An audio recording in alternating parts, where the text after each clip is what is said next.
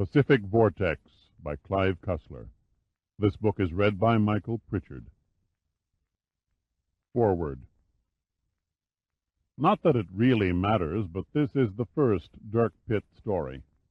When I mustered up the discipline to write a suspense adventure series, I cast around for a hero who cut a different mold. One who wasn't a secret agent, police detective, or a private investigator. Someone with rough edges, yet a degree of style, who felt equally at ease entertaining a gorgeous woman in a gourmet restaurant or downing a beer with the boys at the local saloon. A congenial kind of guy with a tinge of mystery about him.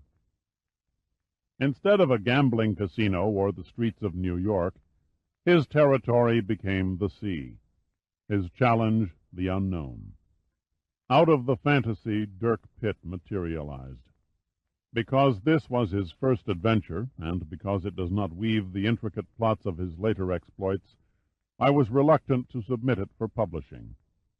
But at the urging of my friends and family, fans and readers, Pitt's introduction is now in your hands. May it be looked upon as a few hours of entertainment, and, perhaps, even a historic artifact of sorts. Clive Cussler. Prologue. Every ocean takes its toll of men and ships, yet none devours them with the voracious appetite of the Pacific. The mutiny on the Bounty took place in the Pacific, the mutineers burning the ship at Pitcairn Island. The Essex, the only known ship to be sunk by a whale, the basis of Melville's Moby Dick, lies under the Pacific's waves. So does the High Maru, blown to bits when an underwater volcano erupted beneath her hull. Despite all this, the world's largest ocean tends to be a tranquil place. Even its name means peaceful and mild of temper. Perhaps that is why the grim thought of disaster couldn't have been further from Commander Felix Dupree's mind as he climbed onto the bridge of the nuclear submarine Starbuck just before nightfall.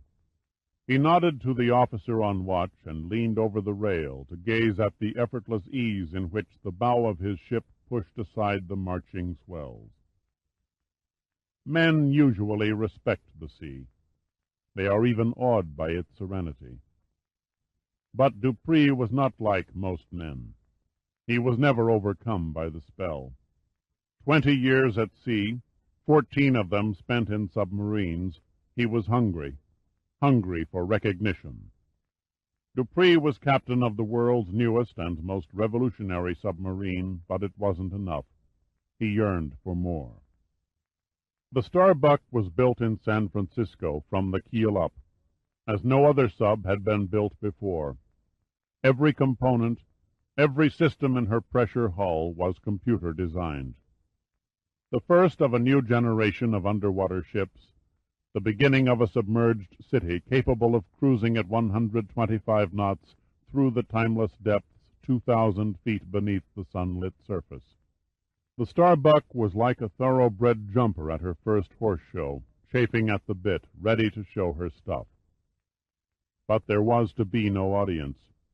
The Department of Underwater Warfare ordered the trials to be conducted in the strictest secrecy, in a remote area of the Pacific, and then without an escort vessel. Dupree was chosen to command the Starbuck on her maiden trial because of his outstanding reputation.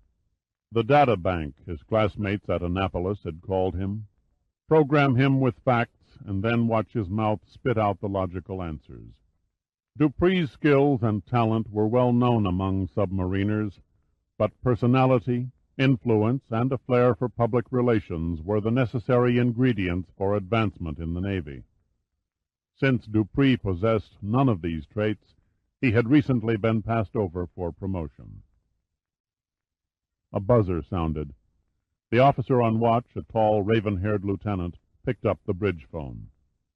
Unseen by the voice on the other end, he nodded twice and hung up. "Control room," he said briefly. "Echo sounder reports the seafloor has risen 1,500 feet in the last 5 miles. Dupree turned slowly, thoughtfully. Probably a small range of submarine mountains. We still have a mile of water beneath our keel. He grinned and added, "No worry about running aground." The lieutenant grinned back. "Nothing like a few feet for insurance." The lines around Dupree's eyes wrinkled with a smile as he slowly turned back to the sea. He lifted a pair of binoculars which hung loosely around his neck and peered intently at the horizon. It was a gesture born from many thousands of lonely hours spent searching the oceans of the world for other ships. It was also a useless gesture. The sophisticated radar systems on board the Starbuck could detect an object long before the naked eye could. Dupree knew that, but there was something about studying the sea that cleansed a man's soul. Finally, he sighed and lowered the binoculars. "I'm going below for supper. Secure the bridge for diving at 2100. Dupree lowered himself through the 3 levels of the conning tower, or sail as the modern Navy called it, and dropped into the control room. The executive officer and another man, the navigator, were bent over the plotting table, studying a line of depth markings. The executive officer looked up at Dupree. "Sir, we seem to have some strange readings here." "Nothing like a mystery to end the day," Dupree replied good-naturedly. He moved between the 2 men and stared down at a sheet of finely printed chart paper illuminated by a soft light from the frosted glass tabletop.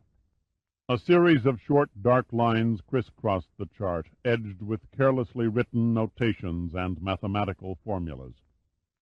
"What have you got?" Dupree asked. The navigator began slowly. "The bottom is raising at an astonishing rate. If it doesn't peak out in the next 25 miles, we're going to find ourselves rubbing noses with an island, or islands that aren't supposed to exist."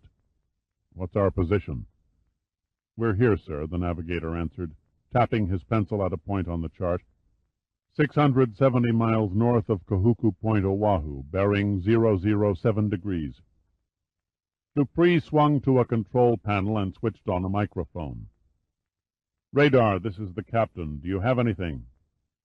"No, sir," a voice replied mechanically through the speaker. "The scope is clear."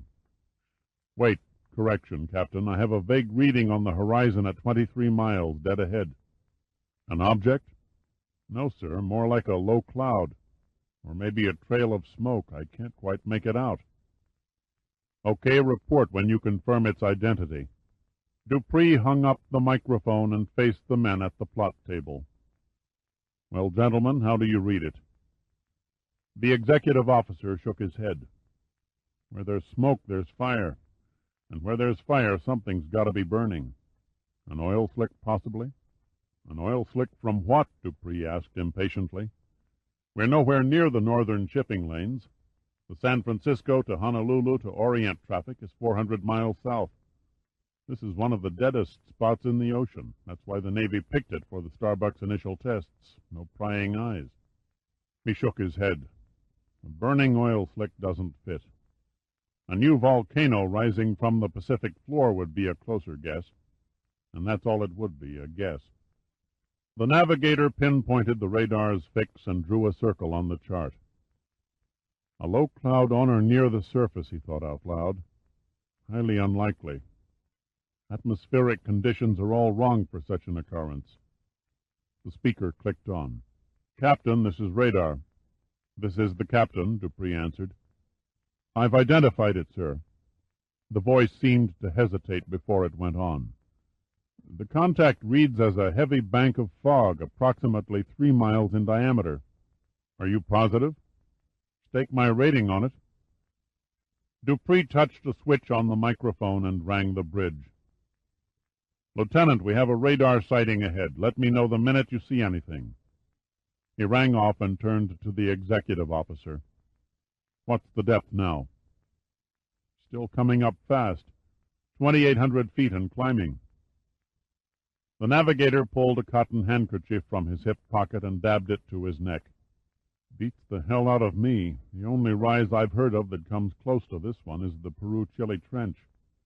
Beginning at 25,000 feet beneath the surface of the sea, it climbs at a rate of 1 vertical mile for every 1 horizontal mile.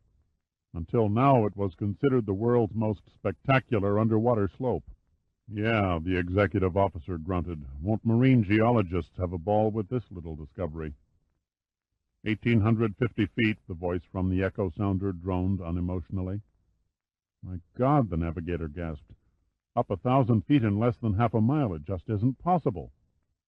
Dupree moved over to the port side of the control room and placed his nose within a few inches of the glass encasing the echo sounder.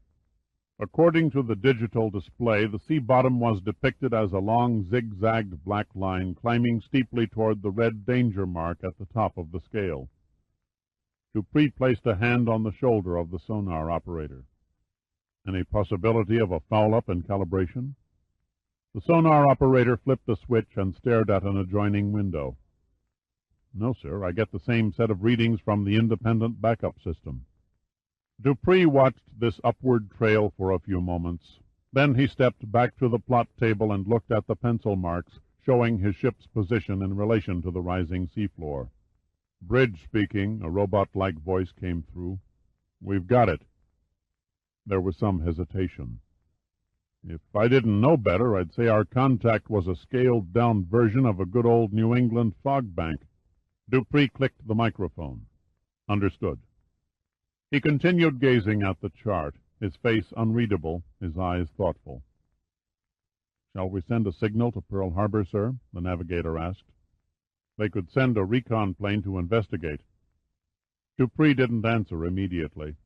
One hand idly drummed the edge of the table, the other hung loosely at his side. Dupree rarely, if ever, made snap decisions. His every move went by the book.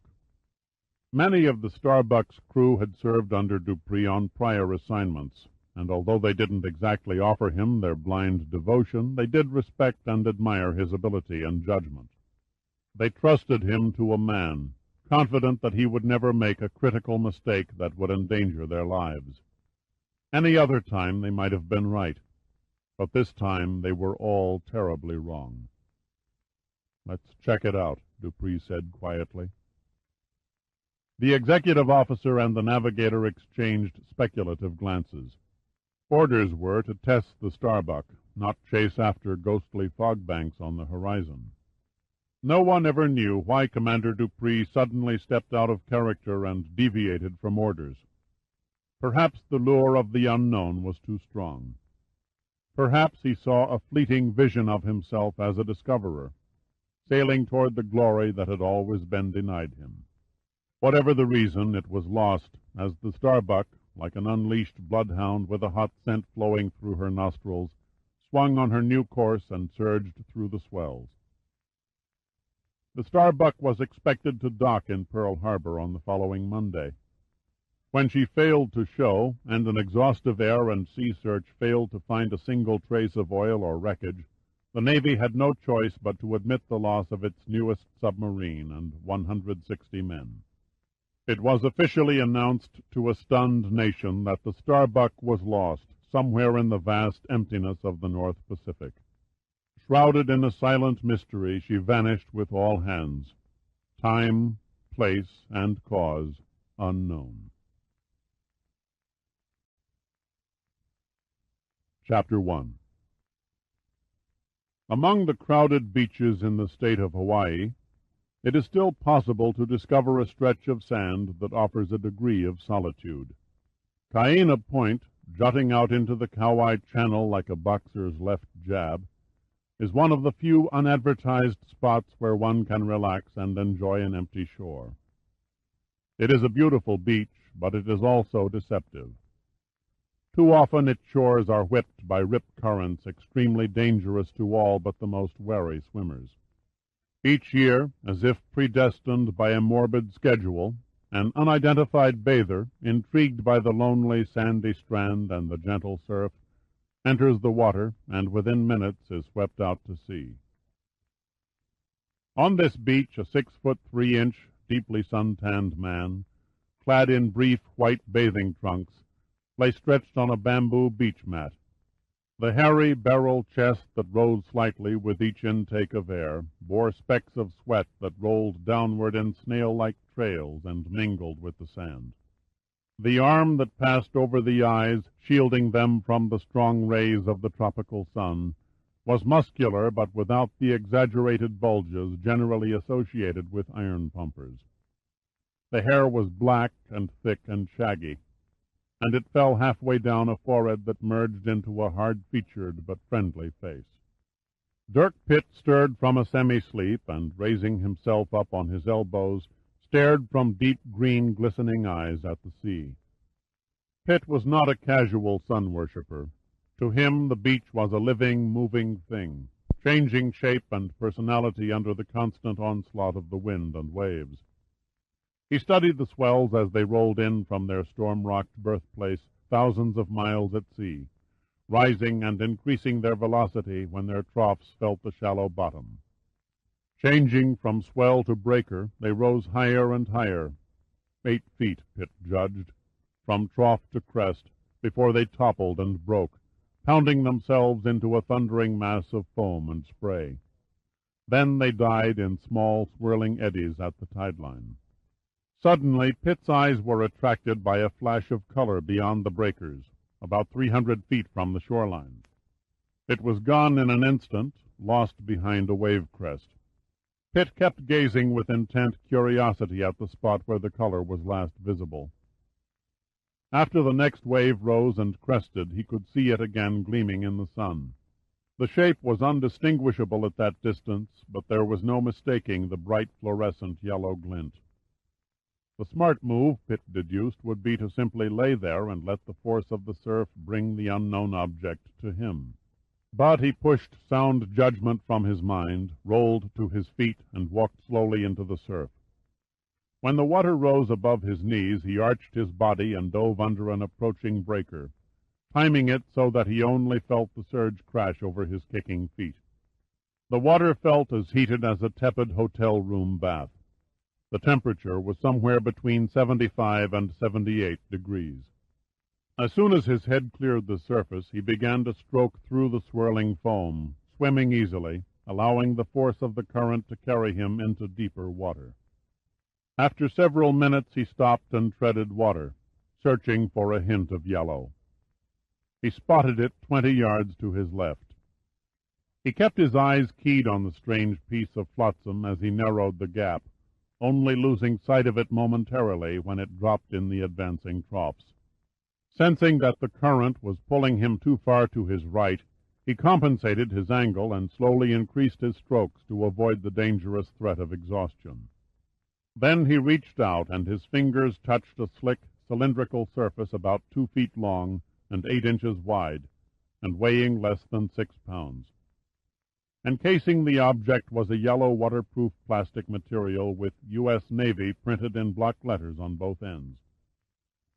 Pitt locked his arms around it, relaxed his body, and surveyed his now precarious position some distance beyond the surf. He scanned the beach, searching for someone who might have seen him enter the water, but the sand was empty for miles in either direction. Pitt didn't bother to examine the steep cliffs behind the shore.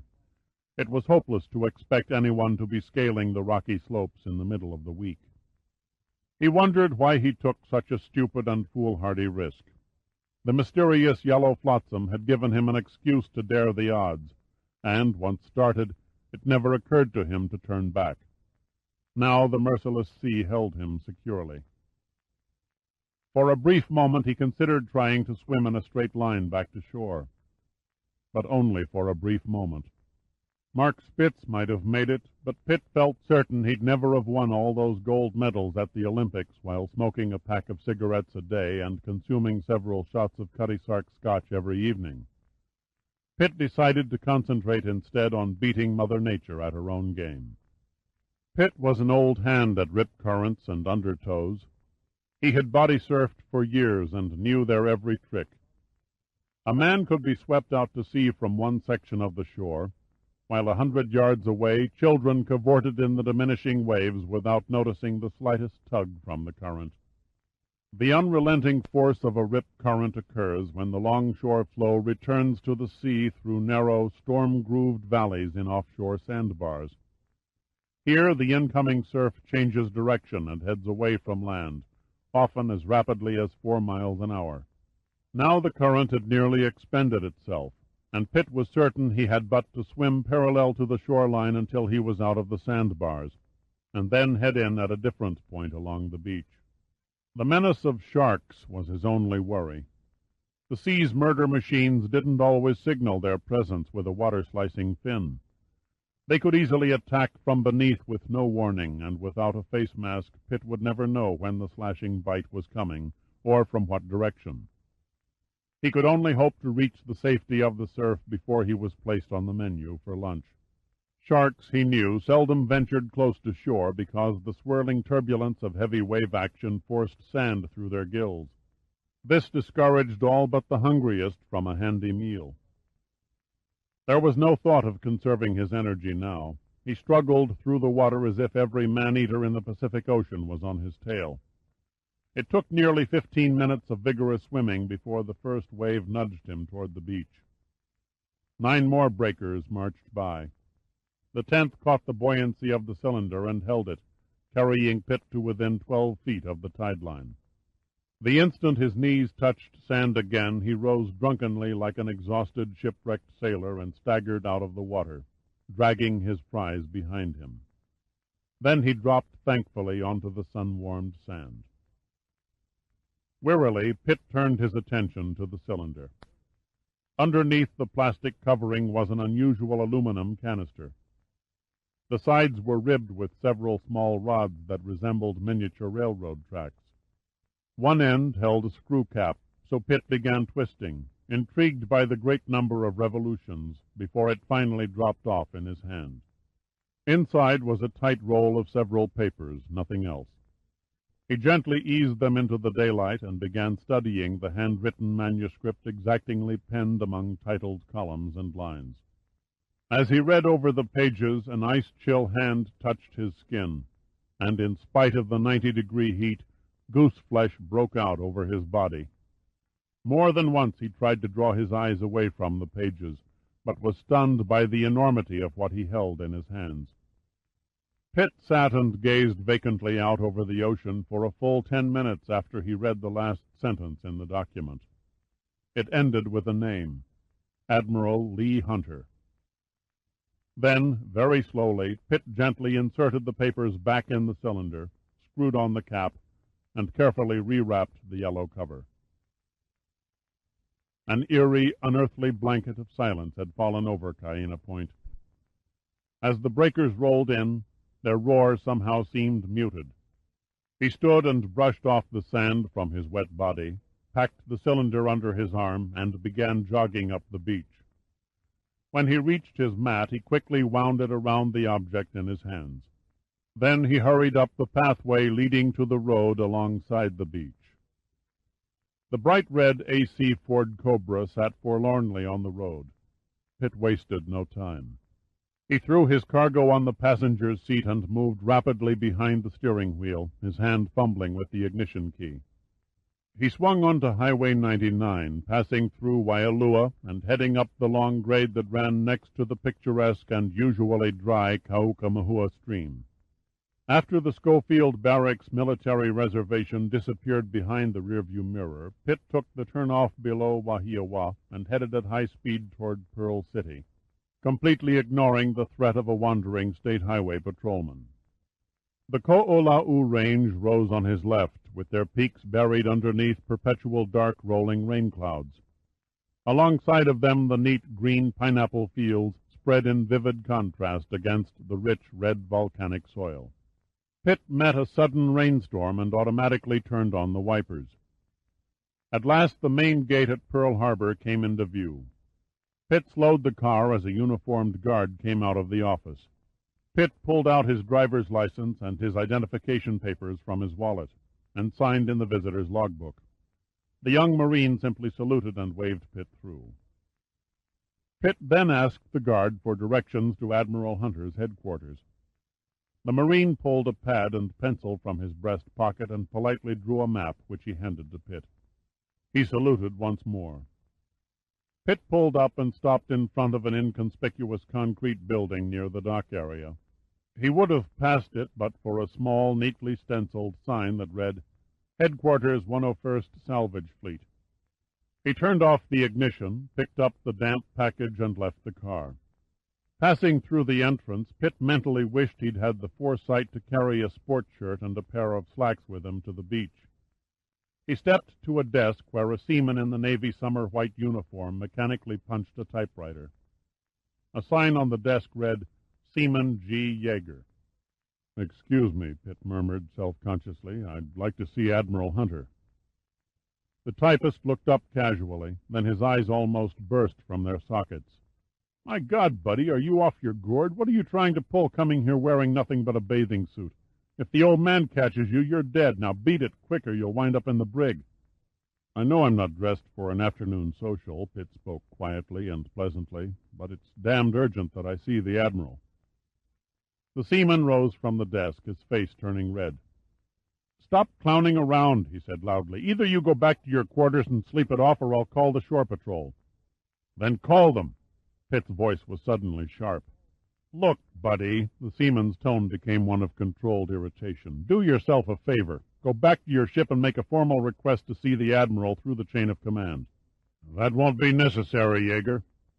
The voice behind them carried the finesse of a bulldozer scraping a cement highway.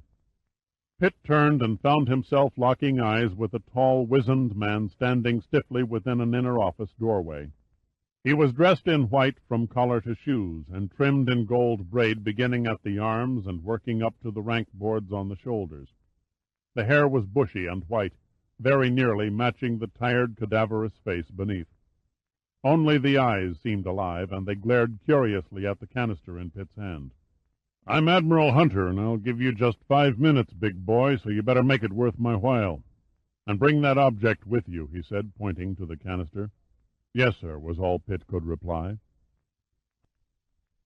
Hunter had already spun and was striding into his office.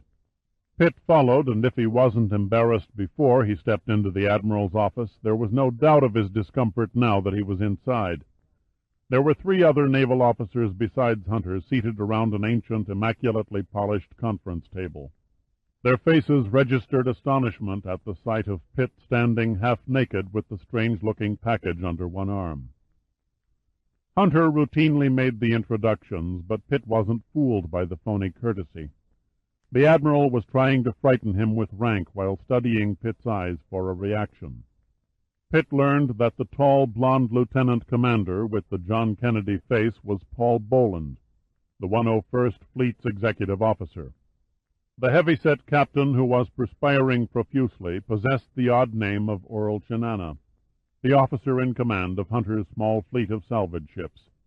The short, almost gnome-like creature who hurried over and pumped Pitt's hand introduced himself as Commander Burdett Denver, aide to the Admiral.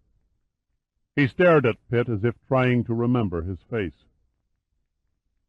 "Okay, big boy." That term again. Pitt would have given a month's pay to ram his knuckles against Hunter's teeth. Hunter's voice oozed with sarcasm. "Now, if you will be so kind as to tell us who you are and what this interruption is all about, we will all be eternally grateful." "You're pretty rude for someone anxious to know why I'm carrying this canister," Pitt answered, settling his long body comfortably in a vacant chair, waiting for a reaction. Chinana glared across the table, his face twisted in a clouded mask of malevolence. "You scum! How dare you come in here and insult an officer?" "The man's insane," snapped Boland. He leaned toward Pitt, his expression cold and taut. He added, "You stupid bastard, do you know who you're talking to?" "Since we've all been introduced," Pitt said casually, "the answer is a qualified yes." Chinana's sweaty fist slammed to the table. "The shore patrol, by God! I'll have Yeager call the shore patrol and throw him in the brig."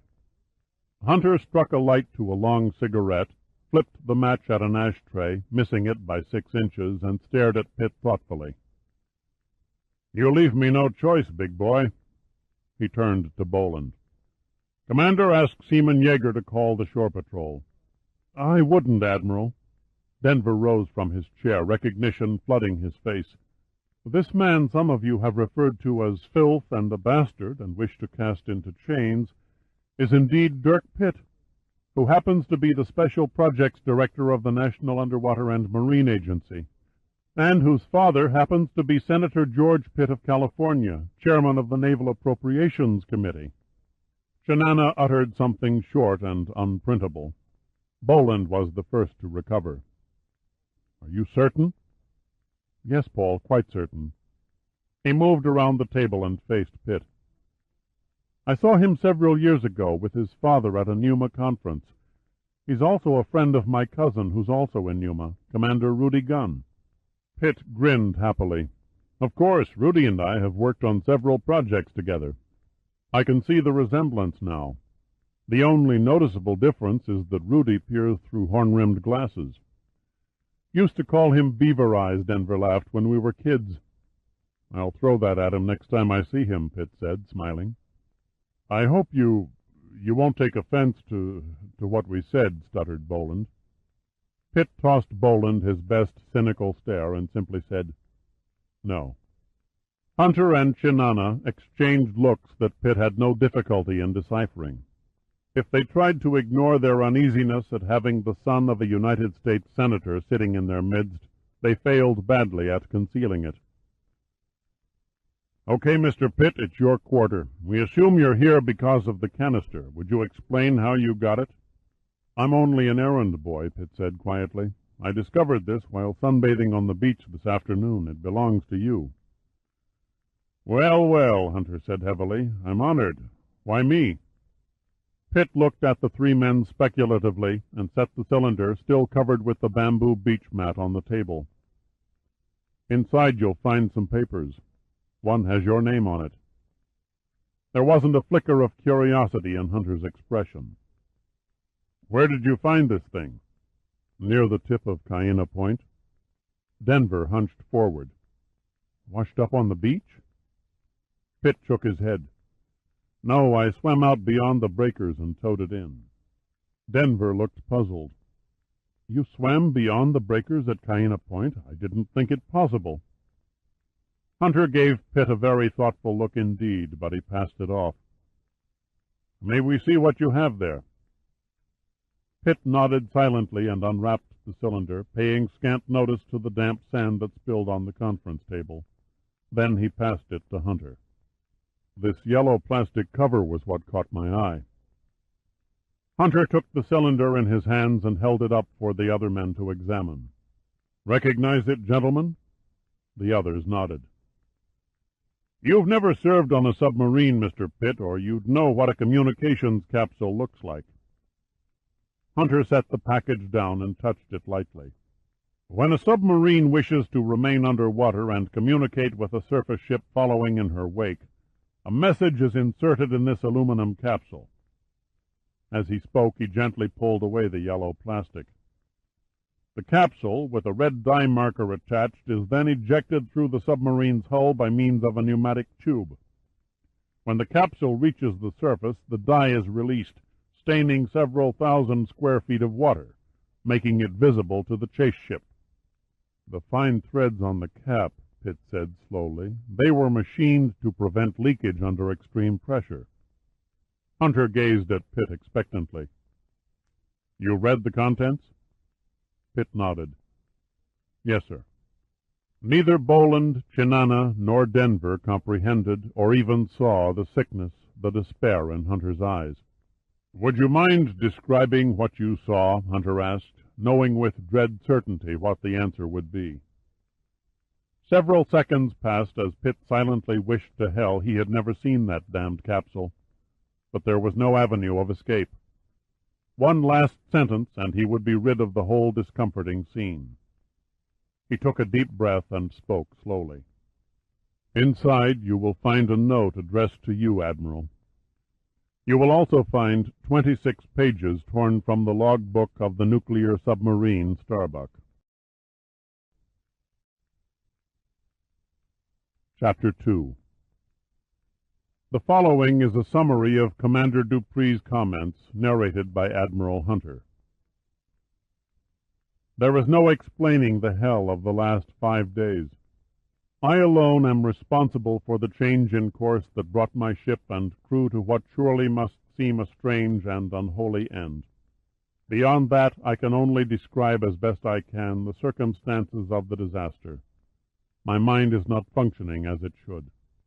The fact that Dupree was not in full command of his mental faculties is an astonishing confession from a man whose reputation was built upon a computer-like mind. At 20:40 hours, June 14th, we entered the fog bank. Shortly thereafter, with the seabed only 10 fathoms beneath our keel, an explosion ripped the ship's bow, and a roaring torrent of water burst into the forward torpedo compartment, flooding it almost instantly. The commander did not reveal, if indeed he knew, whether the explosion came from inside or outside the Starbuck's hull. Of the full crew, 26 had the good fortune to die within seconds. The 3 still on the bridge, Lieutenant Carter, Seaman Ferris, and Metford, we hoped had gotten clear before the ship settled beneath the surface. Tragic events proved otherwise. If, as Dupree indicates, the Starbuck was riding on the surface, it seems odd that Carter, Ferris, and Metford could not clear the bridge and go below in less than 30 seconds. It is inconceivable that he would have secured the hatches and left the men to their fate. It is just as inconceivable that there was no time to save them. It was not a likely possibility that the Starbuck sank like a stone. Meanwhile, we sealed off the hatches and vents. I then ordered all ballast blown and hard rise on the planes. It was too late. The tearing sounds and groans forward meant the ship had plowed into the sea bottom, bow on. It seems reasonable to assume that with all ballast tanks blown, and the bow buried in only 160 feet of water, the stern section of the Starbuck's 320-foot hull might still extend above the surface. Such was not the case. We now lie on the bottom.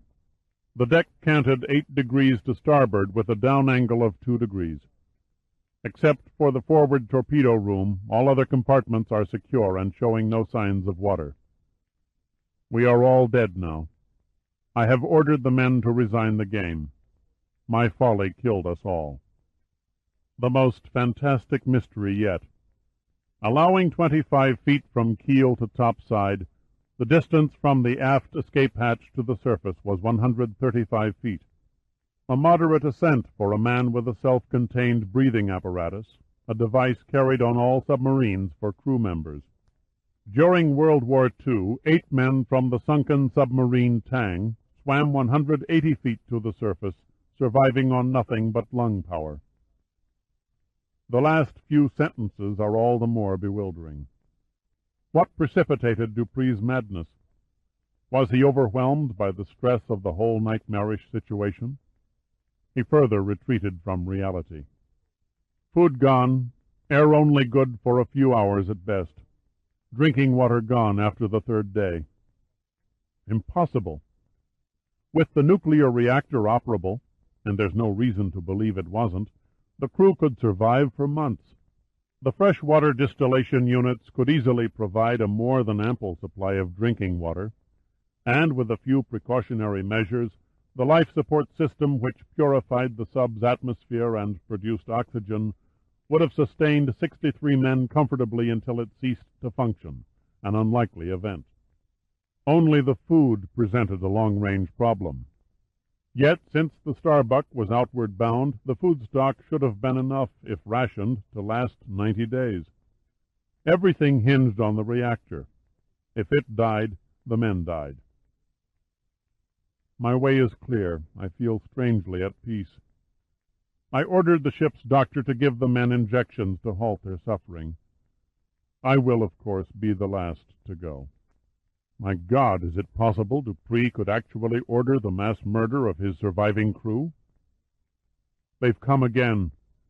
Carter is tapping on the hull. Mother of Christ, why does his ghost torture us so? Dupree had fallen over the edge and entered the realm of total madness. How can it be after only 5 days? We can hold them but a few hours more. They have nearly broken through the hatch in the aft escape compartment. No good, no good. Illegible. They mean to kill us, but we will outwit them in the end. No satisfaction, no victory. We shall all be dead. Who in the hell does he mean by they? Is it possible another vessel, perhaps a Russian spy trawler, was trying to rescue the crew? It is dark on the surface now, and they have stopped work. I will send this message and the last pages of the log to the surface in the communications capsule. Good chance they'll miss it at night. Our position is, the first figures are crossed out, 32 degrees, 43 minutes, 15 seconds north, 161 degrees, 18 minutes, 22 seconds west. The position doesn't figure. It's over 500 miles from the Starbuck's last reported position. Not nearly enough time between the last radio contact and Dupree's final position for the Starbuck to travel the required distance, even at flank speed. Do not search for us. It can only end in vain. They cannot allow a trace to be found. The shameful trick they used. If I had but known, we might well be alive to touch the sun. Please see this message is delivered to Admiral Lee Hunter, Pearl Harbor. The final enigma. Why me? To my knowledge, I have never met Commander Dupree. Why did he single out me as the recipient of the Starbuck's last testament?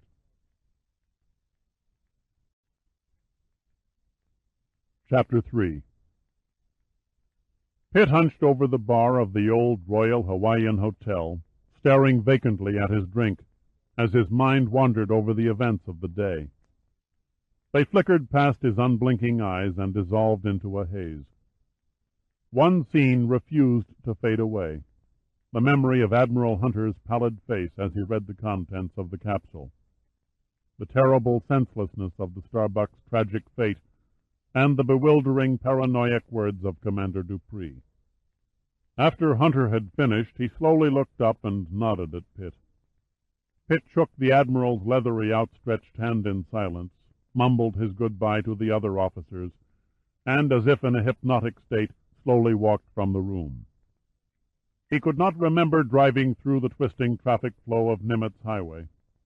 He could not remember entering his hotel room, showering and dressing, and leaving in search of some opaque, unknown objective. Even now, as he slowly swirled the scotch within the glass, his ears heard nothing of the babble of tongues around him in the cocktail lounge.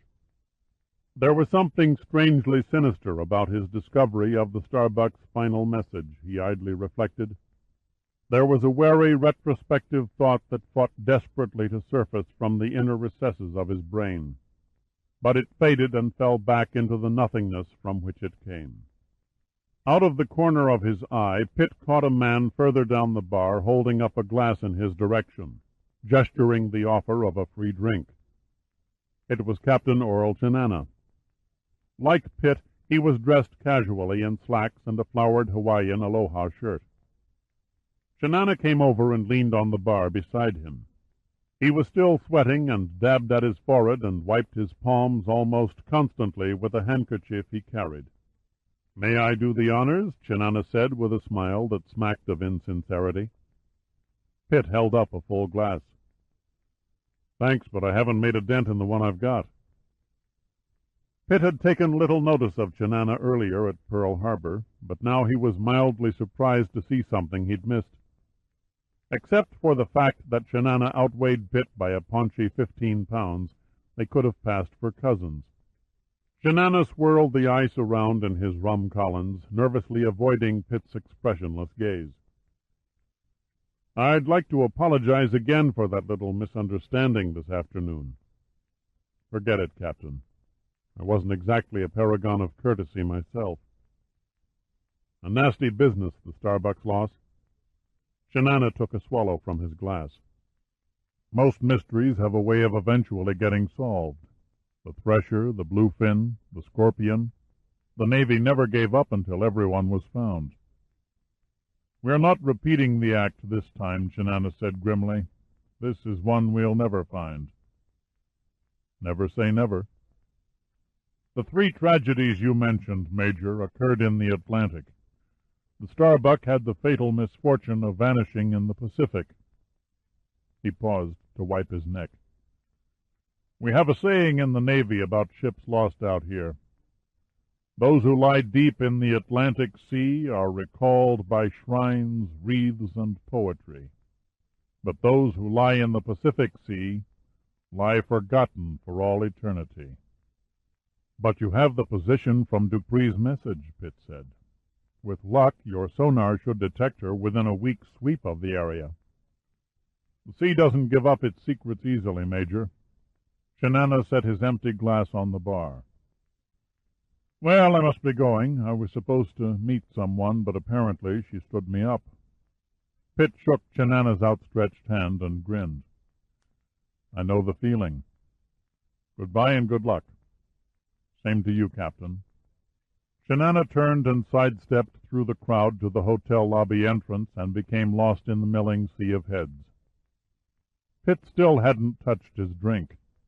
After Shinana's departure, he sensed a maddening loneliness, despite the surrounding din of voices in the crowded room. Pitt had the urge to get very drunk. He wanted to forget the name Starbuck and concentrate on more important matters, such as picking up a vacationing secretary who had left all her sexual inhibitions back in Omaha, Nebraska. He downed his drink and ordered another.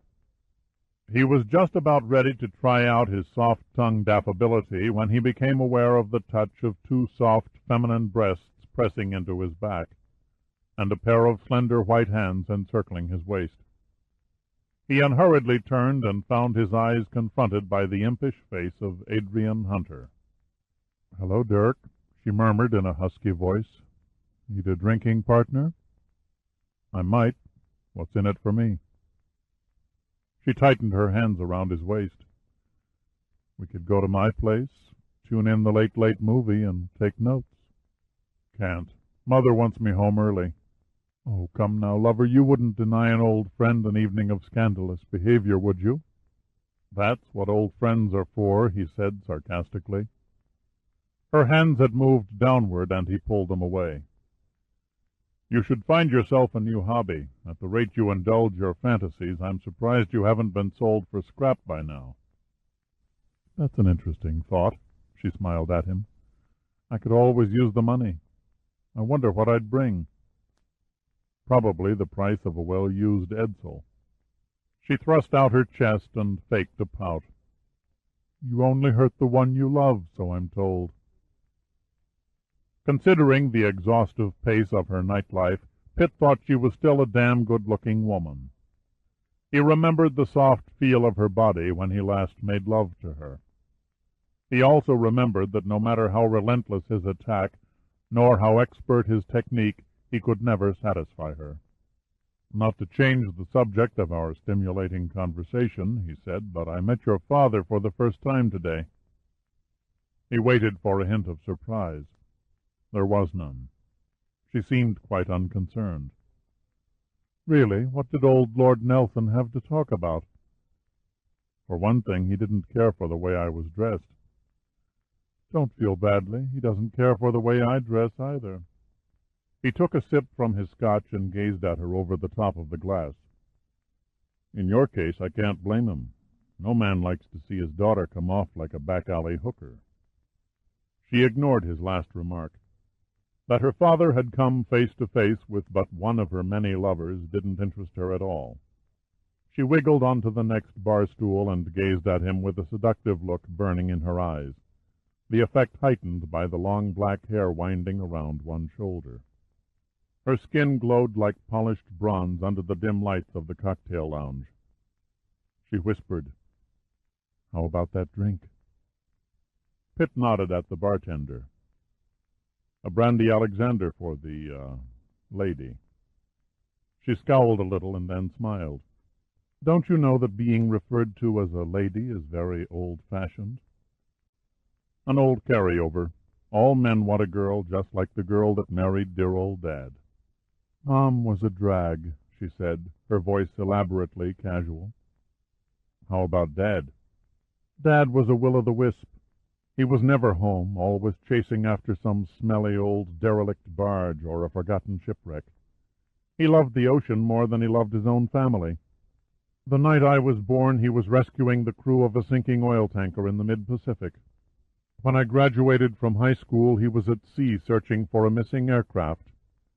And when Mother died, our dear Admiral was charting icebergs off Greenland with some long-haired freaks from the Eton School of Oceanography. Her eyes shifted just enough to let Pitt know he was onto her sore spot. So don't bother shedding tears over this father-daughter relationship. The Admiral and I tolerate each other purely out of social convenience. Pitt stared down at her. You're all grown up now. Why don't you leave home? The bartender brought her drink, and she sipped it. What better deal can a girl find? I'm continually surrounded by handsome males in uniform. Look at the odds. Thousands of men and no competition. Why should I leave the old homestead and scrounge for leftovers? No, the Admiral needs the image of a family man, and I need old Dad for the fringe benefits that come with being an Admiral's daughter. Then she looked at him, faking a shy and bashful expression. My apartment. Shall we?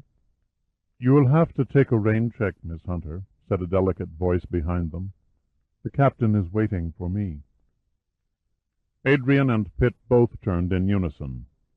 There stood the most exotic-looking woman Pitt had ever seen. She possessed eyes so gray they defied reality, and her hair fell in an enchanting cascade of red, presenting a vibrant contrast against the green, oriental sheath dress that adhered to her curvaceous body. Pitt quickly searched his memory, but with no success. He was certain he had never laid eyes on this beauty before. When he rose off the bar stool, he was pleasingly surprised to feel his heart accelerate. She was the first woman to ignite his emotions on a first meeting since a basset hound-eyed blonde in the 5th grade who bit him on the arm during recess. Adrian was the first to break the silence. I'm sorry, honey, but as they say in the old family mining claim, you're trespassing. Adrian seemed to enjoy the situation. To her, the intruder was no more than a nuisance. She turned, offering her back to the girl, and began sipping her drink again. The great gray eyes never strayed from Adrian. Your rudeness, Miss Hunter, is only surpassed by your reputation as a tramp. Adrian was too cool to give up an inch. She sat immobile, staring straight ahead at the girl's reflection in the mirror behind the bar. $50, she said loudly so all within 30 feet could hear. Considering your amateur standing and less than mediocre talents, you're vastly overpriced. Several customers sitting in the immediate neighborhood of the bar were listening intently to the caustic exchange. The women were frowning, but the men were grinning, secretly envying the speechless male who was trapped in the no-man's land of the sex battle. Pitt was adequately awed. It was a new experience to have two lovely females trading barbs over his possessions. His ego basked in the sheer exhilaration of the moment. "May I speak with you in private, Miss Hunter?" asked the mysterious girl in the green dress. Adrian nodded. "Why not?" She turned and slid smoothly off the bar stool, following the stranger through the open doors that led to the hotel's private beach. Pitt stared in rapt fascination at both pairs of rounded hips as they rotated in a fluid-like motion that was, or so Pitt imagined, suggestive of two beach balls caught in the same swirling whirlpool. Pitt sighed and leaned limply against the bar, feeling like a spider eyeing two flies circling his net, and wishing they'd entangle somewhere else. Then he caught the open stares of his audience.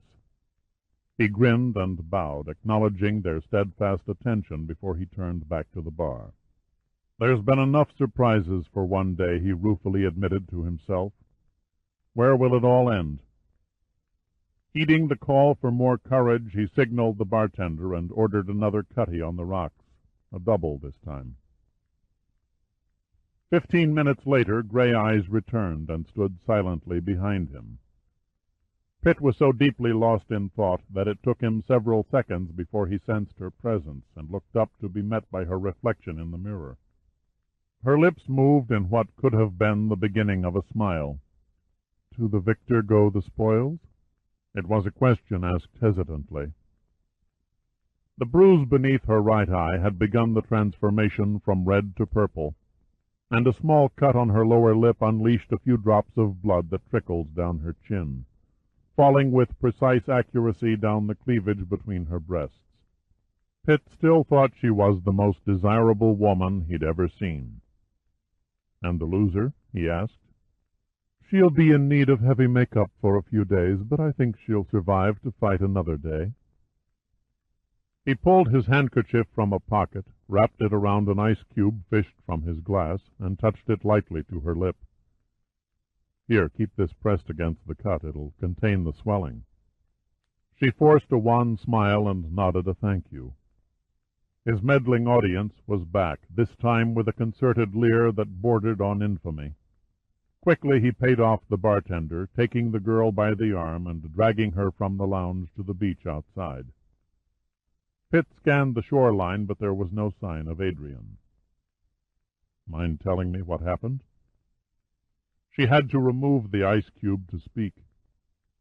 "Isn't it obvious? Miss Hunter wouldn't listen to reason." Pitt looked at her, half uncertainly, half speculatively. Why elect me, he thought. Why fight over a man she'd never met? And the jackpot question, what was her game? Pitt didn't kid himself.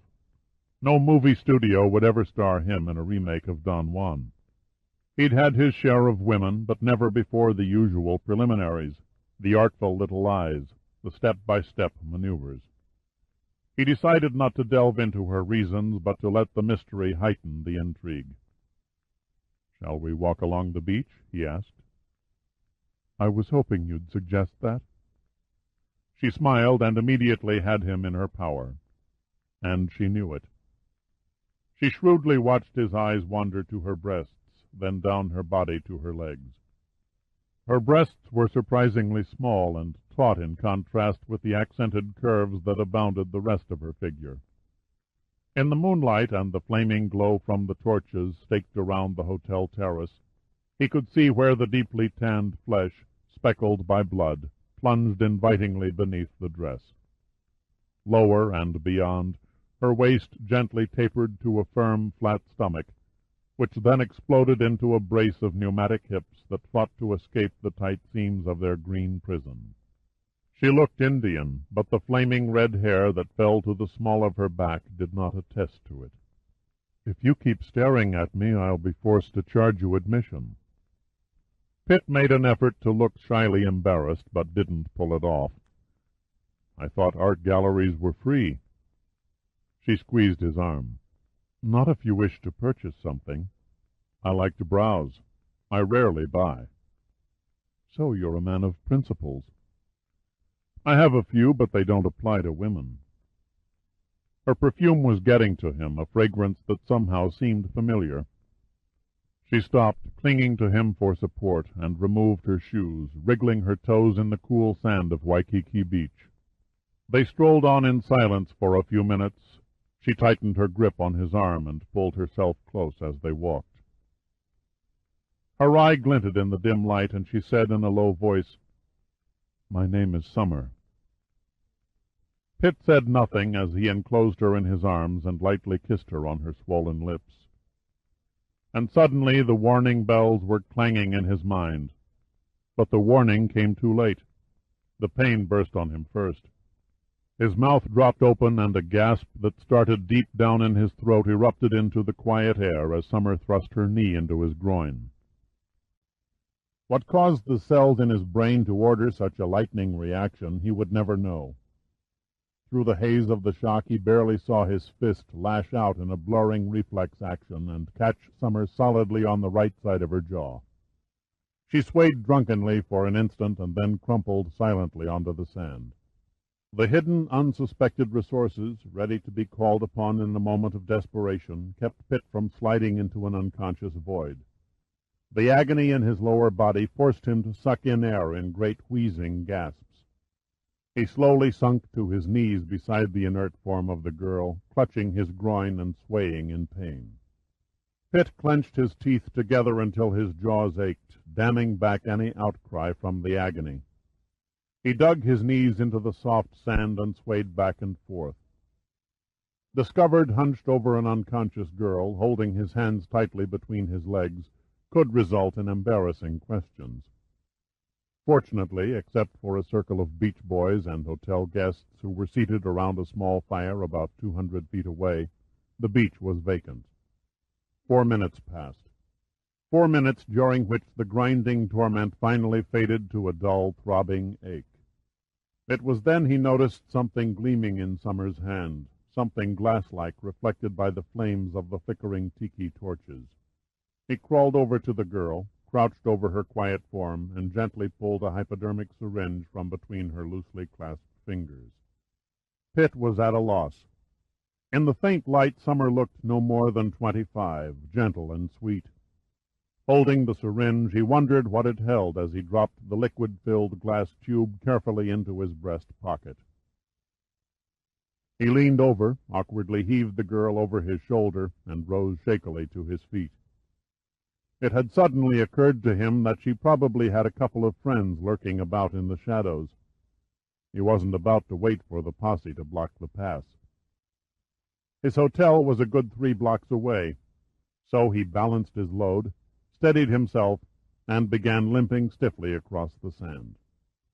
His one hope of getting past the roving crowds of tourists who wandered the sidewalks at night was to skirt through the heavy foliage of the gardens. He certainly didn't want to meet cruising policemen or a do-gooder vacationer who might conjure up the notion of playing Herbert Hero and rescuing little Eva from the villainous Simon Lapitte. Along the sidewalks it would have been an easy walk of 5 minutes, but it took Pitt 20 by way of the backyard jungle. He paused in the shadows, catching his breath, and waited for a group of drunken party-goers to stagger out of view. He savored the delicate fragrance that whispered about Summer's body. This time he recognized it as plumeria, not an uncommon scent in the Hawaiian Islands, but it was the first time Pitt had sensed its presence on a woman. His hotel was just across the street now, the lights behind the lobby door beckoning with womb-like safety. At the first lull in traffic, Pitt covered the distance on the run, his face strained from the ache in his groin and his lungs tortured from the physical effort of carrying a dead weight over a 400-yard obstacle course in the dark. He threaded his way quickly around the parked cars at the curb, edged up to the doorway of the building, and cast a wary eye in the lobby. His luck deserted him momentarily. A cleaning woman was vacuuming the carpet outside the elevators, a huge, dark-skinned behemoth of a Hawaiian woman with an "I'll scream for a cop" look. He moved around the corner and trotted down the ramp leading to the underground garage. Except for a sprinkling of cars stationed throughout the dim concrete interior, the garage was empty. He found an open elevator, entered, and pushed the panel button, and then leaned against the heavy teak railing that ran along the closet-like walls. Pitt was a damp mass of sweat now. The exertion and the humidity of the night had combined to push him within a hairline of total exhaustion. As he stood there, stooped under Summer's weight, he managed to catch his breath. The elevator hummed monotonously and cooperated by not opening on any other floor than the one Pitt had selected. The panel light blinked 10. Pitt's luck stuck by him. The hall was clear in both directions. Groping clumsily in his pants pocket for several frustrating seconds, he finally managed to extract a key and shove it into the lock of a carved rosewood door marked 1010. A plushly decorated suite was a luxury Pitt could hardly afford on his salary, but he justified its existence under the excuse that it was his first vacation in 3 years. He entered the bedroom and dumped Summer unceremoniously on the bed. Another time, staring down at a woman who was so delicate and smooth, he would have felt desire. Not tonight. Mentally, emotionally, and physically, Pitt had had it. The day began and ended as one grueling endurance run. Pitt left Summer blissfully unconscious and entered the bathroom, where he undressed and took a shower. Nothing made sense. Why would a perfect stranger want to kill him? His only beneficiary was his little white-haired mother, and unless she'd given up charity teas and hooked rugs, and had taken up with the mafia, she'd have no motive. Besides, he grinned to himself at the sheer fantasy of it all. What proof did he have that the hypodermic syringe held poison? A drug? That was a semi-credible possibility. But again, why? He knew no military codes he could think of, no nuclear bomb secrets, no classified missile locations, no top-secret plans for the destruction of the world. His thoughts wandered back to summer's magnificent beauty. Then he finally forced his mind back to the reality of the moment, closing the tap and stepping out of the shower stall. He slipped a robe over his broad shoulders and, returning to the bedroom, placed a damp washcloth over the girl's forehead, noting with a tinge of sadistic pleasure that she would wear a healthy-looking bruise on her jaw in the morning. He shook Summer roughly by both shoulders. Slowly, reluctantly, not wanting to part with the contentment of oblivion, and murmuring incoherently in a soft voice, her big gray eyes crept open. Awaking in a strange place would have startled most women. Not Summer. She was tough. Pitt could almost see the circuits of her mind burst into sudden operation. Her eyes darted about the room, first to Pitt, then to the door, to the balcony, and back to Pitt again. She stared at him casually, but a little too casually to be genuine. Then she raised her hand and lightly touched her jaw, wincing at the contact. "You hit me?" It was more a question than a statement. "Yes." He grinned. "And now that I have you on home ground, I think I'll rape you." At last her eyes came wide. "You wouldn't dare." "How do you know I haven't already?" She almost fell for it. Her hand began moving down across her lower stomach and then suddenly stopped. "You're not that perverted." "Who said I was?" She looked at Pitt in a very peculiar way. "I was told—" She stopped herself and avoided his eyes. "You should be more careful," Pitt said reproachfully. "Believing nasty old rumors and running up and down Waikiki Beach, jabbing hypodermic needles into defenseless men can get you into a heap of trouble."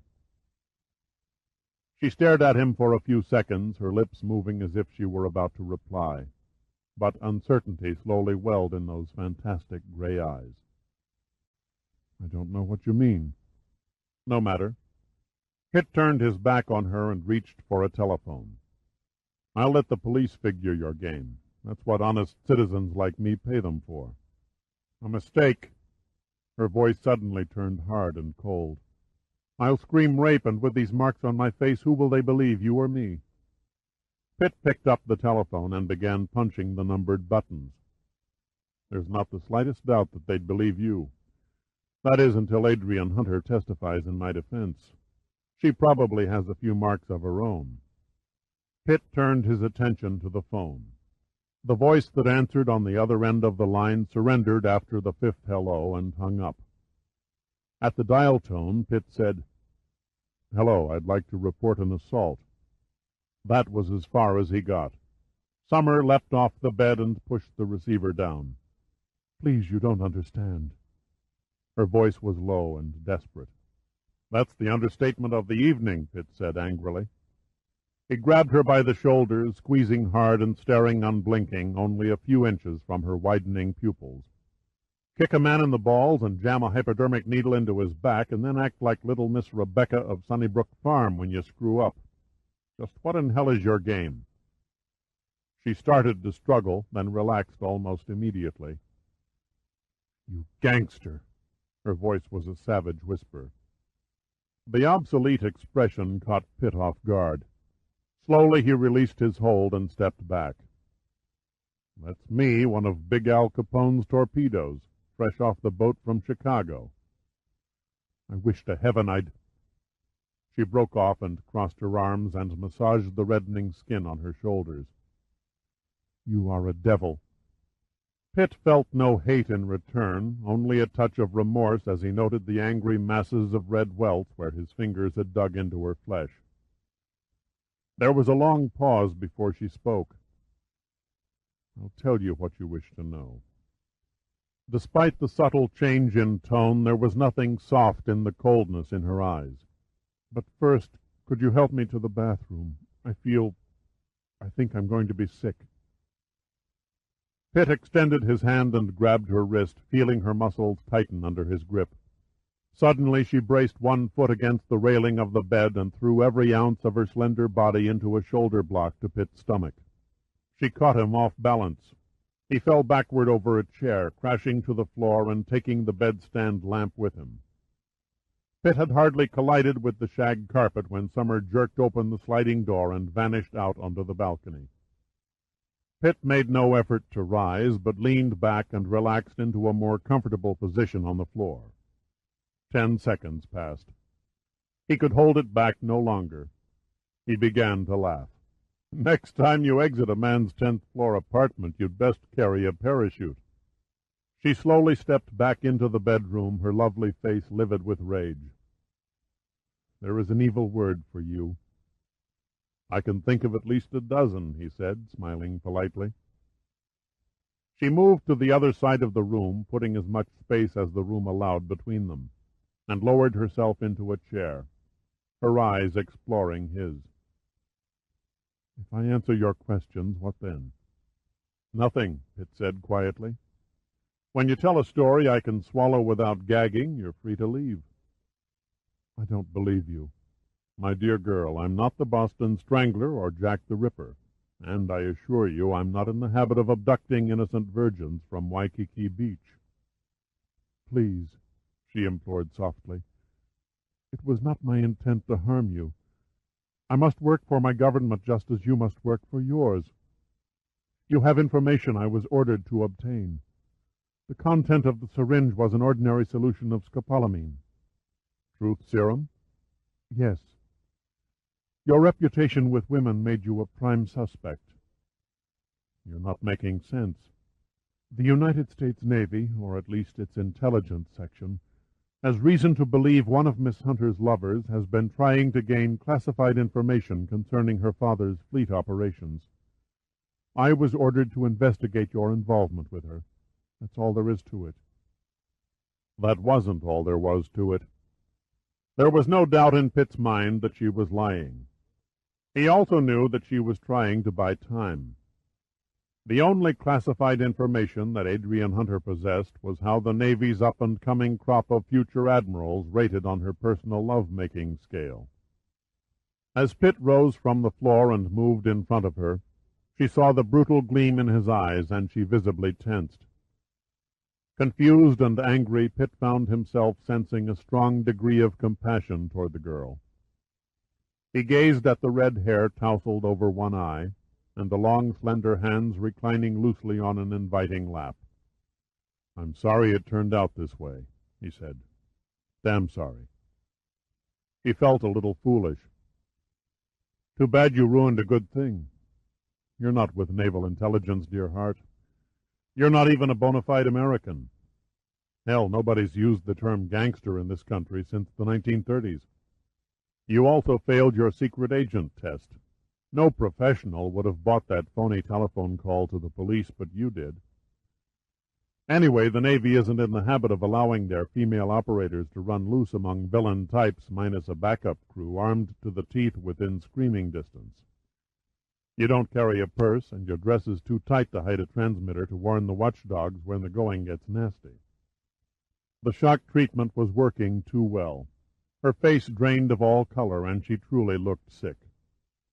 He went on. "And, in case you think I might be as pure and virginal as you are, you're sadly mistaken. I checked you over from hair to painted toenails when I carried you here from the beach. The only thing you've got on under that dress is a tiny holster for the syringe, taped to the inside of your left thigh." Summer's eyes were glazed with revulsion. Pitt couldn't remember when a woman had looked at him like that. She turned and stared at the bathroom as if she were making up her mind to throw up in the sink or on the shag carpet. The sink won. She rose unsteadily from the chair and reeled into the bathroom, slamming the door. He soon heard the sound of water gushing as the commode was flushed. Then the faucet on the sink was turned on. Pitt walked over to the balcony and gazed at the twinkling lights of Honolulu in the distance. while far below the ocean breakers droned against the beach. He lingered at the balcony perhaps a little too long. He was jolted back to reality by the sound of running water in the bathroom. The flow was too constant, too prolonged for normal routine. It took him 3 steps to reach the door, locked from the inside. No time for a theatrical, "Are you in there?" line. Balancing on one leg, he kicked hard at the lock with the other, revealing an empty room. Summer was gone. Her only trace was a trail of knotted bath towels, tied to the shower curtain railing and stretching over the window-sill. Casting an anxious eye below, he saw the last towel dangling only 4 feet above a chaise longue on the balcony belonging to the room beneath his. No lights were showing, no shouts of alarm from the tenants. She had escaped safely. For that he was thankful. He stood there recalling her face, a face that was probably compassionate and tender and gay. Then he cursed himself for letting her get away.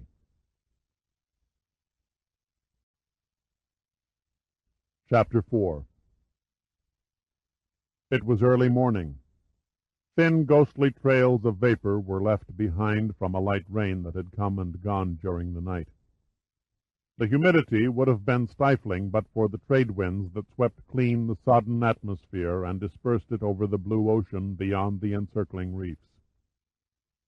The sandy strip of beach that curled from Diamond Head to the Reef Hotel was empty, but already tourists were beginning to trickle from the great glass and concrete hotels to begin a day of sightseeing and shopping excursions.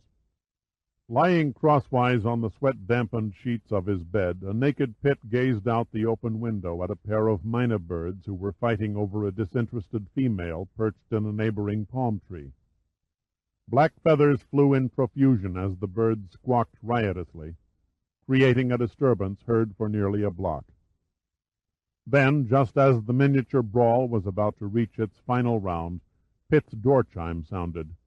Reluctantly, he slipped on a terry-cloth robe, walked yawning to the door, and opened it. "Good morning, Dirk." A short, fire-haired man with a protruding face stood in the hall. "I hope I'm not interrupting a romantic interlude." Pitt stretched out his hand. "No, I'm quite alone. Come on in." The little man crossed the threshold, looked unhurriedly about the room, then stepped out on the balcony, taking in the splendid view.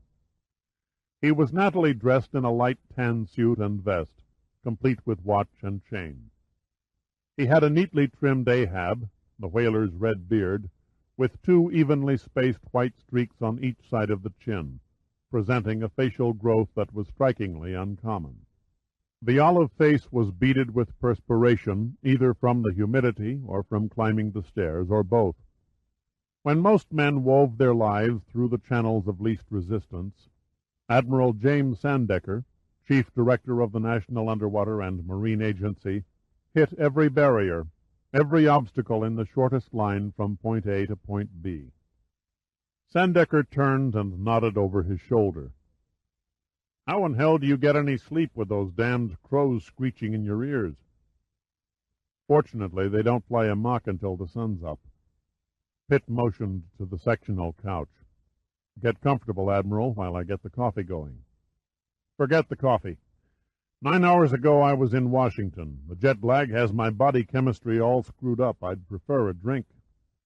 Pitt pulled out a bottle of scotch from a cabinet and poured. He glanced across the room only to be met by Sandecker's twinkling blue eyes. What was coming?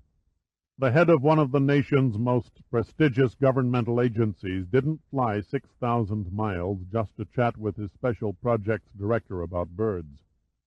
He handed Sandecker a glass and asked, "What brings you from Washington? I thought you were buried in plans for the new deep-sea current expedition." "You don't know why I'm here?" He was using his quiet, cynical tone, the one that always made Pitt involuntarily cringe. "Thanks to your meddling in affairs that don't concern you, I had to make a special trip to bail you out of one mess and throw you into another." "I don't follow." "A talent I know only too well."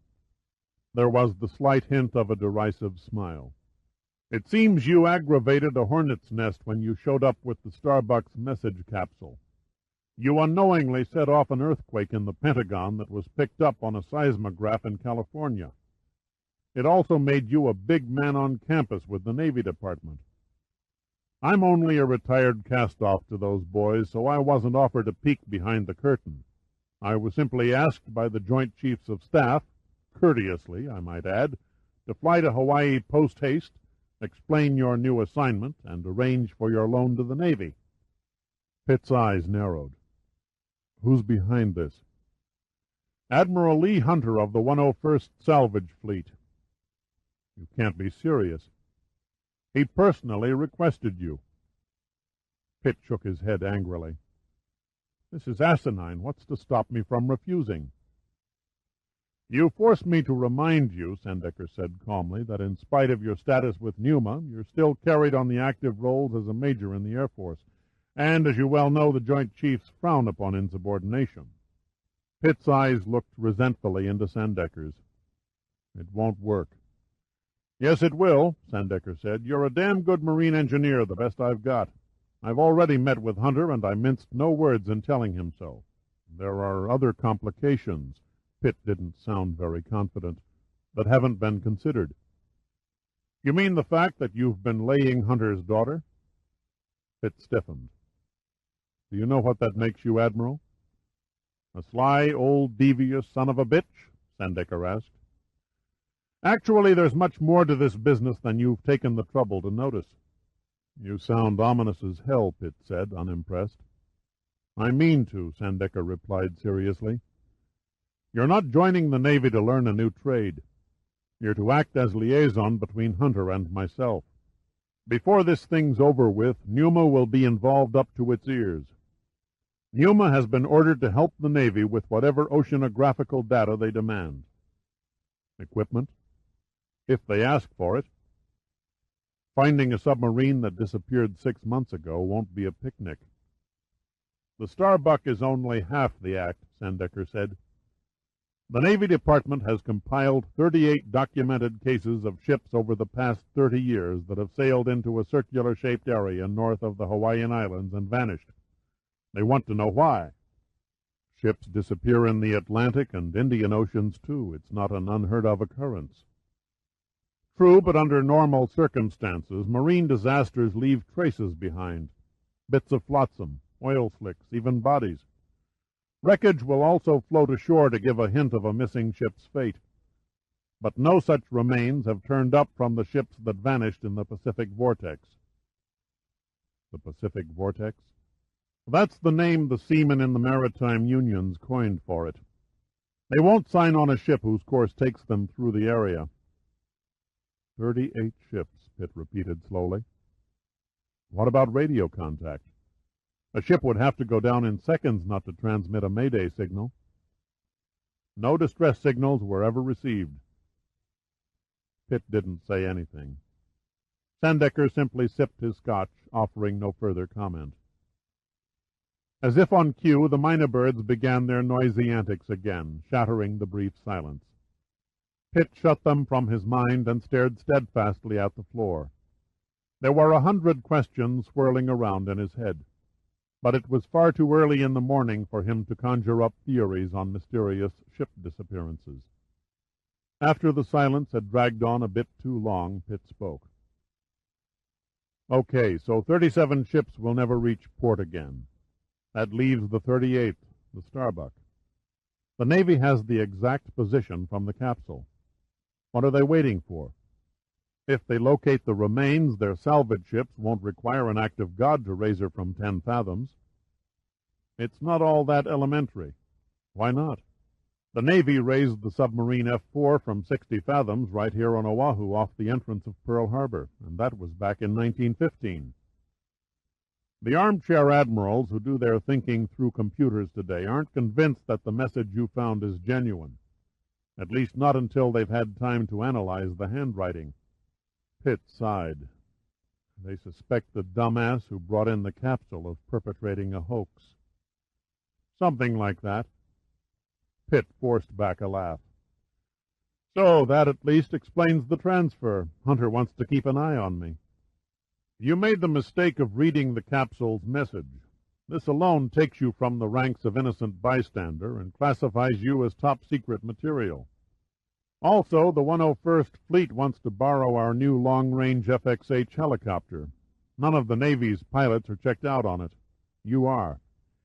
And if an unfriendly nation got it in their heads to try and locate and salvage Uncle Sam's newest and most advanced nuclear sub before we do, it's first come, first serve in international waters, you're a sitting duck for their undercover agents to kidnap in order to discover the Starbuck's position. It's nice to be known and loved, Pitt said. But you forget I'm not the only one who knows the Starbuck's final resting place. Yes, but you're the easiest to come by. Hunter and his staff are safely confined to Pearl Harbor, working around the clock in an attempt to clear up the puzzle. The Admiral paused, stuck a massive cigar in his face, lit it, and puffed meditatively. Knowing you like I do, my boy, an enemy agent wouldn't have to use muscle. They'd simply send their most seductive Mata Hari to the nearest bar and let you pick her up. Sandecker noticed the sudden look of pain that gripped Pitt's face, but he went on. I might add, for your own information, that the 101st Fleet is one of the finest undercover salvage operations in the world. Undercover? Talking to you is like floundering on a reef, Sandecker said with forbearance. Admiral Hunter and his men have raised a British bomber from the water only 10 miles from the Cuban shore right under the nose of Castro. Then they salvaged the New Century off Libya, the South Wind in the Black Sea, the Tari Maru within sight of the lights of China.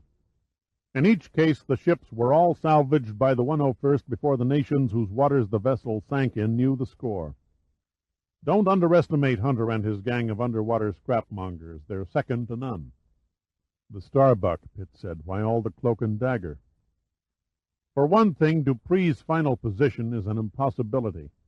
The only way the Starbuck could possibly be where his message said it lay was for the ship to fly. A feat marine architects haven't as yet accomplished. Not with 10,000 tons of steel, at any rate. Pitt looked steadily at Sandecker. It's got to be out there. Underwater detection systems are far more advanced now. It doesn't figure that the Starbuck remains lost or that a massive search turned up absolutely nothing. Sandecker held up his empty glass and stared at it. As long as there are seas, ships, and men, there will be strange, unsolved mysteries. The Starbuck is only one. Chapter 5. Pitt stood under the shower nozzle, the steaming hot water opening his pores. After finishing under a heavy spray of cold water, he stepped out, toweled, and shaved the stubble from the night before, taking his time. He hadn't the slightest intention of arriving at Hunter's headquarters on time. Mustn't spoil the old bastard my first day on the job, he thought, grinning in the mirror.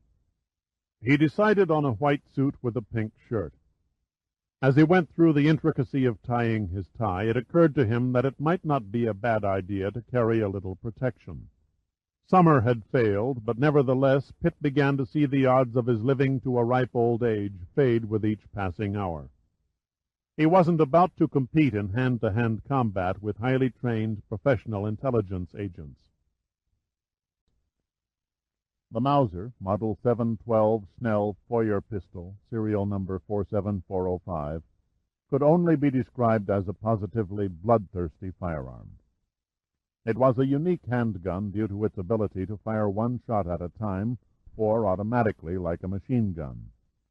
It was the perfect weapon to induce terror into any poor unfortunate who found himself gazing helplessly into its muzzle. Pitt casually tossed the gun onto the bed and reached into the suitcase again, retrieving a wooden shoulder holster. The narrow end had a metal railing that slid on a notch in the broomstick-styled grip, converting the gun into a carbine for long-distance targets. It also served as a grasp when firing on full automatic. Pitt then inserted the gun into the holster and, along with a 50-shot clip, wrapped the ugly killing machine in a beach towel. Before the elevator reached the lobby, it obediently halted at every other floor to take on new passengers until it could hold no more. Pitt wondered to himself what thoughts his fellow riders might entertain if they'd had any inkling of what he carried under the towel. After the throng bumped shoulders as they spilled into the lobby, Pitt remained and punched the panel button marked B and rode down to the basement parking area. He unlocked the AC Cobra, shoved the Mauser into a narrow space behind the driver's seat, and climbed in behind the wheel. He eased the car up the exit ramp and joined the traffic flow of Kalakaua Avenue, aiming its blunt snout toward the northern end of the city. The palm trees lining the street leaned their arched trunks over the block-long rows of contemporary-designed shops and offices, while the sidewalks snaked in a dense moving column of tourists dressed in brightly colored shirts and dresses. The sun was strong, and the savage glare bounced off the asphalt, causing Pitt to squint before he groped over the narrow dashboard for his sunglasses. He was already over an hour late for his meeting with Hunter, but there was something he had to do, some small hunch in the back of his brain that begged for a chance to be heard. He didn't quite know what he expected to find as the tires crunched the red volcanic pebbles that lined the driveway, but he had driven 2 miles out of his way, and there was no reason not to see it through. He parked the car and walked past a small, neatly carved sign that read, Bernice Pauahi Bishop Museum of Polynesian Ethnology and Natural History. The main hall, with its balconies circling the upper levels, was crowded with neatly spaced exhibits of outrigger canoes, stuffed fish and birds, replicas of primitive grass huts, and strange, ugly carvings of ancient Hawaiian gods. Pitt spotted a tall, white-haired, proudly erect man arranging a collection of shells in a glass case. George Papa'aloa had the true Hawaiian look, the wide brown face, the jutting chin, large lips, misty brown eyes, and a graceful way of effortlessly moving his body. He looked up, and, recognizing Pitt, he waved. "Ah, Dirk, your visit makes my day one of joy. Come into my office where we can sit down." Pitt followed him into a neat Spartan office. The furniture was ancient, but refinished in a varnished sheen, and the books lining the walls were free of dust. Papa'aloa sat down behind the desk and motioned Pitt toward a Victorian settee. "Tell me, my friend, have you discovered King Kamehameha's final resting place?" Pitt leaned back. "I spent the better part of last week diving along the Kona coast and found nothing that resembled a burial cave. Our legends say he was placed in a cavern beneath the water. Maybe it was one of the rivers. You know better than I, George, that during the dry season your rivers are nothing more than dry gulches." Papa'aloa shrugged. "Perhaps it is best that his burial place is never found and that his remains lie in peace. No one wants to disturb your king. There is no treasure involved. Kamehameha the Great would be a great archaeological find, nothing more. And instead of some damp old cave, his bones would rest in a fine new tomb in Honolulu, revered by all." Papa'aloa's eyes looked sad. "I wonder if our great king would appreciate being gawked at by you howlies. I think he could tolerate us mainland howlies if he knew that 80% of his kingdom was now populated by Orientals." Sad, but true. What the Japanese failed to take with bombs in the 40s, they took with cash in the 70s and 80s. Someday it wouldn't surprise me to get up and see the rising sun waving in the trade winds over the Iolani Palace. Papa'aloa looked at Pitt steadily, his face expressionless. "There isn't much time left for my people. 2, maybe 3 generations, and we will be totally melted into the other races. My heritage dies with me. I am the last of my family with pure Hawaiian blood." He waved his arm around the room. "That's why I have made this place my life's work, to preserve the culture of a dying race, my race." Papa'aloa stopped, gazing off vacantly out a small window at the Ko'olau Mountains. "My mind wanders more as I get older. Now then, you didn't come here to hear an old man ramble on. What's on your mind?" I want to know something about an area of the sea called the Pacific Vortex. Pacific Vor... Ah, yes, I know the place you mean. He looked thoughtful for a few moments and then spoke softly, almost in a whisper.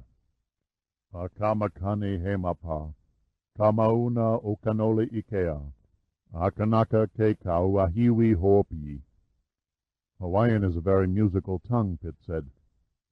Papaloa nodded. That's because it has only 7 consonants. H, K, L, M, N, P, and W. There can be no more than 1 consonant to a syllable. Translated in English, the poem means, when the south wind blows, the mountain of Canoli is seen, and the summit seems peopled. Canoli? Pitt asked. A mythical island to the north. According to legend, many centuries ago, a family tribe left the islands far to the southwest, probably Tahiti, and traveled in a large canoe across the great ocean to join other tribesmen who had immigrated to Hawaii decades before. But the gods were angry at the people's flight from their homeland. So they changed the position of the stars, causing the navigator of the canoe to lose his way. They missed Hawaii by traveling many miles to the north, where they sighted Canoli and landed there. The gods had truly punished the tribe, for Canoli was a barren island with few coconut and fruit trees, taro plants, and no cool, clear streams of pure water. The people made sacrifices and cried out to the gods for forgiveness. Their pleas went ignored, so the people threw off their cruel gods and worked very hard under the harshest of obstacles to make Canoli a garden. Many died in the attempt, but after several generations the people of Canoli had built a great civilization out of the volcanic rock of the island, and, pleased at their accomplishment, they proclaimed themselves as their own gods. Pitt said, "Sounds like the trials of our pilgrims, Quakers, and Mormons." Papa'aloa uttered a long negative sigh. "Not the same. Your people kept their religion as a staff to lean on. The natives of Canoli saw themselves as better than the gods they had once worshipped. After all, had they not built a paradise without them? They had overstepped the bounds of mortals. They began to raid Kauai, Oahu, Hawaii, and the other islands, killing and pillaging, taking the fairest of women back as slaves. The primitive Hawaiians were helpless. How could you fight men who acted and fought like gods? Their only hope was their faith in their own deities. They prayed for deliverance, and they were heard. The gods of the Hawaiians caused the sea to rise up and bury the evil Canolians forever. My people also have a similar legend of a land being swallowed by the sea. It was called Atlantis. I've read of it. Plato describes it quite romantically in his Timaeus and Critias. It seems you're an authority on myths other than Hawaiian. Papa'aloa smiled. Legends are like knots on a string. One leads to another. I could tell you of tales handed down through the centuries in many faraway lands that are very nearly identical to, but predate, those of the Christian Bible. Clairvoyants predict Atlantis will rise again. The same is said of Canoli. I wonder, Pitt muttered, how much truth lies behind the legend. Papa'aloa leaned his elbows on the desk and gazed at Pitt over clasped hands. Strange, he said slowly. Most strange. He used the same words. Pitt looked up questioningly. He? Yes, it was a long time ago. Right after World War II. A man came to the museum every day for a week and studied every book and manuscript in our library. He was also researching the legend of Canoli. There must have been others through the years who found the story interesting. No, you are the first since the other. You have a razor-sharp memory, my friend, to recall someone that far back. Papa'aloa unclasped his hands and stared at Pitt hesitantly. I never forgot the incident simply because I never forgot the man. You see, he was a giant with golden eyes. Beyond puzzlement lies frustration, the neutralizing cloud hiding the next move. When a man enters that cloud, he is a man outside himself, a man who moves and acts instinctively. It was in such a state that Pitt found himself half an hour before noon, minutes after leaving George Papaaloa at the museum. His mind was confused, shifting gears back and forth, trying desperately to piece the first two parts of the puzzle together. An old gray Dodge truck pulled out of the museum's parking lot and followed close behind. Pitt was ready to dismiss the trailing truck as fantasy. His subconscious was beginning to see enemy agents, complete with trench coats and beady eyes, lurking behind every clump of philodendron. But as he drove toward Pearl Harbor, the truck stayed with him around every corner as if tied by a rope. Pitt made another turn and increased his speed slightly, his eyes now on the rearview mirror. The truck also turned, lagged a bit, and then accelerated, closing the gap to its previous position. Pitt snaked the AC through traffic for 2 miles and then swung onto Mount Tantalus Drive. He drove smoothly around the hairpin curves that curled up the fern-forested mountainside of the Ko'olau Range, gradually pushing the gas pedal a millimeter closer to the floor with each turn. Glancing in the mirror, he studied the driver of the truck who was fighting with the wheel in a fanatical attempt to stay with the elusive little red car. Then the unexpected happened. With no telltale warning of a blasting report, a bullet smacked into the side view mirror on the door, shattering the tiny circular glass and then passing through. The game was getting rough. Pitt stomped on the accelerator and put some distance between him and the pursuing Dodge. The son of a bitch was using a silencer, Pitt cursed silently. It had been a stupid move driving out of town. He'd have been relatively safe in downtown traffic. Now his only hope was to get back to Honolulu before the next shot took the top of his head off. With a little luck, he might happen onto a cruising police car. But Pitt was stunned by the next glance in the mirror. The truck had pulled to within 10 yards of the AC's bumper. The road reached the 2,000-foot crest and started the sharp descent in a series of meandering arcs to the city below. Pitt roared onto a mile-long straightaway, and the truck made an effort to close. Pitt held his speed constant in readiness for the next corner, crouching as low as the confining interior of the AC would allow. The needle on his speedometer was touching 75 as the pursuing driver crossed the center line of the road and pulled abreast. Pitt shot a look out the window. He never forgot the picture of the black, long-haired man who grinned back at him through irregular, tobacco-stained teeth. It was only a flicker in time, but Pitt saw every detail of the pock-marked face, the black, burning eyes, the huge hooked nose covered by swarthy walnut skin. All Pitt could feel was frustration at not being able to shoot back, to blow that bastard's face to pieces.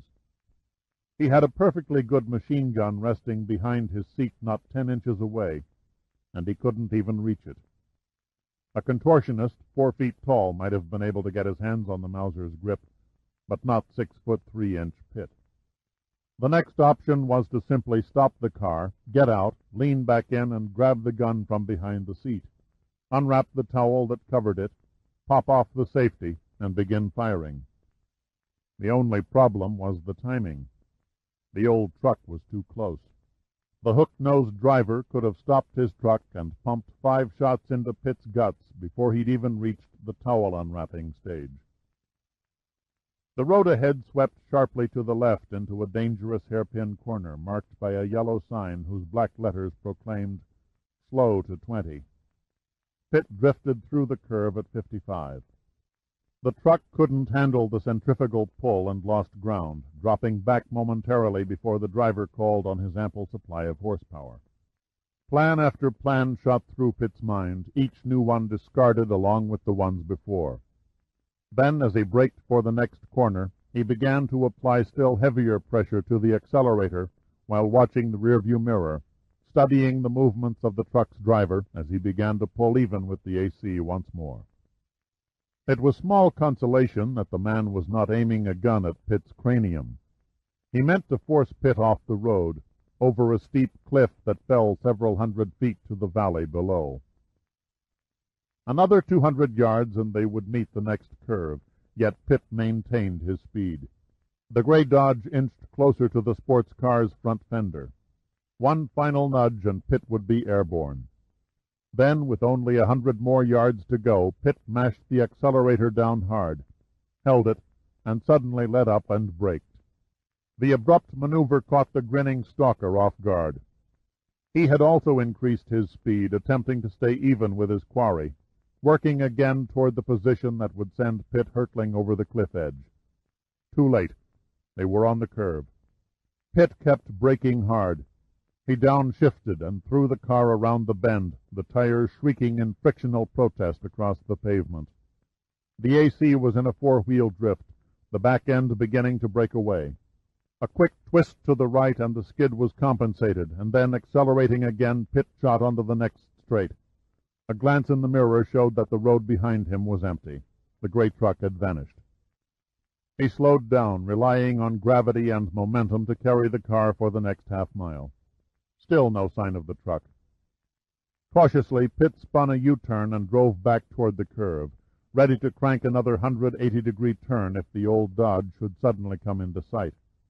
He reached the curve, stopped the car, and got out, walking to the edge of the road. The dust far below was settling very slowly upon the tropical underbrush. At the bottom of the drop, just beyond the base of the steep-sided cliff, the remains of the great truck lay with its engine torn from the frame. The driver was nowhere to be seen. Pitt had almost given up searching when he spotted an inert form high on a telephone pole about 100 feet to the left of the wreckage. It was a grisly sight. It looked as though the driver had tried to leap clear before the old Dodge began its flight over the precipice. He'd missed the edge and had fallen, tumbling through the air for nearly 200 feet before he struck a telephone pole perched in a concrete base. The body was impaled on a metal foot spike used by telephone repairmen for line maintenance. As Pitt stood entranced, the bottom section of the pole slowly turned from brown to red, as if painted by some unseen hand, like a flank of beef hanging on a meat hook. Pitt drove down Mount Tantalus past the Manoa Valley lookout until he reached the nearest house. He went up onto the vine-covered porch and asked an elderly Japanese woman if he might use her telephone to report the accident. The woman bowed endlessly and motioned Pitt to a phone in the kitchen. He dialed Admiral Hunter first, quickly relating the story and giving the location. The Admiral's voice came over the receiver like an amplified bullhorn, forcing Pitt to hold the blast a few inches from his ear. "Don't call the Honolulu police," Hunter bellowed. "Give me 10 minutes to get our security men on the wreckage before the local traffic investigators foul up the area.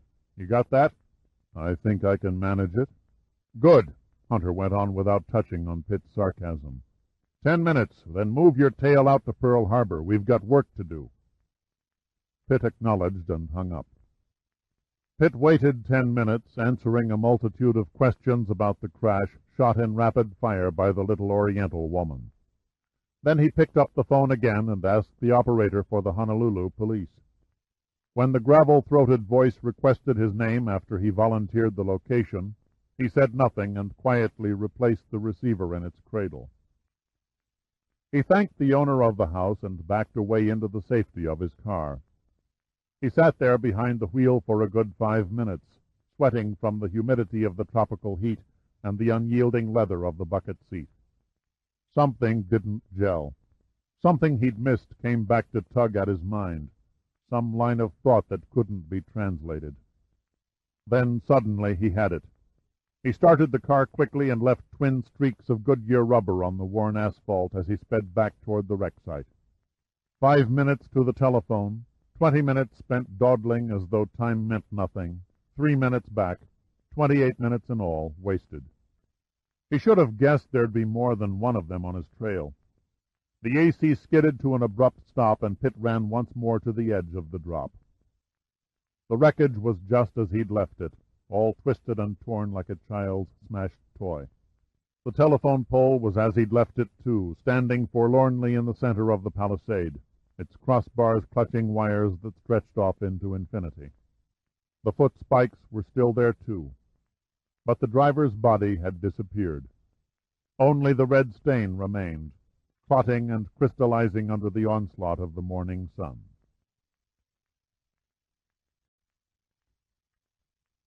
Chapter 6. A Quonset hut, it looked more like the dilapidated office of a salvage yard, was the saddest excuse for an operations building since the Civil War. The rusting corrugated roof and cracked dust-coated windows were encompassed by an unkempt sea of weeds. But at the paint-chipped and weathered door, Pitt was barred by a Marine sergeant armed with a holstered automatic Colt .45. "Your identification, please." It was more a demand than a request. Pitt held up his ID card. "Dirk Pitt, I'm reporting to Admiral Hunter." "I'm afraid I must see your orders, sir." Pitt wasn't in the mood for gung-ho procedure. Marines irritated him, all puffy-chested, eager for a fight, looking for any excuse to break out in a chorus of the Marine hymn. "I'll show my papers to the officer in charge and no one else." Your orders are to check identification cards against a list of people who may enter the building," Pitt said coldly. "No one gave you permission to play hero and check papers." Pitt motioned at the door. "Now, if you'll be so kind." The red-faced sergeant looked as though he could not decide whether to haul off and punch Pitt in the mouth. But he hesitated a moment, studied the icy expression on Pitt's face, turned, opened the door behind him, and nodded for Pitt to follow. The interior of the Quonset hut was empty but for a couple of overturned chairs, a dusty file cabinet, and several faded newspapers scattered over the floor. The place smelled musty, and cobwebs were dangling from the ceiling. Pitt was thoroughly puzzled until the sergeant stopped near the back of the deserted room and stomped twice on the wooden flooring. Hearing a muffled acknowledgment, he lifted a perfectly concealed trap-door and motioned Pitt to descend down a dimly lit stairway. Then he stepped aside as the concealed door dropped behind him, barely missing Pitt's descending head by a few inches. Shades of Edgar Allan Poe, Pitt thought. At the bottom of the stairs he pushed aside a heavy curtain and stepped into a carnival of noisy activity. Before him was a large underground bunker stretching almost 200 feet. The overhead fluorescent lights revealed an operations room to end operations rooms. From paneled wall to paneled wall lay a thick beige carpet covered by desks, computers, and teletype machines that would have easily meshed into the plushest offices of Madison Avenue. A bevy of attractive girls in prim and proper naval uniforms unsmilingly manned most of the desks, some furiously typing away at their respective video displays, some moving with fluid-like grace around the row of computers that stood in the center of the room. 20 male officers in navy whites stood in isolated groups examining computer readout sheets or jotting down a series of complex notations on the green chalkboards which covered the walls. The whole scene looked like a high-class betting parlor. The only thing missing was the monotonous voice of a race announcer. Admiral Hunter caught sight of Pitt, straightened, smiled his sly fox-toothed smile, and strode forward with his hand outstretched. "Welcome aboard the new headquarters of the 101st, Mr. Pitt." "Most impressive." Hunter casually waved around the vast room. "Built during World War II. Hasn't been used since. I couldn't bear to see it go to waste, so I moved in." Hunter took Pitt's arm and steered him over to a partitioned office in one corner of the bunker which they entered. The deeply set face, the authoritative expression, and the intense eyes made Hunter a perfect prototype for the gimlet-eyed task force commander who was about to attack an unseen enemy over the horizon, which was precisely what he was. "You're exactly 2 hours and 30 minutes late," Hunter said firmly. "Sorry, sir, the traffic got a bit sticky." "So you told me over the phone. I wish to compliment you for your call. I'm grateful for the fact that you contacted me first. Good thinking. I'm only sorry I blew it by leaving the scene of the crash. Don't sweat it. I doubt if we'd have learned much from the body except a possible identification. Most likely your friend in the truck was only a local hoodlum paid for the job of putting you in a cemetery. Still, there might have been something. Agents, Hunter interrupted sarcastically, seldom leave notes describing their operations pinned on the shirts of their hired help. By agents, you mean the Russians? Maybe. We have no proof as yet, but our intelligence people seem to think that the Russians have an organization nosing around the neighborhood, trying to dig up the Starbuck's final position so they can grab their hooks into her first. Admiral Sandecker mentioned such a possibility. A damn good man. There was satisfaction in Hunter's voice. He showed me your personnel file this morning. I must admit, in all honesty, I was caught unprepared by the contents.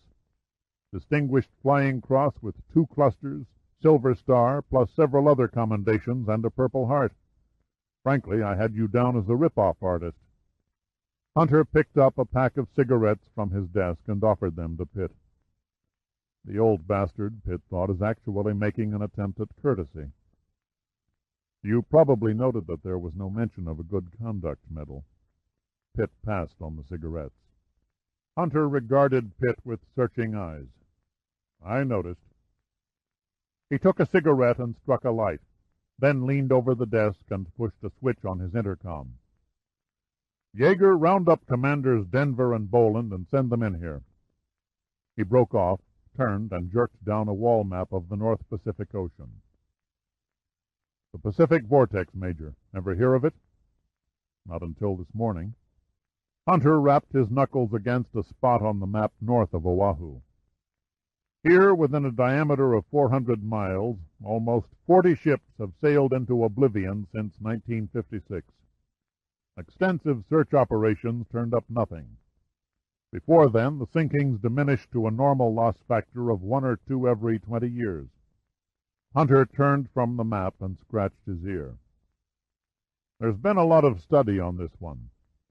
We've run every available shred of information through the computers in hopes of coming up with a plausible solution. So far, we've only dredged up far-out theories. Cold, hard facts are damn few and far between. A soft knock on the door interrupted Hunter. He looked up as Denver and Boland walked into the room. They both stared blankly at Pitt for a moment before recognition slowly stirred in their eyes. Denver was the first to react.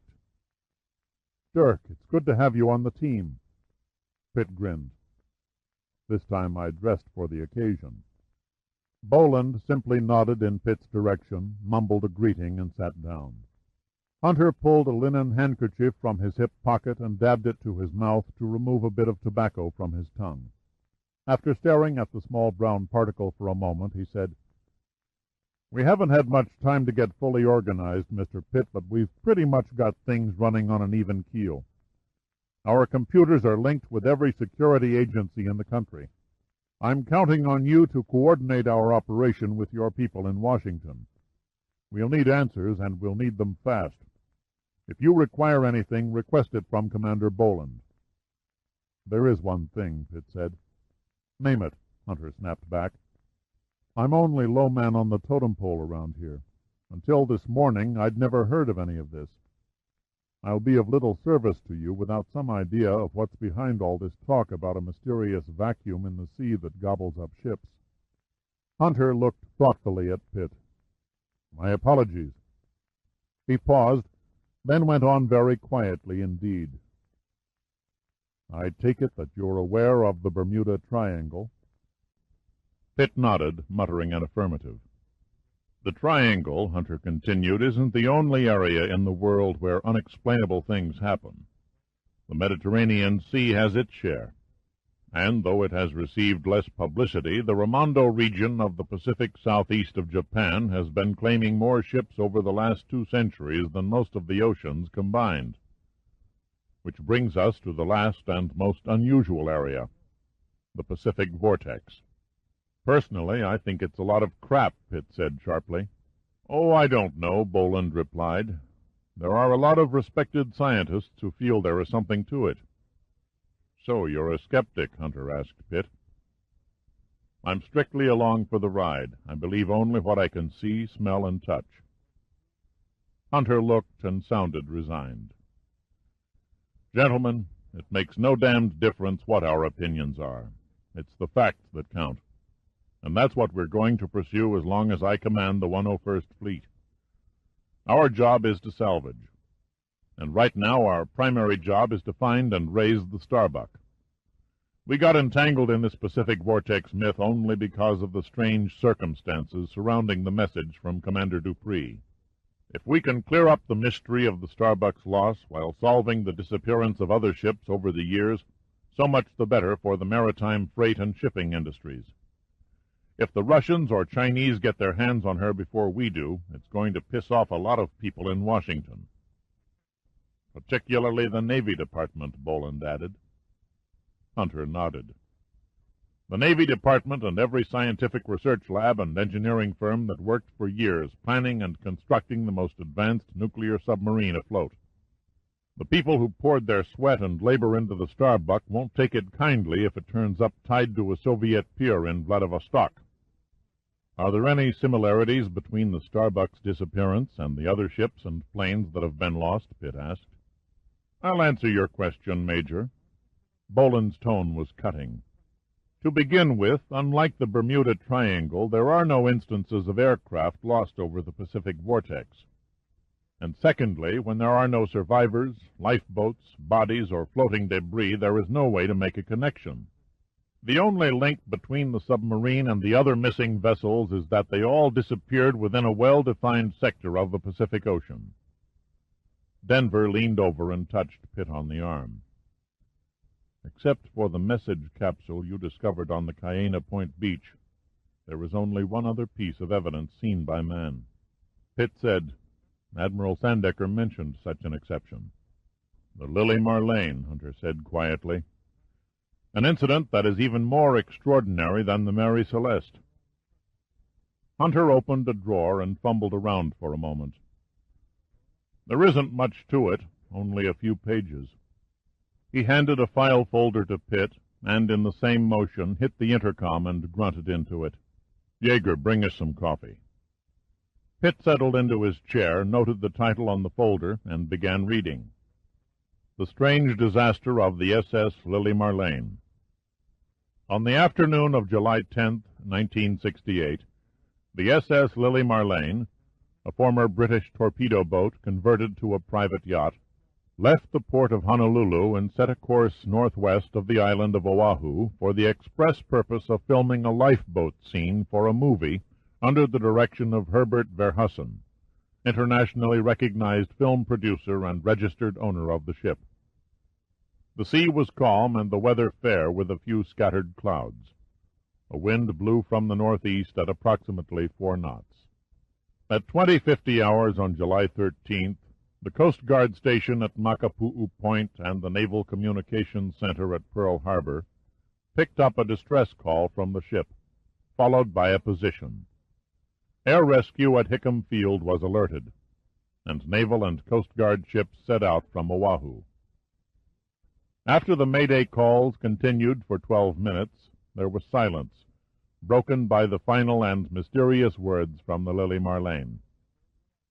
"They come out of the mist. The captain, first mate, dead. Crew fighting. No chance. Too many. Passengers first to go. No one, even women, spared." Then came an incoherent sentence. "A ship sighted on the southern horizon. Oh God, if only it arrives in time. Mr. Verheusen dead. They're coming for me now. No more time. They hear the radio. Do not blame the captain. He could not have known. They are pounding in the door now. Not much time. I do not understand. The ship is moving again. Help! For God's sake, help us! Oh, sweet Jesus, there!" The final message ended here. The first ship on the scene was the Spanish freighter, the San Gabriel. It was only 12 miles away when it picked up the Lily Marlene's Mayday signal. It was, in fact, the ship the radio operator sighted before he fell silent. As the Spanish steamer pulled alongside, her crew noted that the yacht seemed to be in an undamaged condition, and was under way at a slow speed, leaving a narrow wake behind her stern. Suddenly and inexplicably, the Lily Marlene stopped dead in the water, enabling the captain of the San Gabriel to send out a boarding party. They found a dead ship with a dead crew. The lifeless bodies of the passengers, the film technicians, the ship's officers and crew, were lying in scattered heaps about the decks and in the cabins below. In the radio room, the corpse of the operator lay slumped over the transmitter, the red on light still blinking on the panel. The officer leading the boarding crew immediately radioed the captain of the San Gabriel. There was terror in his voice as he described what they had found. The victims' bodies had turned green, and their faces had been melted away, as if burned by a tremendous heat. A stench pervaded the ship, described as sulphurous in nature. The position of the bodies seemed to indicate that there had been a terrific struggle before they had died.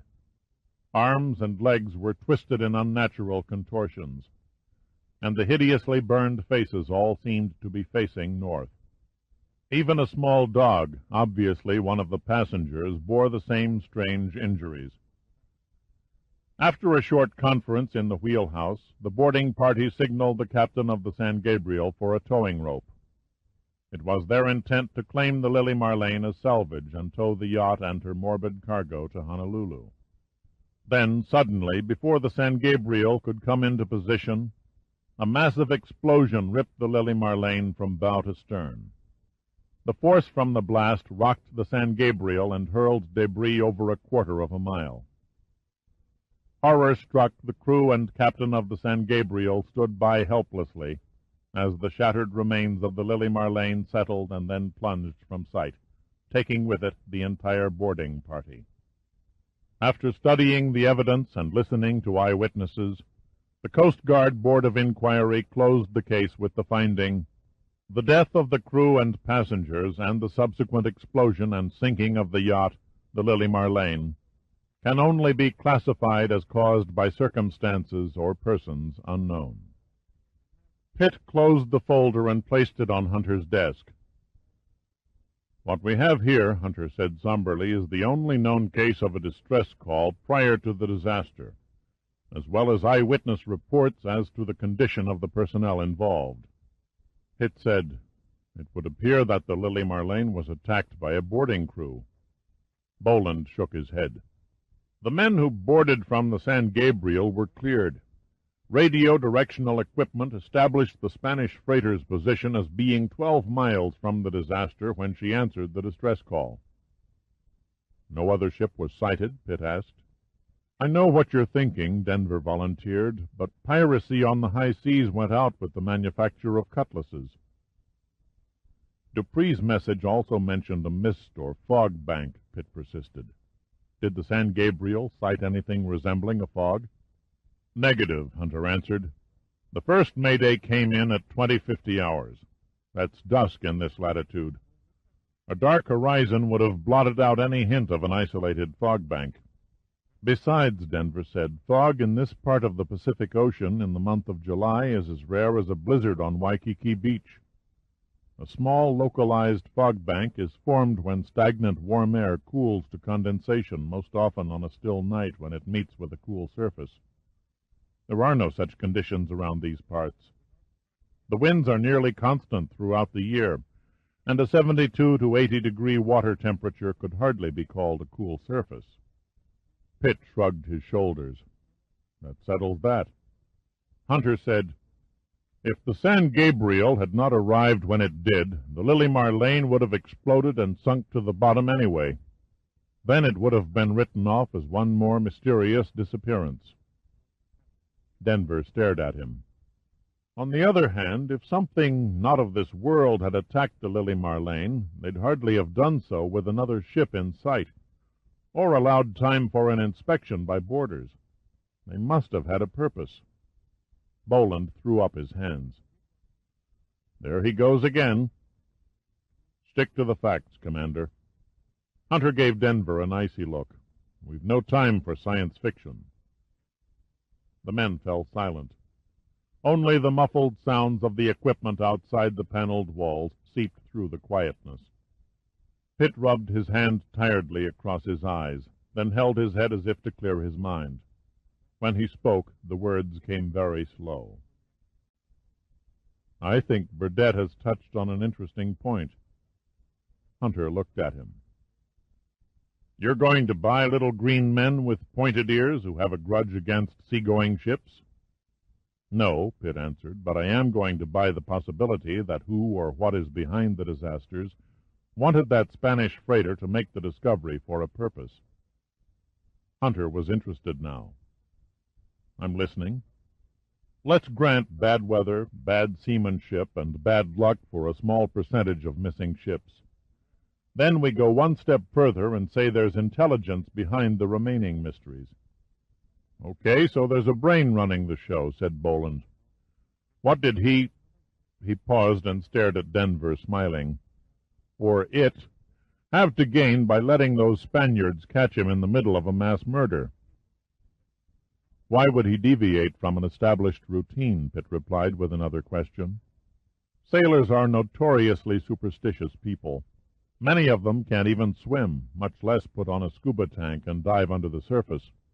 Their lives are spent crossing the surface. And yet their innermost fears, their nightmares, are centered around drowning at sea. My guess is that it was a deliberate plot by our unknown villain for the Lily Marlene's passengers and crew to be found heaped about the decks in ungodly mutilation. Even the dog wasn't spared." "Sounds like an elaborate plot to scare a few seamen," Boland persisted. "Not merely scare a few seamen," Pitt continued, "but a whole fleet of seamen. In short, the whole show was staged as a warning." "A warning for what?" Denver asked. "A warning to stay the hell out of that particular area of the sea," Pitt answered. "I've got to admit," Boland said slowly, "that since the Lily Marlene affair, maritime ships have avoided the Vortex section like the plague." "You've got one problem." Hunter's tone was strangely soft. "The only on-scene witnesses, the boarding crew, were blown up along with the ship." Pitt grinned knowingly. "Simple. The idea was for the boarders to return to the San Gabriel and report to the captain. Our mastermind didn't figure on greed rearing its ugly head. The boarders, as you recall, elected to stay on the ship and requested a tow rope, probably already spending the salvage money in their minds. They had to be stopped right where the ship sat. If the Lily Marlene had reached port, scientific investigation might have uncovered some damaging evidence. So one good bang and Verhussen's yacht went to the deep six."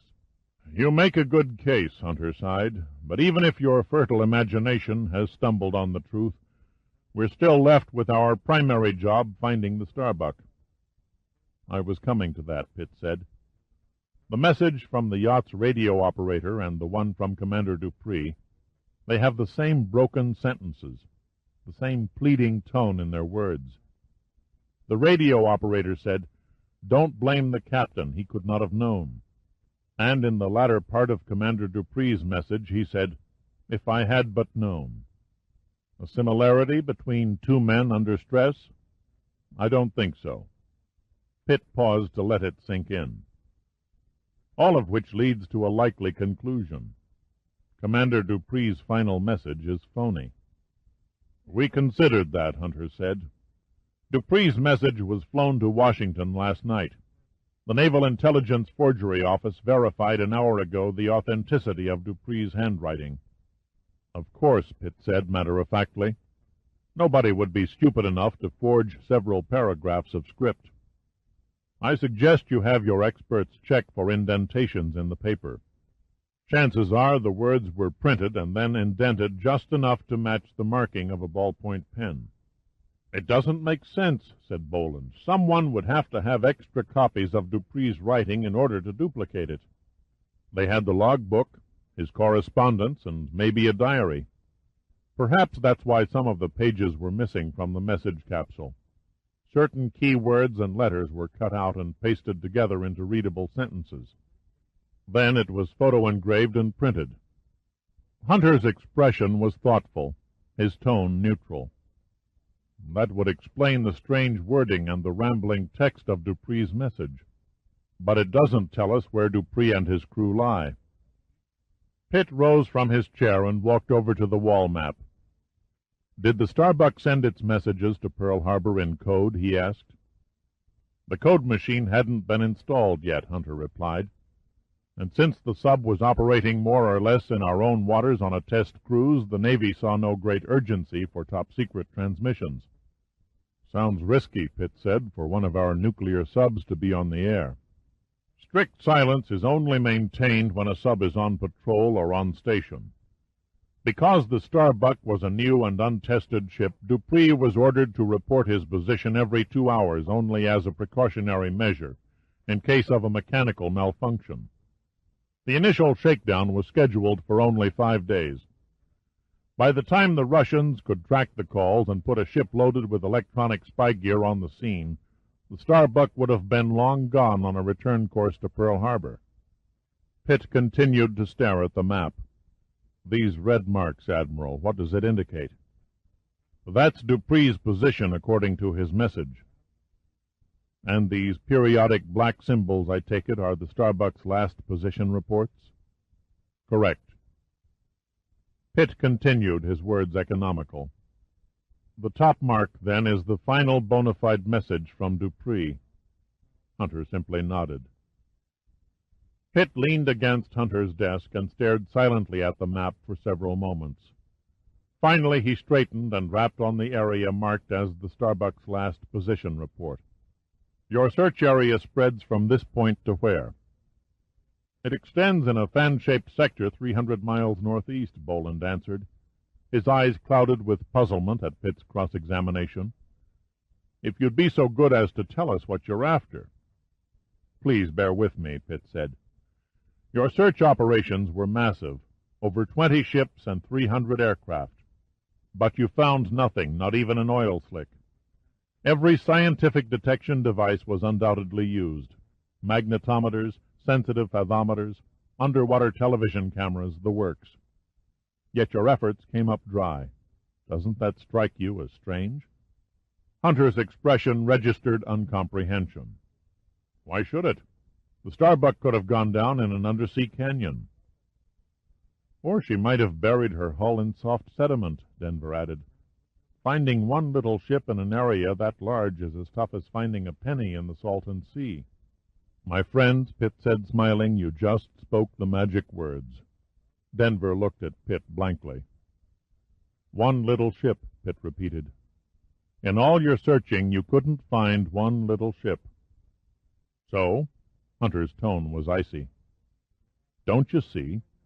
Your search pattern was supposed to be right in the middle of the Pacific Vortex. Maybe you didn't hit on the Starbuck, but you should have stumbled onto something. After all, you had nearly 30 other sunken derelicts to choose from." "Damn!" Hunter's self-confidence was shaken. "It never occurred to us." "I see your point," Boland said, "but what does it prove?" "It proves," Pitt replied, "that you searched the wrong area. It proves that Dupree's message was a clever counterfeit. And it proves that the Starbuck's last radioed positions were an even cleverer case of fraud. In short, gentlemen, the place to find your missing submarine is not to the northeast, but a 180-degree reverse course to the southwest." Hunter, Boland, and Denver stared at Pitt in stunned silence, enlightenment spreading across their features. Denver spoke first. "It fits," he said simply. Hunter's face began to glow with an enthusiasm that he hadn't shown for months. He gazed long and hard at the wall map for nearly half a minute. Then he swung abruptly and fastened his gaze on Boland. "How soon can the Martha Ann get underway?" "Hoist the helicopter on board, finish refueling, make a final check of the detection instruments. I'd say 2100 hours this evening, sir." Hunter glanced at his watch. "That doesn't leave us much time to plot a search area." He turned to Denver. "This is your realm. I suggest you begin programming a search grid immediately." "The primary data is already on the tapes, Admiral. It's only a matter of reversing the location input." Hunter rubbed his eyes. Okay, gentlemen, it's all yours. I'd give up half these stripes to come with you. By the way, Mr. Pitt, I hope you won't mind taking an extended ocean voyage." Pitt smiled at him. "I have nothing else planned at the moment." "Good." Hunter rolled a cigarette around in his mouth. "Tell me something. How did an Air Force officer ever become a departmental head of the government's top oceanographic agency?" "I shot down Admiral Sandecker and his staff over the China Sea." Hunter stared at Pitt with a strange, believing look indeed. With this man, almost anything is possible, Admiral Sandecker had told him earlier.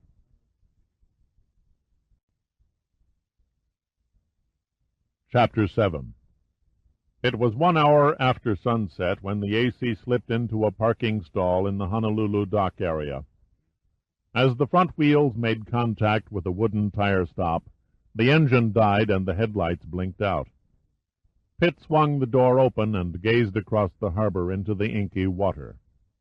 As the breeze changed direction, it carried a heavy odor to his nostrils, the undeniable bouquet of the waterfront. It smelled of oil, gasoline, tar, and smoke, with a tinge of salt water thrown in. It exhilarated Pitt, carrying the nostalgic sensation of faraway exotic ports. Pitt pulled himself from the car and glanced about the parking lot in search of any sign of human activity. There was none. Only a seagull, perched on a wooden piling, returned his stare. Pitt reached into the car and pulled the towel-wrapped Mauser from behind the seat. Then he inhaled the harbor night air, tucked the gun under his arm, and began walking along the pier. If anyone had been loitering around the docks, they would hardly have noticed anything unusual about Pitt's appearance. He was dressed in a well-worn khaki shirt over a faded pair of gabardine pants. His feet were encased by a pair of badly scuffed brogans, tied with heavy twine. The cast-off clothing, a gift from the 101st Fleet security officer, was a size too small and bulged at the seams. He felt like a toss-up between a bindle stiff and a Skid Row derelict. A quart of muscatel in a brown paper bag was all that was missing. Or, better yet, a bottle of Grand Marnier yellow ribbon. Just the right touch of class to go with the rags. 100 yards later, Pitt stopped and looked up at the huge black hulk that loomed in the darkness. The only light that beamed down on the weathered and tarred planking came from a few scattered green-shaded lamps that hung awkwardly from the corrugated metal sides of an old warehouse.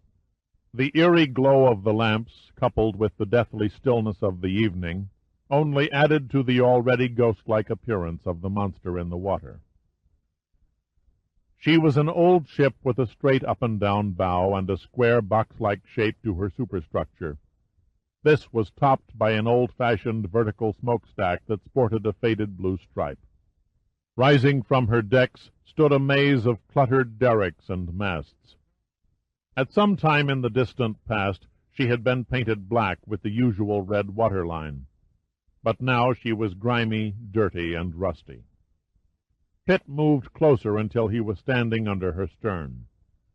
She was large, probably in the neighborhood of 12,000 tons. He stared up at the dim white lettering just below the fantail. The name was so battered and streaked with rust, he could barely make it out in the dim light. Martha Ann, Seattle. The gangplank looked like a tunnel leading upward into a forbidding void.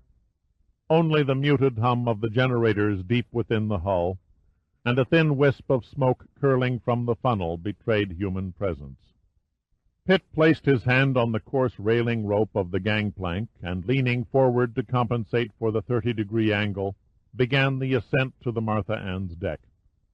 The fading light from the warehouse lamps ceased at the last step of the ramp. Pitt hesitated upon reaching the seemingly deserted deck and peered into the shadows. "Mr. Pitt?" came a voice from the gloom. "Yes, I'm Pitt." "May I see your identification, please?" "You may, if only I could see who in hell to hand it to." "Please lay your ID on the deck, sir, and step back." Pitt grumbled to himself. He was aware that it was normal military procedure to examine identification papers during alerts and emergencies, but why all the fuss to come aboard this old rivet-dangling sea bucket? Setting the Mauser gently on the deck, he pulled out his wallet and groped for his ID. His eyes could not penetrate the blackness, so he ran his fingers over a stack of assorted plastic cards until he found one that lacked the telltale raised lettering of a credit card, and threw it a few paces in front of his feet. A pencil-thin shaft of light beamed on the card and then touched Pitt's face. "Sorry to trouble you, sir, but Admiral Hunter ordered strict security all around the ship." A black shadow passed the ID back to Pitt. "If you take the first stairway to your right, you'll find Commander Denver in the chart room." "Thanks," Pitt grunted. He retrieved the gun and struggled up the stairway toward the bridge. At the top he found the darkened wheelhouse empty, so he walked through the deserted enclosure and cautiously cracked open a door. Here at last he was greeted by a flood of bright light. "Hello, Dirk," Denver said warmly. He had a cigarette between his fingers, and as he waved a greeting to Pitt, the ash fell in a tiny heap on the chart table. He was wearing a black pullover sweater and a pair of soiled denims. "Welcome aboard the U.S. Navy's only floating fossil." Pitt tossed him an offhand salute. "I didn't expect to find you here, Burdett. I thought you were remaining in operations with the Admiral." Denver smiled. "I'll get there, but I couldn't resist coming down and wishing you and Paul good hunting." "We'll need it. If the choice was up to me, I'd take the old-fashioned needle in a haystack any day." "Do you think this is a strange phenomenon?" Denver asked him. "Like your boss said, our job is to find and raise the Starbuck. Any ghost catching is strictly a side benefit. Besides, our Pneuma scientists and engineers do not make a habit of researching Bermuda Triangles or Pacific vortices. We leave that up to imaginative writers with a knack for exaggeration. Any unexplainable discoveries are purely accidental, and afterward they're quietly filed away." "Could you give me an example?" Denver asked softly. Pitt stared vacantly at a half-opened chart on the table. "There was one instance about 9 months ago that smacked of Jules Verne. 2 of our oceanographic ships were conducting sub-bottom profiling and underwater acoustical tests in the Curiel Trench off Japan, when their instruments detected the sound of a vessel traveling at a high rate of speed in very deep water. Both ships immediately heaved to, closing down all engines and turning all instruments to whatever it was that was down there." "Could an instrument or one of the operators have been mistaken?" Denver murmured. "Not likely," Pitt answered. "Those researchers were the tops in their respective fields. And when you consider that 2 different ships with 2 sets of precision instruments traced and recorded identical readings, you pretty much eliminate any percentage of error. No mistake about it, the thing, the submarine, the sea monster, whatever you wish to call it, was there. And it was moving at 110 miles an hour in a depth of 19,000 feet. Denver slowly shook his head. "Incredible. It's beyond understanding." "That's only the half of it," Pitt said. "Another ship working over the Cayman Trench off Cuba came up with an identical contact." "I've seen both the Cayman and Curiel data. The sonar graphs agree to the millimeter." "Was the Navy notified?" "No way. The Navy doesn't want to hear about weird undersea sightings any more than the Air Force wants to hear about unidentified flying objects. But then what real proof was there other than a mass of scraggly lines on a few sheets of graph paper?" Pitt leaned back in a chair, propping his feet on the table and bracing the back of his head in his hands. "There was one instance, though, when we came within a whisker of getting one of the sea's unknown residents on videotape. A pneumozoologist was studying and recording fish sounds off the continental slope near Iceland, where he'd dropped a microphone in 10,000 feet of water to pick up noises made by the rarely seen benthos. For several days he recorded the usual clicks and creaking sounds with pretty much the same tones as surface-dwelling fish. He also noted the continuous cracking noise made by shrimps. Suddenly, one afternoon, the cracking stopped and he began receiving a tapping sound, as if something was rapping a pencil on the underwater microphone. At first he figured he'd only run onto a fish with a previously unrecorded sound. But it slowly dawned on him that the tapping was in some kind of code. The ship's radio operator was hastily called, and he deciphered it as a mathematical formula. Then the noise stopped, and a shrieking laughter, eerily distorted by the density of the water, burst from the listening-room speakers. Shaking off disbelief, the crew quickly lowered a TV camera. They were about 10 seconds too late. The fine bottom silt had been stirred up by a rapid movement, leaving an impenetrable cloud of muck. It took an hour before the bottom cleared, and there, in front of the cameras, was a set of odd-looking indentations in the silt going off into the black void.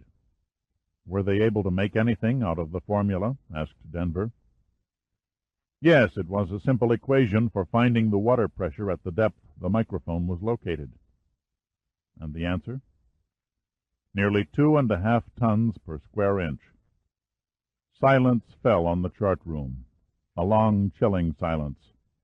Pitt could hear the water below the ports gently lapping the hull. "Any coffee around?" Pitt asked. Denver's mind still roamed the mysterious abyss of the sea. Then, with a marked degree of effort, he shrugged it away. "Be assured," he said with a grim smile, "when you take an ocean cruise on the Martha Ann, you travel under the finest service in the Pacific." He picked up an old, blackened pot and poured the coffee into a battered tin cup. "There you are, sir, and enjoy your trip." They were sitting at the chart table just beginning to savor the coffee when the door swung open and Boland entered. He wore a soiled T-shirt, faded Levi's, and a pair of brogans in worse condition than Pitt's. The thin shirt showed off Boland's muscular shoulders, and, for the first time, Pitt noticed a tattoo on one of his arms. The picture of a knife piercing the skin and oozing blood adorned his right forearm, and underneath the gruesome illustration in blue lettering read the words, "Death before dishonor." "You two look like you just received Dear John letters." Boland's voice was mocking yet firm. "What goes?" "We were just solving the mysteries of the universe," Denver answered. "Here, Paul, have a shot of my world-renowned brew." He pushed a steaming cup toward Boland, spilling a few brown drops on the deck. Boland took the dripping mug from Denver's hand and looked thoughtfully at Pitt, and when Pitt stared back at him he slowly cracked a smile, lifted the cup, and sipped at the hot contents. "Any final orders from the old man?" he asked. Denver shook his head. "Same as he told you. At the first sign of danger, get the hell out and hot-foot it back to Pearl Harbor." "That's if we're lucky," Boland said. "None of the other missing vessels had time for a Mayday signal, much less time to cut ass." "Then Pitt here is your insurance. And the helicopter." "It takes time to warm up a helicopter," Boland said doubtfully. "Not that bird," Pitt said briefly. "I can put her in the air in 40 seconds flat." He stood and stretched, his large hands touching the metal ceiling. "One question. That copter can only carry 15 men.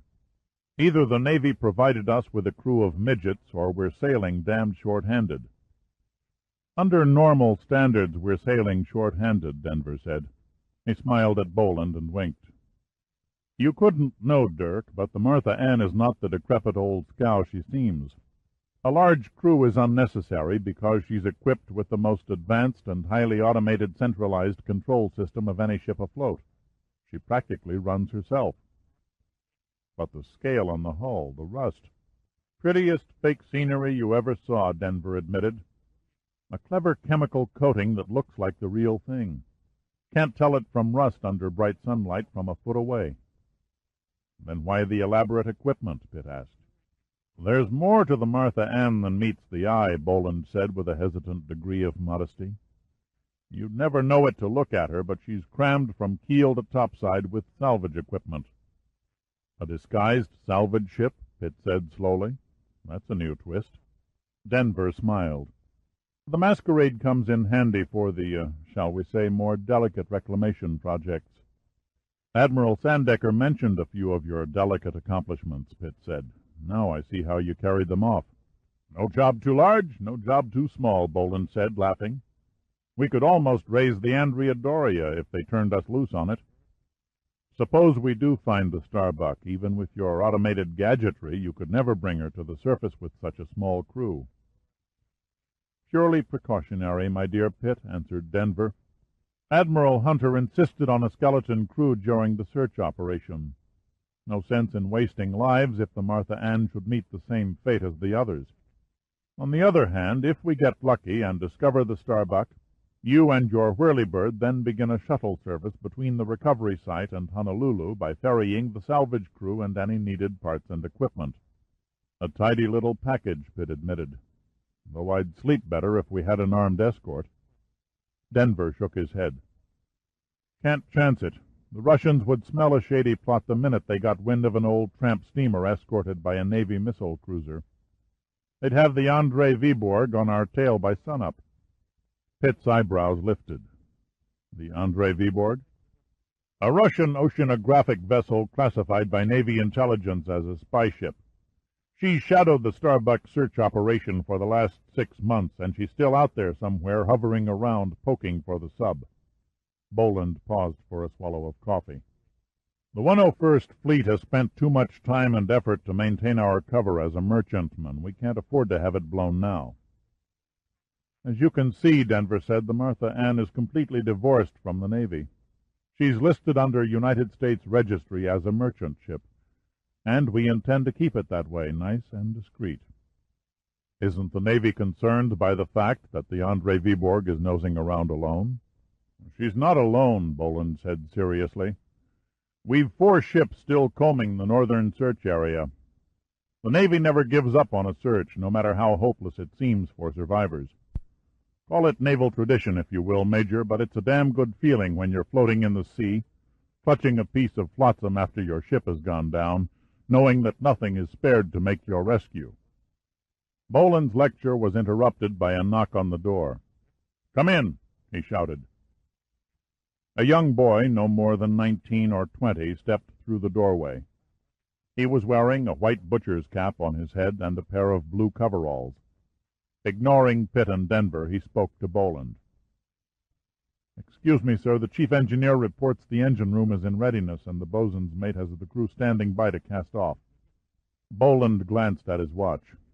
"Right. Pass the word to cast off and get under way in 10 minutes. "Yes, sir," replied the young seaman.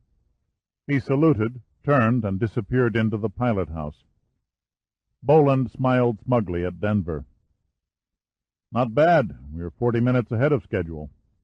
"The copter tied down and secure?" asked Pitt. Boland nodded. "She's snug. You can make your final flight checks when it's daylight."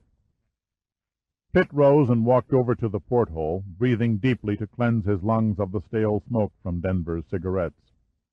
The harbor air smelled pure in comparison to the stuffy chart room. "Have you assigned accommodations for Dirk?" Denver asked Boland. "There's a stateroom next to mine that we keep vacant for VIPs," Boland replied, his lips curled in a sarcastic grin. "In Pitt's case, we'll make an exception." Pitt fixed a long, hypnotic stare devoid of anger or animosity at the smoke curling up from the ashtray. He could shrug off a verbal dig with all the feeling of flipping a mosquito off an arm. Hunter was a clever old fox, placing 2 men with different temperaments together as a team. "Well, I guess I'd best shove off," Denver said, breaking the uneasy silence. "We'll drop you a postcard from time to time," Pitt said. "You'd better do more than that," Denver shot back, his lips curled in a tight smile, but his eyes hard. "I'm going to reserve the bar at the Reef Hotel for 3 weeks from today, and woe to the man who doesn't show up." He turned to Boland. "You have the code, Paul. The Admiral and I will track you by satellite. When you spot the Starbuck, simply radio under maritime transmission that you've stopped all engines to repair a burned shaft bearing. We'll have your exact position in a millisecond." Denver shook hands with Pitt and Boland. Little else can be said but good luck. Before the other 2 men could answer, Denver abruptly wheeled about and strode from the room. A few minutes later, Denver stood on the dock, leaning against a piling as he watched the crew slip the ship's lines and hoist the gangplank.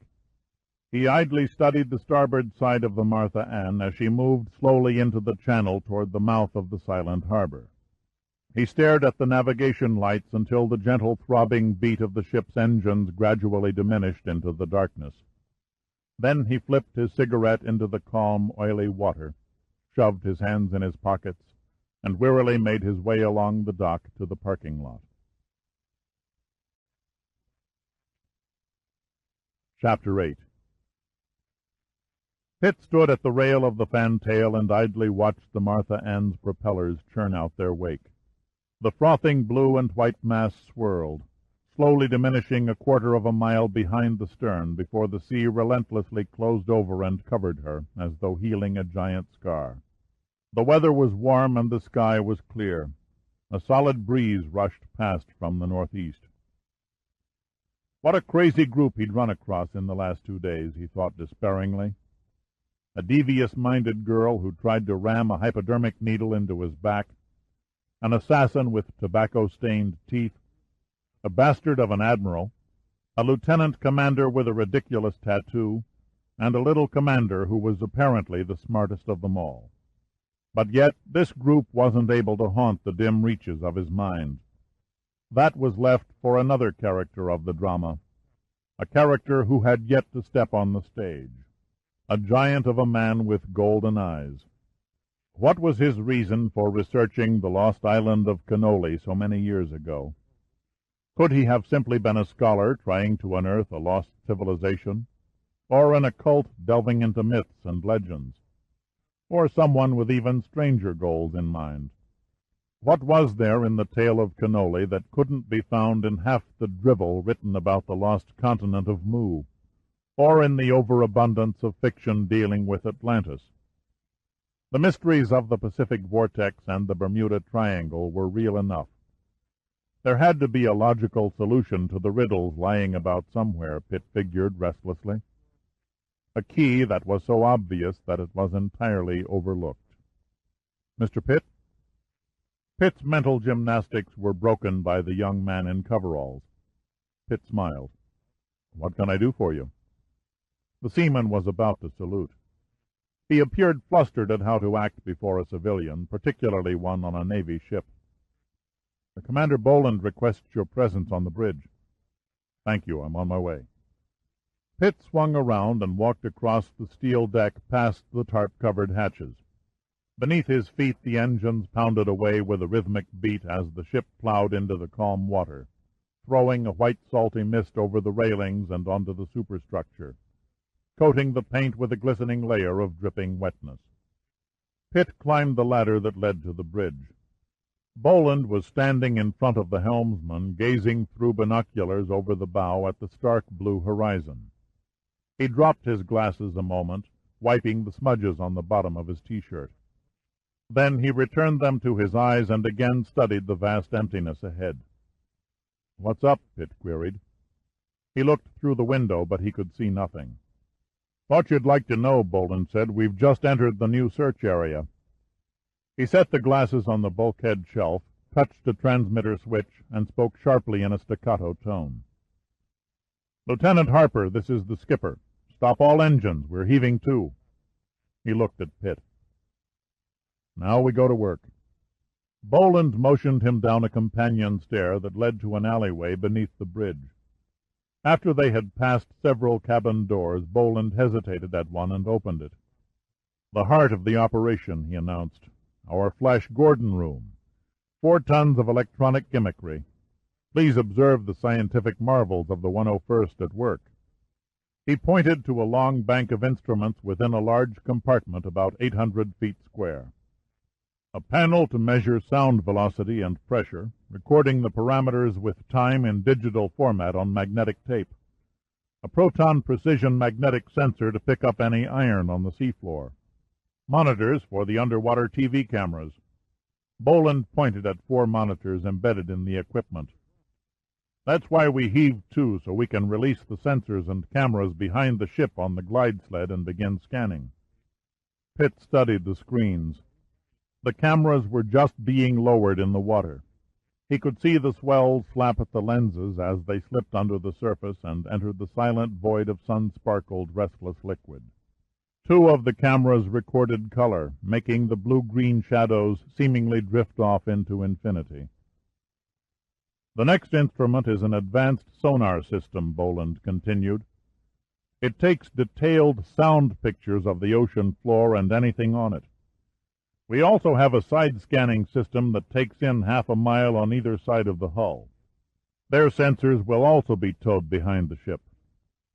"A mile-wide detection belt," Pitt said. "That should cut an impressive swath through the search sector." Pitt noted that Boland made no conscious effort to introduce him to any of the crew manning the equipment. If there was one thing Boland sadly lacked, it was the barest hint of social courtesy. Pitt found himself wondering how Boland ever made lieutenant commander. "And this little sweetheart over here," Boland said proudly, "is the real brain of the outfit. A Selco Ramsey 8300 computer system." He nodded at a tall, narrow panel of lights and knobs standing atop a wide-set keyboard. "Latitude, longitude, velocity and heading, complete on-board capability. In short, it hooks into the centralized control system, and from this point in time until we discover the Starbuck, this inhuman mass of transistors will run the ship." "Makes it sanitary," Pitt murmured. "How's that?" "Untouched by human hands." Boland's brow furrowed. "Yeah, you might say that." Pitt leaned over the keyboard operator's shoulder and studied the printout tapes. "A neat arrangement. The Selco Ramsey 8300 can be overridden and reprogrammed from a master control. In this case, probably the operations bunker back at Pearl Harbor. Makes it handy for Admiral Hunter in the event we go the same way as the people on the Lily Marlene. At the first sign of trouble, he and Denver can override our system, turn the ship around, and bring it back to port. He may lose the crew, but the 101st Fleet gets its super salvage ship home intact. A neat arrangement indeed." "You know your electronics," Boland said slowly. His face had a strange mixture of suspicion and respect. "You might say I have a passing acquaintance with most of the equipment you have on board." "You've seen all this before?" "On at least 3 of Numa's oceanographic research ships. Your capability is a bit more specialized, since your primary objective is salvage. But our state-of-the-art is slightly ahead of yours due to the scientific nature of our explorations." "My apologies." Boland forced a smile. "I've been underestimating your talents." He wheeled, walked across to the detection room officer, spoke a few words to him, and returned. "Come on, I'll buy you a drink." "Do Navy regulations cover that?" Pitt grinned, somewhat taken by Boland's sudden display of friendliness. Boland's return grin had a touch of shrewdness to it. "You forget, technically this is a civilian ship." "I'm all for technicalities." They had just started for the door when the detection room officer announced, "Television cameras and sonar sensors in position, Skipper." Boland nodded. "Fast work, Lieutenant. We'll get underway immediately." "One moment," Pitt interrupted. "Just out of curiosity, what's our depth reading?" Boland looked at him questioningly and then turned. "Lieutenant?" The detection room officer was already bent over the sonar sensor, staring intently at the jagged shading that crawled across the readout paper. 5,670 feet, sir." "Anything unusual in that?" Boland queried. "Should be deeper," Pitt answered. "Can we have a look at your ocean floor charts?" "Here, sir." The lieutenant moved to a large chart table with a frosted glass top and switched on the overhead illuminator. He unrolled a large chart and clipped it to the edge of the table. "North Pacific seafloor. Not very detailed, I'm afraid. Very few depth-sounding expeditions in this part of the world." Manners suddenly struck Boland. "Dirk Pitt, this is Lieutenant Stanley." Pitt nodded. "Okay, Stanley, let's see what you've got."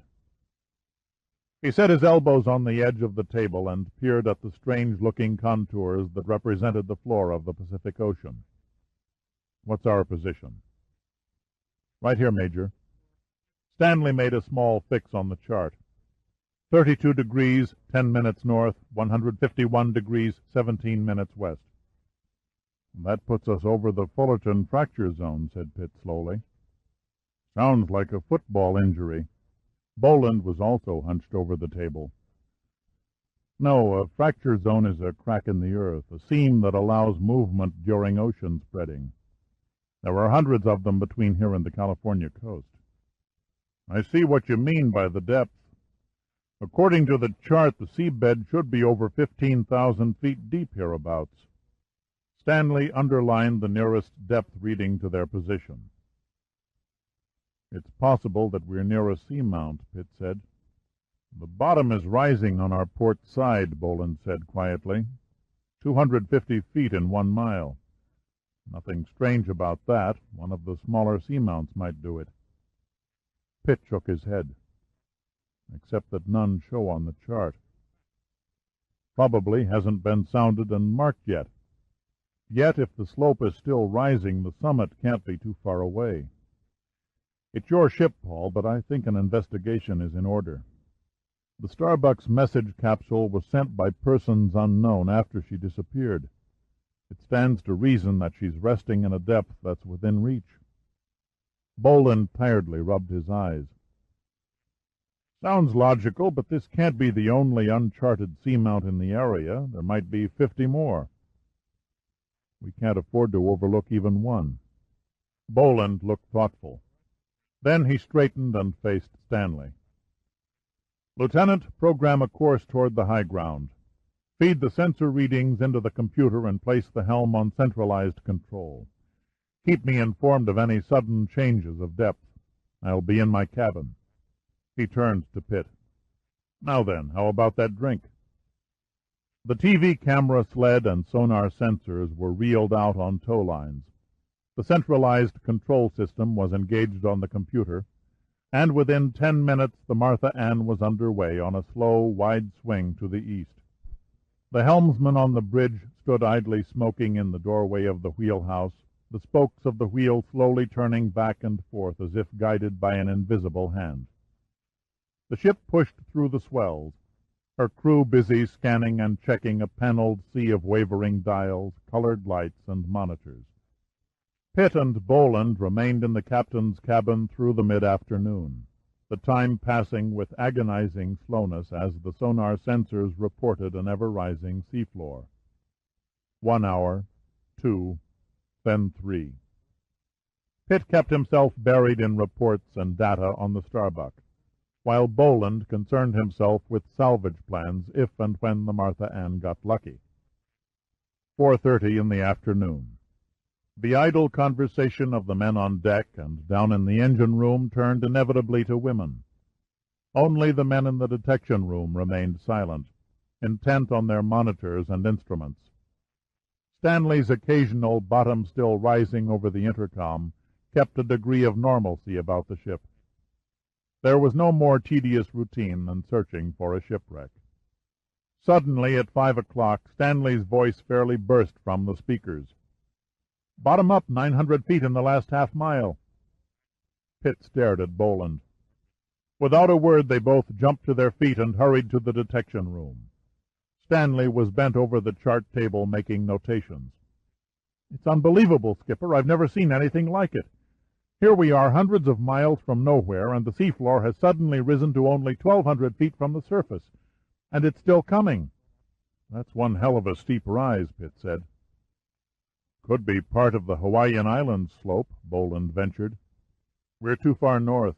I doubt if there's any connection. This baby stands all by herself." 1,100 feet, Stanley said loudly.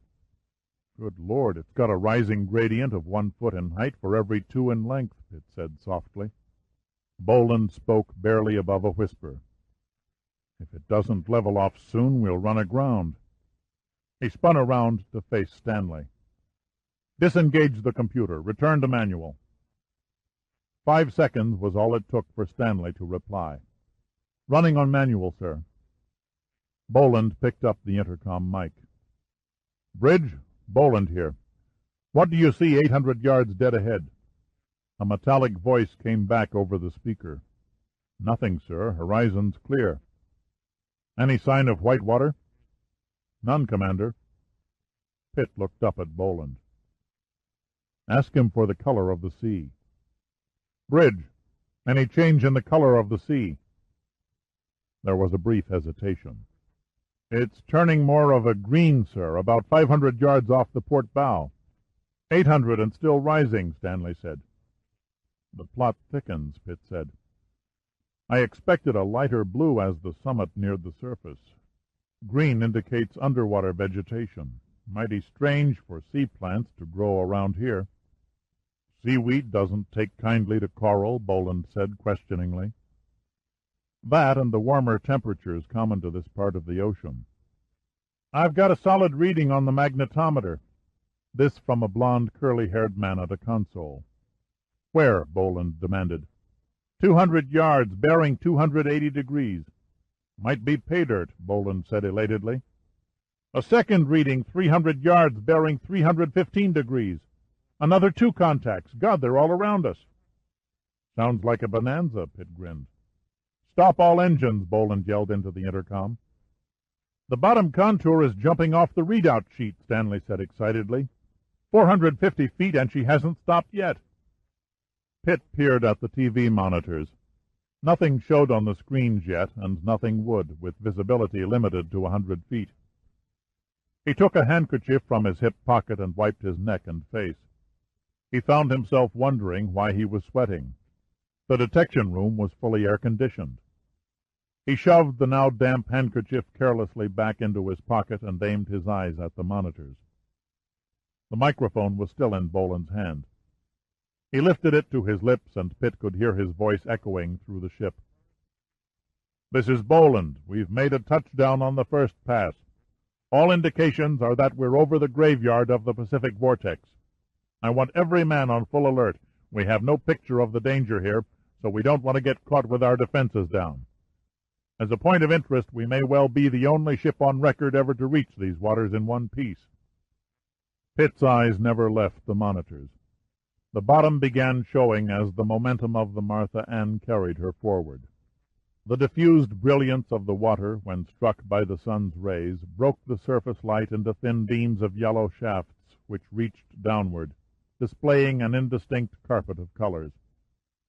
A triggerfish was visible now, hanging motionless in the three-dimensional fluid, cautiously eyeing the huge shadow of the hull as it drifted overhead. Boland placed his hand on the shoulder of the man seated at the magnetometer. "As we pass over the first of the wrecks, sing out a heading for the next one in line." He turned to Stanley. "Signal Lieutenant Harper in the engine room. Keep it down to bare steerageway." The atmosphere of the detection room was tense. 2 minutes passed. 2 interminable minutes, while they waited for the dead and buried remains of a long-lost ship to come into view.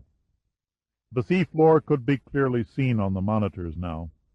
The plant life was strange and lush when it should have been as barren as an underwater lunar landscape.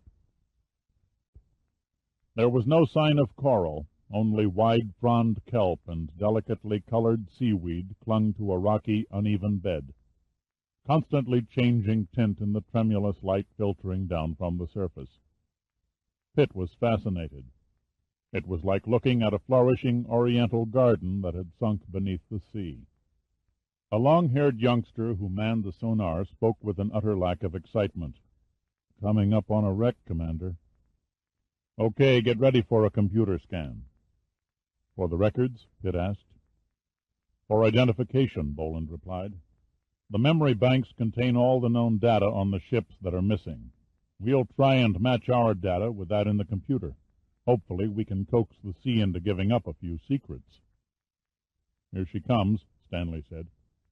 3 pairs of eyes locked themselves on the monitors. It was an eerie sight. The ship, or what was left of it, was covered with a thick layer of sea growth. 2 masts, fore and aft, reached in grotesque and hopeless desperation for the sky. The single funnel was intact with a coating of brown corrosion, and everywhere along the deck there were twisted chunks of nondescript metal. As they watched the screen, the long greenish body of a moray eel wiggled furiously through a porthole. its mouth opening and closing menacingly. My God, that sucker was at least 10 feet long, or the remains of a farm tractor in the hold. Their attention was interrupted by the hum of the computer as the printout sheets began folding into the basket. The instant the machine stopped, Boland ripped out the paper and began reading aloud. Data indicates ship probable Liberian freighter, Oceanic Star, 5,135 tons. Cargo, rubber and farm machinery. Reported missing June 14, 1949. The men in the detection room stopped what they were doing and stared in mute silence at the paper in Commander Boland's hand. No one spoke. No one had to. They had discovered their first victim of the Pacific Vortex. Boland was the first to react. He snatched the mic from its cradle. "Radio room, this is Boland. Open maritime frequency. Send message code 16. Pitt said, "A little premature concerning the bearing failure, aren't you? We haven't found the Starbuck yet." "True," Boland admitted briefly. "I'm jumping the gun, but I want Admiral Hunter to know exactly where we are, just in case." "Expecting trouble?" "No sense in taking chances." "Next contact, bearing 287 degrees, the sonar operator droned conversationally. They returned and waited at the monitors until the sloping deck of a steamer came into view, the stern rising high while the bows were lost in the blue-green depths. The camera sled passed over a massive round smokestack, and they were able to peer down into its black interior. The middle of the ship was laced with valves and piping, and carried no superstructure, but the stern section rose several decks, sprouting an ugly maze of ventilation tubes. Growth had claimed all the metal parts and even the cables trailing off the masts. Exotically hued fish of every variety were swimming among the rigging, as though the skeleton of the dead ship was their own personal playground. Boland's voice repeated the precise figures on the computer display. Japanese oil tanker, Ishio Maru, 8,106 tons. Reported missing with all hands, September 14, 1964. "God," Stanley murmured, "this place is a veritable cemetery. I'm beginning to feel like a damned gravedigger." The roll call of the decayed and lifeless ships was repeated 6 more times in the next hour. 4 merchantmen, a large schooner, and an ocean-going trawler were located and identified. The tenseness in the detection room heightened as each new find was scanned and analyzed. And when the final moment came, the moment they had geared their conscious minds for, it curiously caught them all by surprise.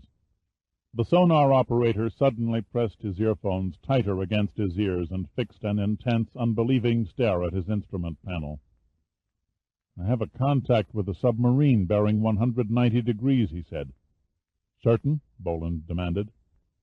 "Bet my dear mother's virtue on it. I've read subs before, Commander, and this is a big one." Boland hit the mic. "Bridge, when I give the word, stop all engines and drop anchor. Fast. Get that?" "Affirmative, sir," came the rough-edged voice over the speaker. "What is the depth?" Pitt asked. Boland nodded. "Depth?" he ordered. 90 feet. Pitt and Boland stared at one another. "Compounds the mystery, wouldn't you say?" Pitt asked quietly. "That it does," Boland answered softly. "If Dupree's message was fake, why include the correct depth level? Our mastermind probably reasoned that nobody in their right mind would believe a reading of 90 feet. I'm seeing it with my own 2 eyes, and I still don't believe it." "She's coming into camera range," Stanley announced. There, we have a submarine."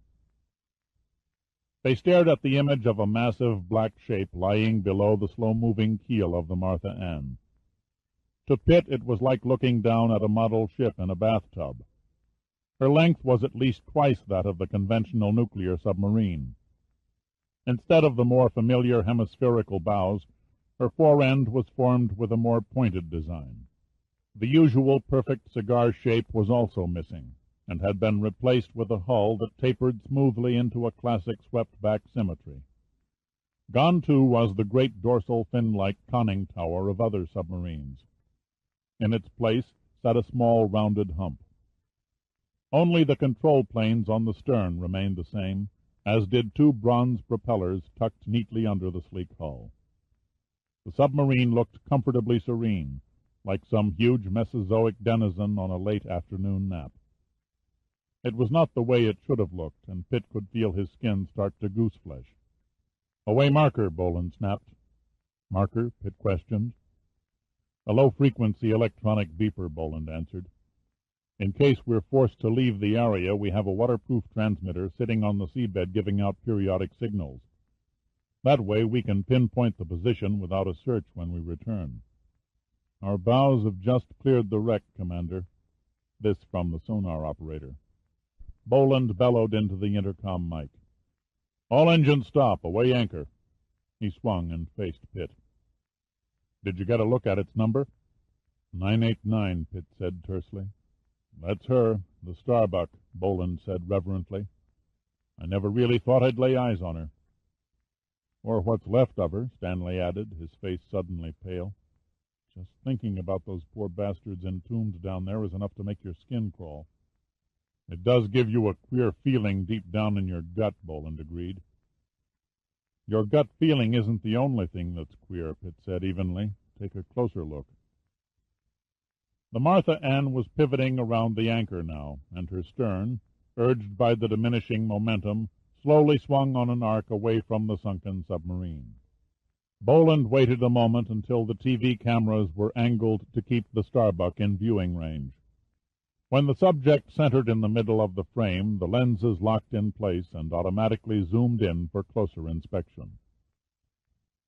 "She's lying there in the bottom sand as real and tangible as she can be," Boland murmured slowly as he gazed into the screens.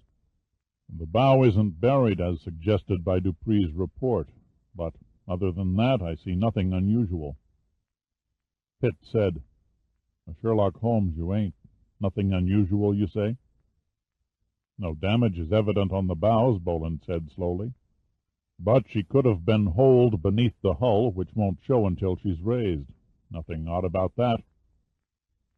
"It takes a pretty fair explosion to make a hole big enough to sink a ship the size of the Starbuck in only 90 feet of water," Pitt said.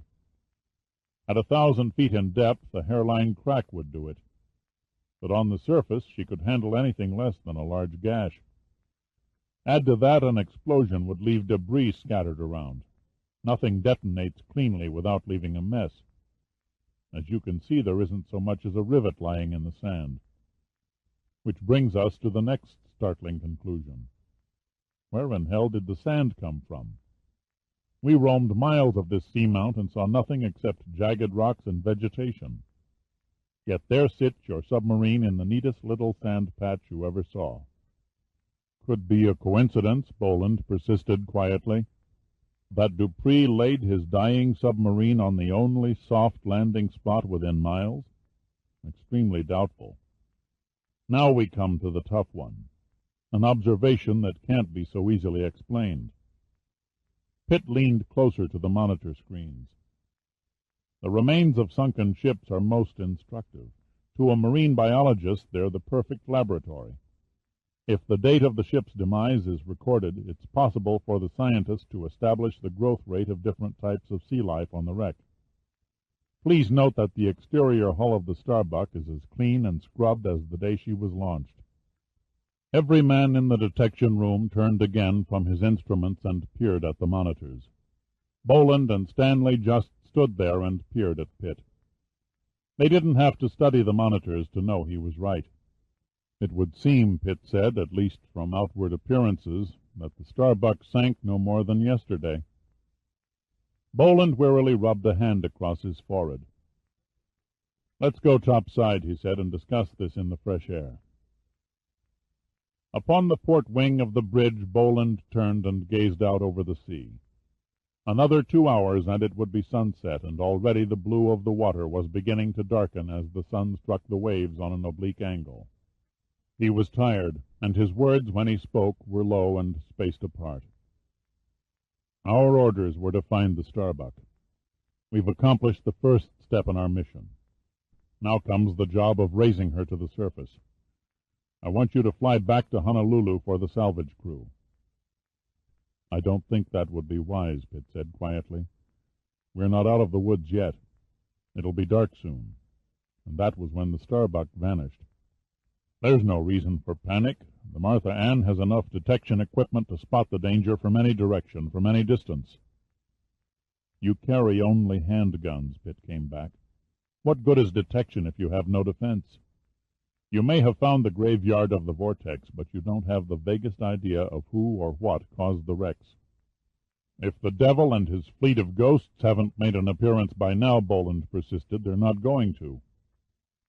"You said it yourself, Paul. You're responsible for this ship and its crew. Once I lift off, you can kiss your last avenue of escape goodbye." "Okay, I'm listening," Boland said evenly. "What do you have in mind?" "You've damned well guessed the answer to that," Pitt said impatiently. "We dive on the submarine. Instruments and TV cameras can only tell us so much. A first-hand eyeball inspection is imperative. It'll be dark soon, and if there's something rotten in Denmark, we've got to find out damned quick." Boland casually gazed at the lowering sun. "Not much time. 45 minutes is all the time we'll need." "We?" "Myself and one other man. A former submariner, if you've got such an animal." "My navigation officer, Lieutenant March, served 4 years in nuclear subs, and he's a skilled scuba diver. He sounds fine. I'll buy him." Boland stared at Pitt thoughtfully. "Not good. Problem?" "I'm not too keen on sending you down. Your Admiral Sandecker would have my ass if something happened." Pitt shrugged. "Not likely." "You act pretty confident." "Why not? I'm backed by the most sensitive detection instruments known to man. Nothing reads on or around the Starbuck's hull. Where's the risk?" "I'll have Lieutenant March help you with the diving gear," Boland gave in. "We have a diving hatch just above the waterline starboard amidships. March will meet you there. But remember, only a visual survey. After you see whatever there is to see, you get back up." Then he turned and stepped into the pilot-house. Pitt remained behind on the bridge wing, fighting to keep a grim expression. He felt a touch of guilt, but shook it off. "Poor old Boland," Pitt said softly to himself. "He hasn't the vaguest notion of what I'm up to." Chapter 9. Diving on a sunken ship is both exciting and frightening.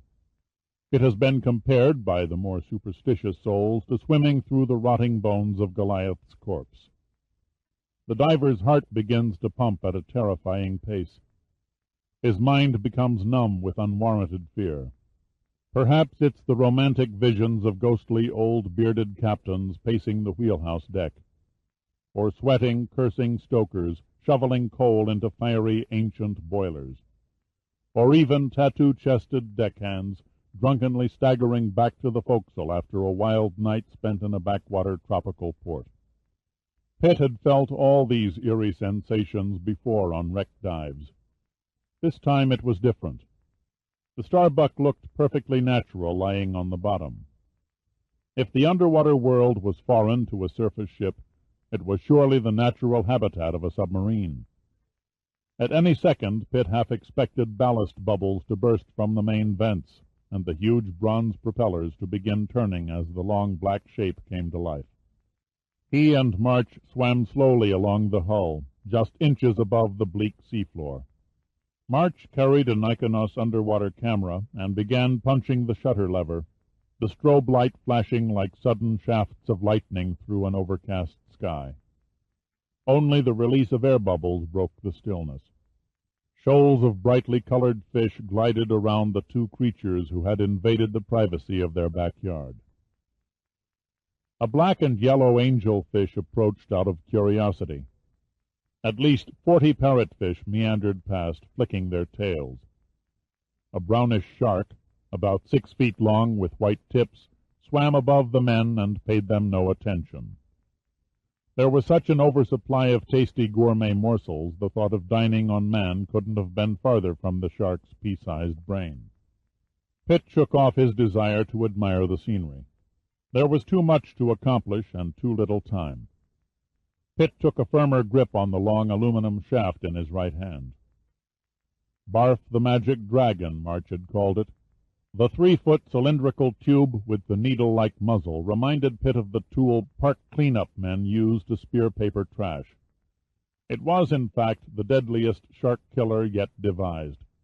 Spear guns, repellents, bang sticks firing shotgun shells, all worked with varying degrees of success on man's hated enemy. But none were as safe and sure as Barf the Magic Dragon. Pitt had seen commercial models of the shark killer. They were smaller and packed less punch than the Navy's version. Basically, it was a gun, and in spite of its deceptive non-lethal appearance, it would literally turn a shark inside out. If one of the razor-toothed monsters came too close, the diver simply jammed the needled muzzle into the sandpaper-like hide and pulled a trigger, causing a canister of carbon dioxide to discharge into the shark's body. The resulting explosion of gas would then blow the vital organs of the boneless villain through its gaping mouth while inflating them like balloons. Even that wouldn't kill the beast. Only after the gas had forced it to rise to the surface would it then drown. Sharks have no air bladders or gills like other fish. They cannot float.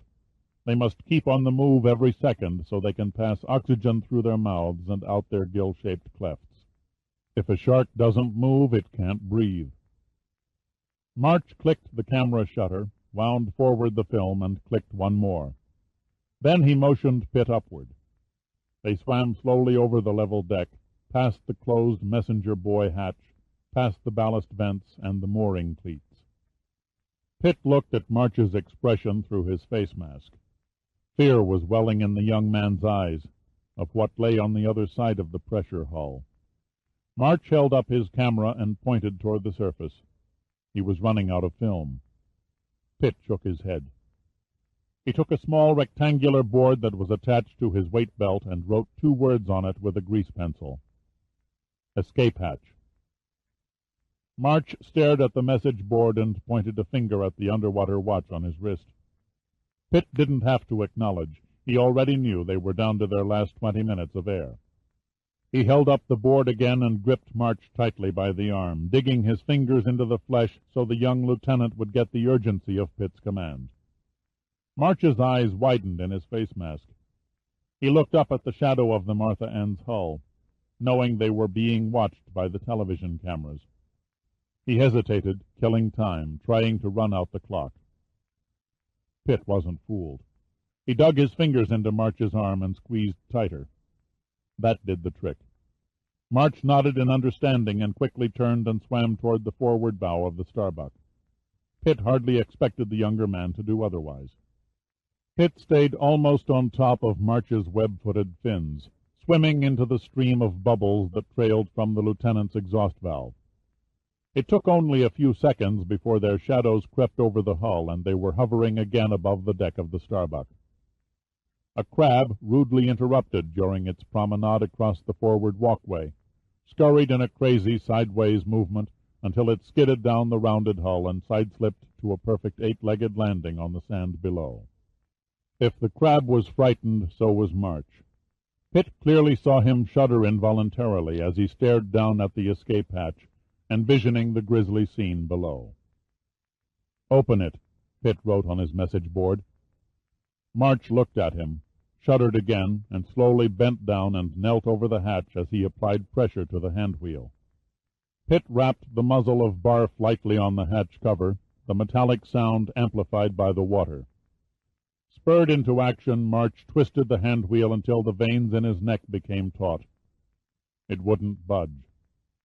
He relaxed and looked up at Pitt with questioning eyes tainted with anger. Pitt held up 3 fingers and pointed at the handwheel, signaling a third try. He moved opposite March and shoved the butt of Barf under the handwheel quadrants as a lever. Then he nodded at March. Together they twisted. Finally the handwheel gave, but only a bare half-inch at first.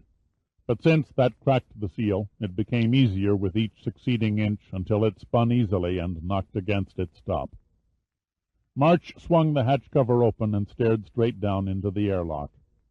The equal pressure between the lock and the outside was a bad sign. Pitt saw his grand plan beginning to crack, but there was one more card left to play, and only 1 minute left to play it. Pitt wiped off the lettering on the board and then wrote, "Can you operate?" March nodded, shivered inwardly at the ghostly suggestion behind Pitt's question, took his own message board and replied, "No good without power." Pitt simply scribbled, "We try." March, deciding that opposition was useless, hesitated a moment to screw up his courage, and then plunged into the forbidden gloom of the airlock compartment. Pitt waited outside until March could get his bearings from what little light filtered in from above. When he had his hands firmly on the air valves, March nodded, and Pitt dropped beside him and tightened down the hatch. The escape compartment was a tube-like chamber built right into the hull of the submarine. It could hold 6 men and was designed so that the crew, escaping from their stricken ship, could enter, seal the interior hatch, and then flood the chamber by way of an air release valve. When the water pressure outside equaled the pressure inside and the remaining air was dumped off, the escaping men merely opened the exterior hatch and rose to the surface.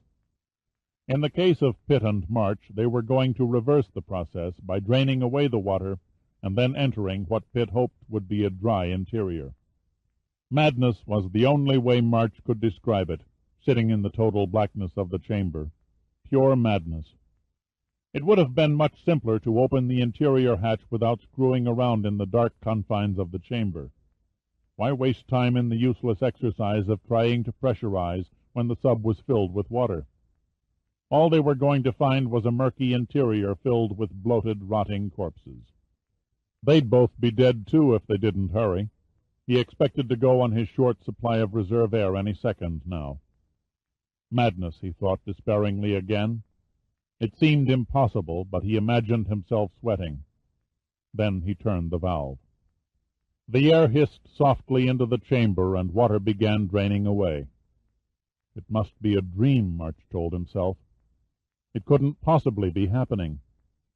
His body let him know of the drop in pressure, and, even though he couldn't see it, he knew his raised hand had passed above the water level. Then he could feel slight waves gently lapping at his face. If the mouthpiece from his regulator hadn't been clenched between his teeth, he would have gaped in speechless bewilderment. Fighting off the shock and taking a firm grasp of his senses, he fumbled for the waterproof switch he was certain was in the vicinity of the air-release valve. He skinned his knuckles in hurried groping before his fingers touched the rubber switch. Then he raised it, throwing light into the escape compartment. March was numbed at what he saw. Pitt stood in front of him, leaning against the bulkhead in relaxed indifference to his surroundings, his face mask already tilted up over his ebony hair, his mouthpiece hanging across his broad chest. He stared back at March through green eyes that seemed to twinkle in the glare, while the lips beneath the hardened bronze face twisted at the corners in a grin. March spit out his mouthpiece.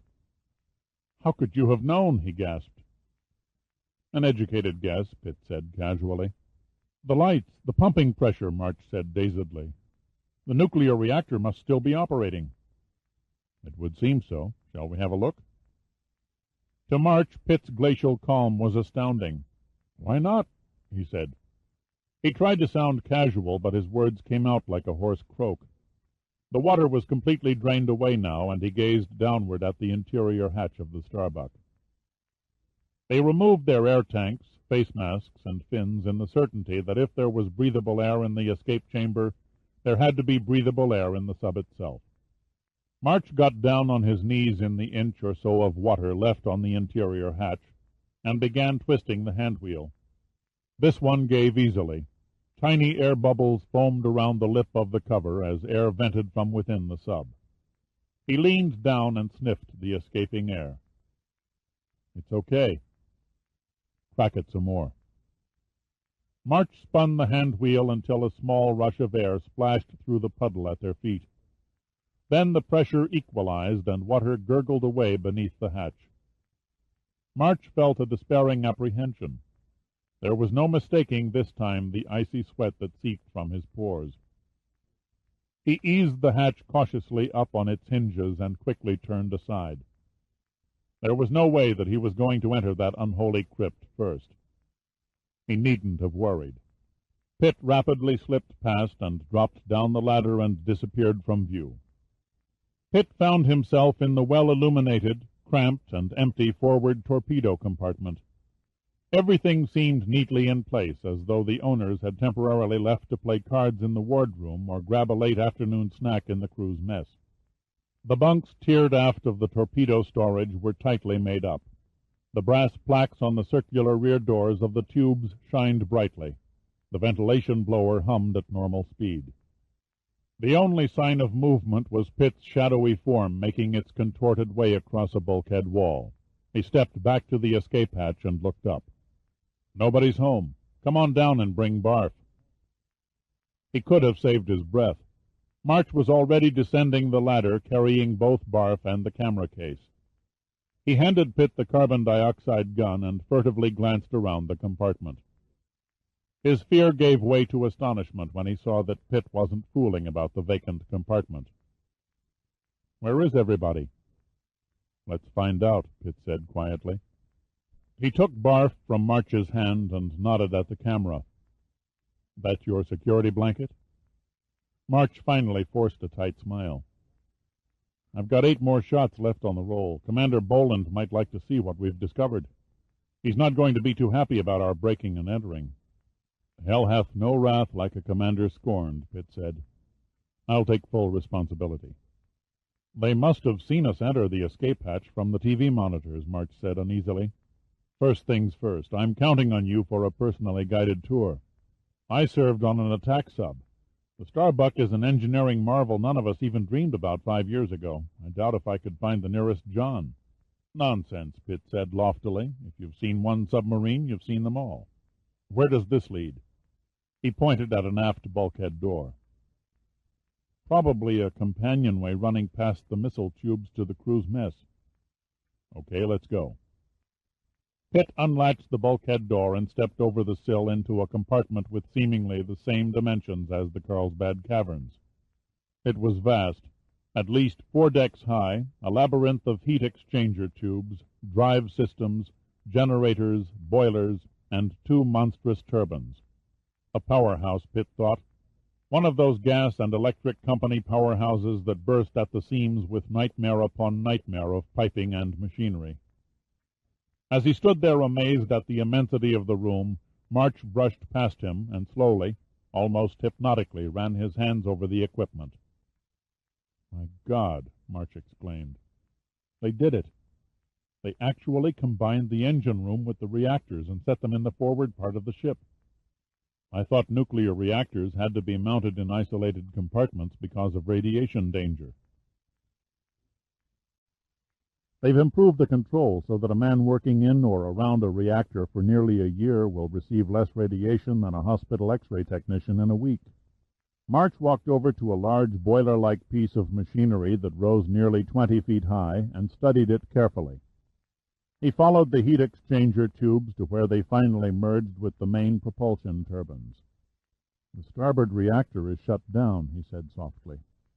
"But the rods are pulled on the port reactor. That's why the system is providing power."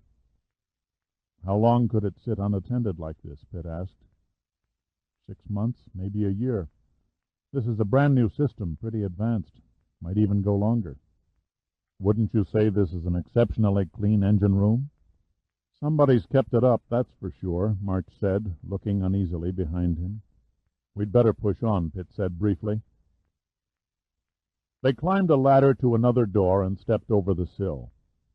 They found themselves in the crew's mess room, a large, spacious compartment brightly decorated with long, wide tables covered in dark blue vinyl.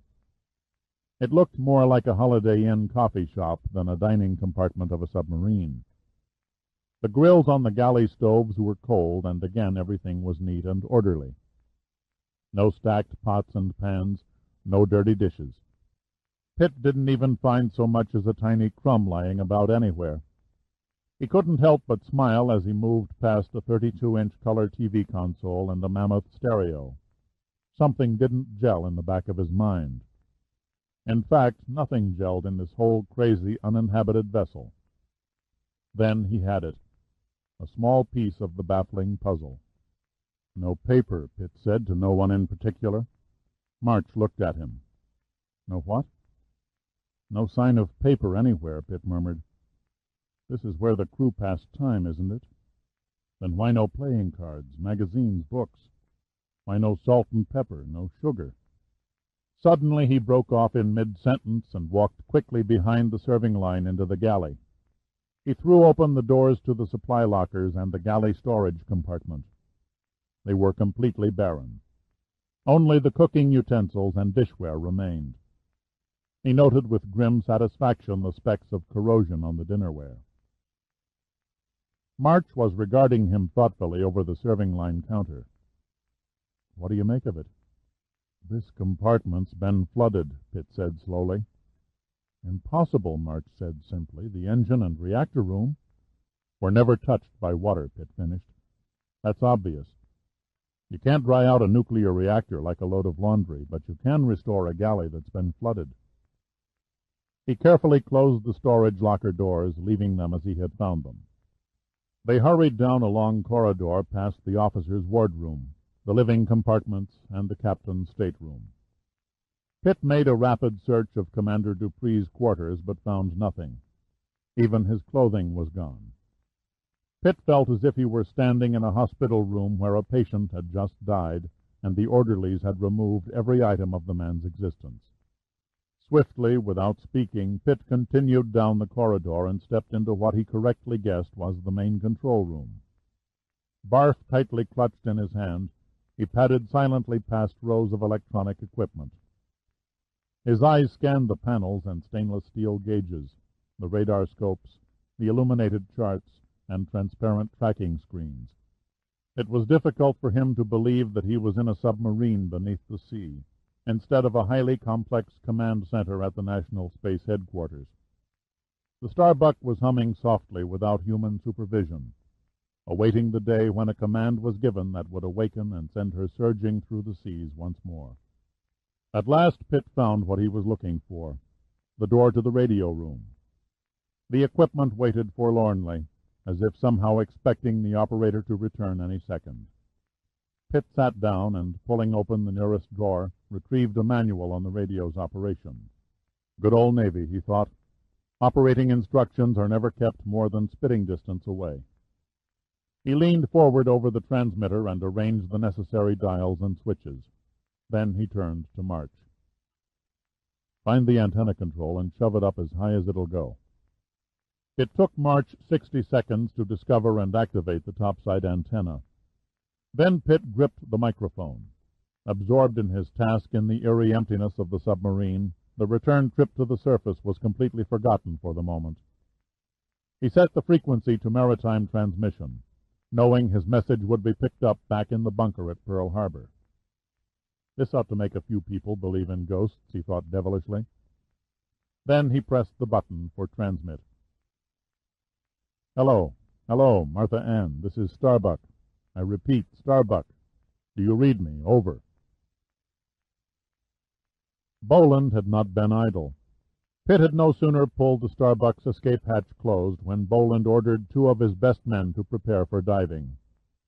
They were to carry extra air tanks to replace the ones carried by Pitt and March, which he figured must surely be on reserve air by now. He pounded his fist helplessly on the chart table. They had been in that sub too long. They must be trapped in the escape compartment. Goddamn Pitt, he thought. Goddamn him to hell for pulling such a stupid stunt. He grabbed the intercom mic. "You men on the dive platform, you've got less than 5 minutes to get them out of there, so move your ass."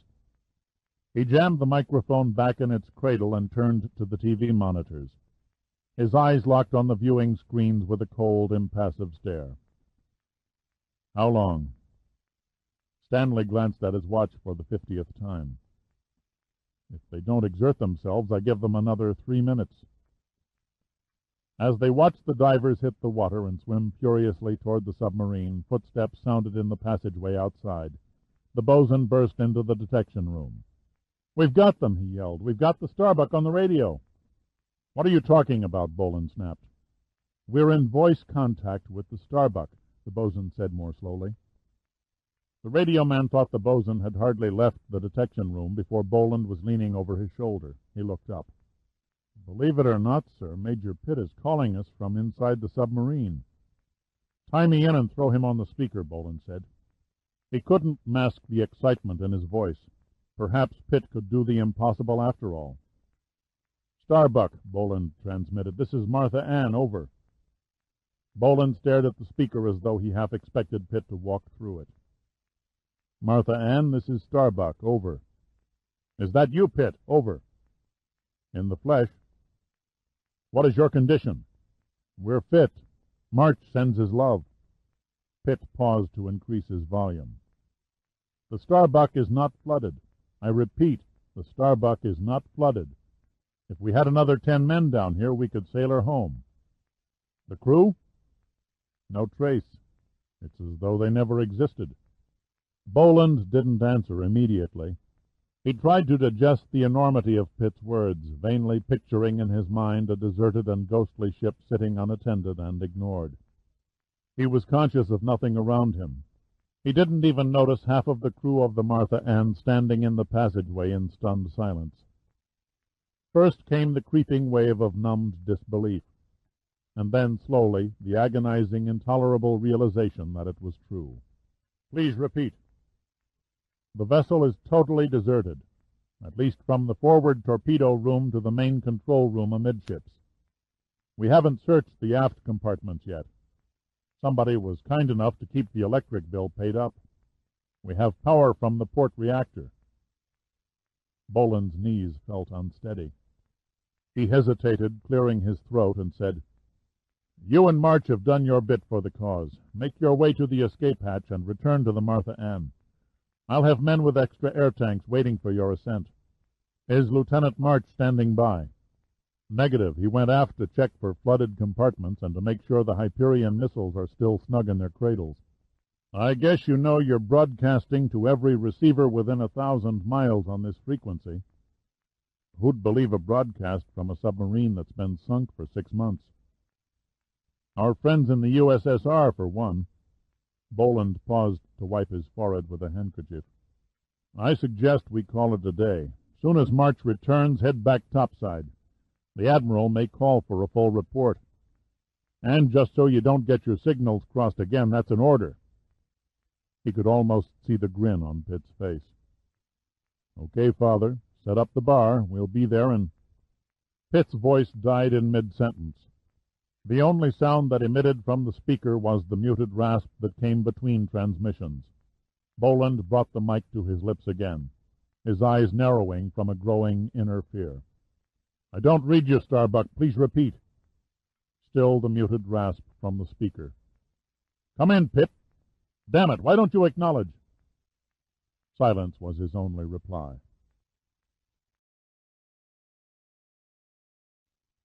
Chapter 10.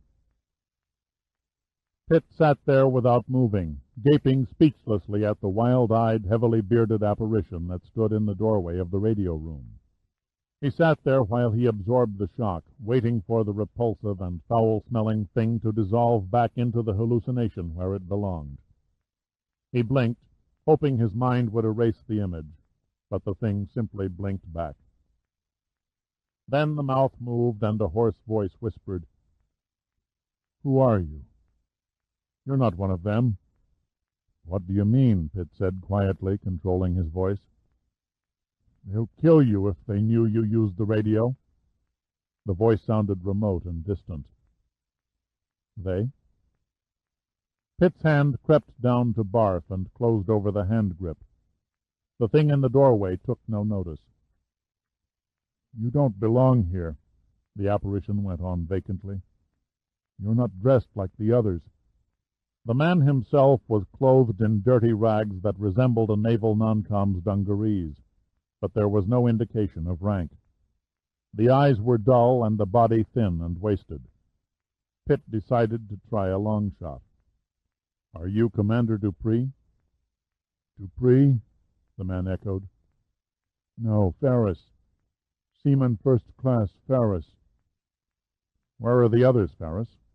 Commander Dupree, the officers, your shipmates?" "I don't know. They said they would kill them if I touched the radio." "Is anyone else on board?" "They keep 2 guards at all times." "Where?" "They could be anywhere." "Oh, my God," Pitt gasped, his body suddenly taut. "March!" He leapt to his feet and pulled Ferris into the radio operator's chair. "Wait here. Do you understand me, Ferris? Don't move." Ferris nodded dully. "Yes, sir." Barf held in front of him. Pitt moved swiftly from compartment to compartment, stopping every few seconds to listen. There was no sign of Lieutenant March, and the only sound came from the humming of the duct fans. He stepped into what he immediately recognized as the sick bay. There was an operating table, cabinets filled with neatly labeled bottles, surgical instruments, an X-ray machine, and even a dentist's chair. There was also a crumpled shape lying between the beds that jutted from the far bulkhead. Pitt bent down, although he knew who the inert form had to be. March was lying on his side, his arms and legs twisted in rubbery grotesqueness, his body fluid circling the body in a congealing pool. 2 small round holes bled on a direct line from his chest to the back of his spine. He lay on the cold steel deck, the eyes open, staring unseeing at the blood that had emptied from his veins. Moved by an instinct as old as man, Pitt gently reached down and closed March's eyes. As a shadow crept horizontally across the deck and then vertically up the bulkhead, Pitt snapped his body in a half-arc and rammed the point of barf into the stomach of the man standing behind him and pulled the trigger. The black outline against the white paint also betrayed the blurred shape of either a gun or a club in one of the intruder's hands, and if Pitt had wasted a fraction of a second, he'd have been as dead as March. As it was, he barely had time to see that his assailant was a tall, hairy man, wearing only a brief green cloth around his loins. The face was intelligent, almost handsome, with blue eyes and a burled mass of blond hair. The features Pitt soon forgot. It was the next agonized moment in time that he carried to his grave. The carbon dioxide hissed as it unleashed its immense pressure into pliant human flesh. The man's body instantly bloated in a distorted monstrosity of ugliness, the stomach protruding together with the small balloon-like pieces of skin that formed between the ribs. The abject look of horror on the face was wiped out in half a second, as his grayish-green innards shot from his nose and ears in a fine spray, coating the deck for 6 feet in each direction, and the mouth contorted to twice its size as a great mass of bloody tissue and pieces of internal organs vomited forth in a cascade of red, slimy matter over the inflated torso, in unison with the eyeballs which popped out of both sockets and hung swaying over the puffed cheeks. The arms went straight out to the sides, and the hideously deformed figure fell backwards to the deck, slowly deflating to its previous size as the carbon dioxide escaped from the body's orifices. Pitt, the bile rising in his throat, turned from the sickening sight, leaned down and picked up March, carefully laying him on one of the beds. He covered the young lieutenant with a blanket. Pitt's eyes were sad and bitter. He knelt beside the stiff form as if to say, "I shouldn't have let you die. Damn it to hell, March, I shouldn't have let you die." Pitt stood up, his legs unsteady. The game had changed drastically now. The Vortex had scored close to home. He turned again to the deformed body on the deck and realized that he was staring at his first tangible evidence. This was no supernatural being from outer space. This was a 2-armed, 2-legged human being that bled like everyone else. Pitt didn't wait to see more. If there was another one of them lurking nearby, Pitt knew he wouldn't get another chance at killing them from the inside out. The gas canister held only 1 shot. Pitt felt helpless, but suddenly it came to him. The weapon he'd seen in the shadow on the wall, the weapon that had killed March. In 2 steps he had found it under the surgical table. He hadn't noticed it before because it was shaped more like a small glove with the index finger pointing than a standard pistol. The grip was the 5-finger type in which each finger had its own special rest and support. The hand fit the stock as though it had been poured in. Only a short 2-inch barrel protruding above the thumb indicated a firing chamber. There was no trigger in the usual sense, but a small button set so that the tip of the finger rested on its sleeve, ready to fire with only an ounce or two of pressure. Pitt didn't wait to test it. Quickly he reached the radio room, grabbed a protesting Ferris by the arm, and raced toward the escape hatch. They almost made it. 10 more steps across the engine and reactor room, and they would have reached the torpedo room door.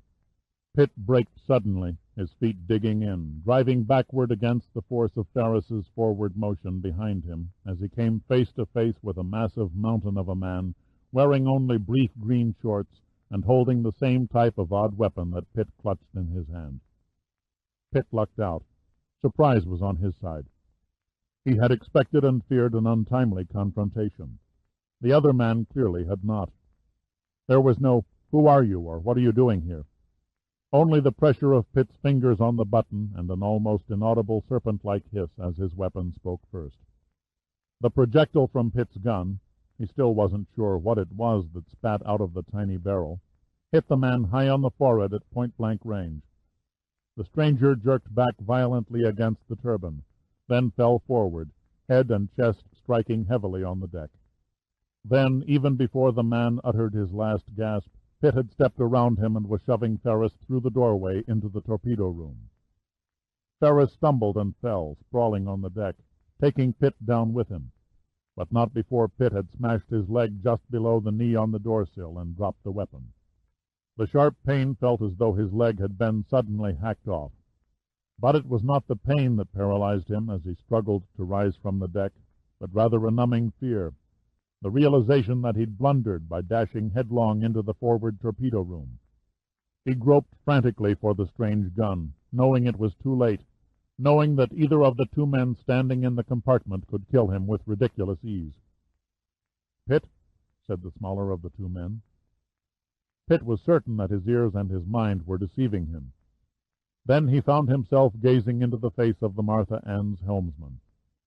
Pitt blurted, "You followed us?" "Commander Bolin thought you and March must be about out of air," answered the helmsman, "so he sent us down with auxiliary tanks. We came in through the escape compartment. We never expected to find it dry." Pitt's numbed senses were forging back now. "We haven't much time. Can you flood this compartment?" The helmsman stared at him. The other man, Pitt recognized as one of the deckhands, merely looked blank. "You want to flood?" "Yes, damn it, I want to fix it so no one will be able to raise this ship for at least a month." "I can't do it," the helmsman said hesitantly. "There's no time to waste," Pitt said softly. "March is already dead, and we will be too if we don't hurry." "Lieutenant March dead? I don't understand. Why flood?" "It doesn't matter," Pitt said, staring directly into the helmsman's eyes. "I'll take full responsibility." Even before the words were out, the same empty, worthless phrase he'd given to March haunted him. The other seaman pointed at Ferris, sitting on the deck, staring straight ahead at nothing in particular. "Who's he?" "A survivor of the Starbuck's crew," Pitt answered. "We've got to get him topside. He needs medical attention in the worst way." If the seaman was surprised at meeting someone who should have been dead for months, he didn't show it. Instead, he simply nodded at Pitt's gashed and bleeding leg. "Looks like you could use some of that yourself." The leg had lost all feeling. Pitt was thankful there was no telltale lump that betrayed a fracture. "I'll survive." He turned back to the helmsman. "Flood this compartment." "You win," the helmsman said mechanically, but only under protest. "Protest it is," Pitt said impatiently. "Can you do it?" "No matter what we did, a good salvage crew could blow her out inside of 2 days. The escape hatch in this compartment is the only way anyone could get in from the outside, so that's some help as long as the sub's power supply can't be reached. Best solution would be to jam the emergency valves closed to prevent blowing and jam the torpedo tubes open to keep the sea coming in. Then disconnect the extraction pumps in case whoever tries to clear the compartment plugs in an outside power source. Probably take them a day and a half to figure out what we've done, and then 3 or 4 hours to put everything back in order and pump out and pressurize the compartment. Then I suggest you start by securing the door to the engine room. There is another way to add a few extra hours, the helmsman said slowly. Which is? Shut down the reactors. No, Pitt said firmly. When we're ready, we won't be in a position to afford the luxury of reactor startup time. The helmsman looked at Pitt without expression. God help us if you screw up. He turned to the other seaman. Disconnect the pumps and throw open the inner torpedo tube doors. I'll handle the vents and the exterior tube doors from the outside. He faced Pitt. Okay, Pitt, the evil deed is about to be done. But if you're wrong, we'll be the oldest men in Uncle Sam's Navy before we're through paying for this. Pitt grinned. With a little luck, you may even get a medal. The helmsman offered a sour expression. I doubt that, sir. I doubt that very much. Boland knew how to pick his men. The two salvage men went about their business as calmly and efficiently as if they were mechanics in the pits at the Indianapolis Speedway on Memorial Day. Everything went off smoothly. The helmsman went out through the escape hatch to open the outer torpedo tube doors and jam the exhaust vents, and it seemed to Pitt that he had barely wrapped his leg with a torn piece of blanket from an empty bunk when the helmsman was giving the prearranged, all-finished tapping signal on the hatch. Then Pitt hauled Ferris up into the escape tube while the other seamen began opening the valves to let the sea into the lower compartment. When the incoming water had reached equal pressure with only an air bubble 2 feet from the ceiling, he dove down and unclamped the torpedo tube doors. He was amusingly surprised to see a blue parrotfish swim nonchalantly out of the tube and into the compartment. Pitt had to force Ferris to don the air tank and regulator, and he slipped the face mask over the uncomprehending eyes. I'll see that he makes it, sir.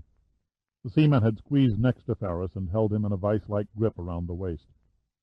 Pitt, grateful to be rid of the responsibility, merely nodded a thanks and donned his own diving gear, substituting a fresh air tank for the one he'd drained on the descent.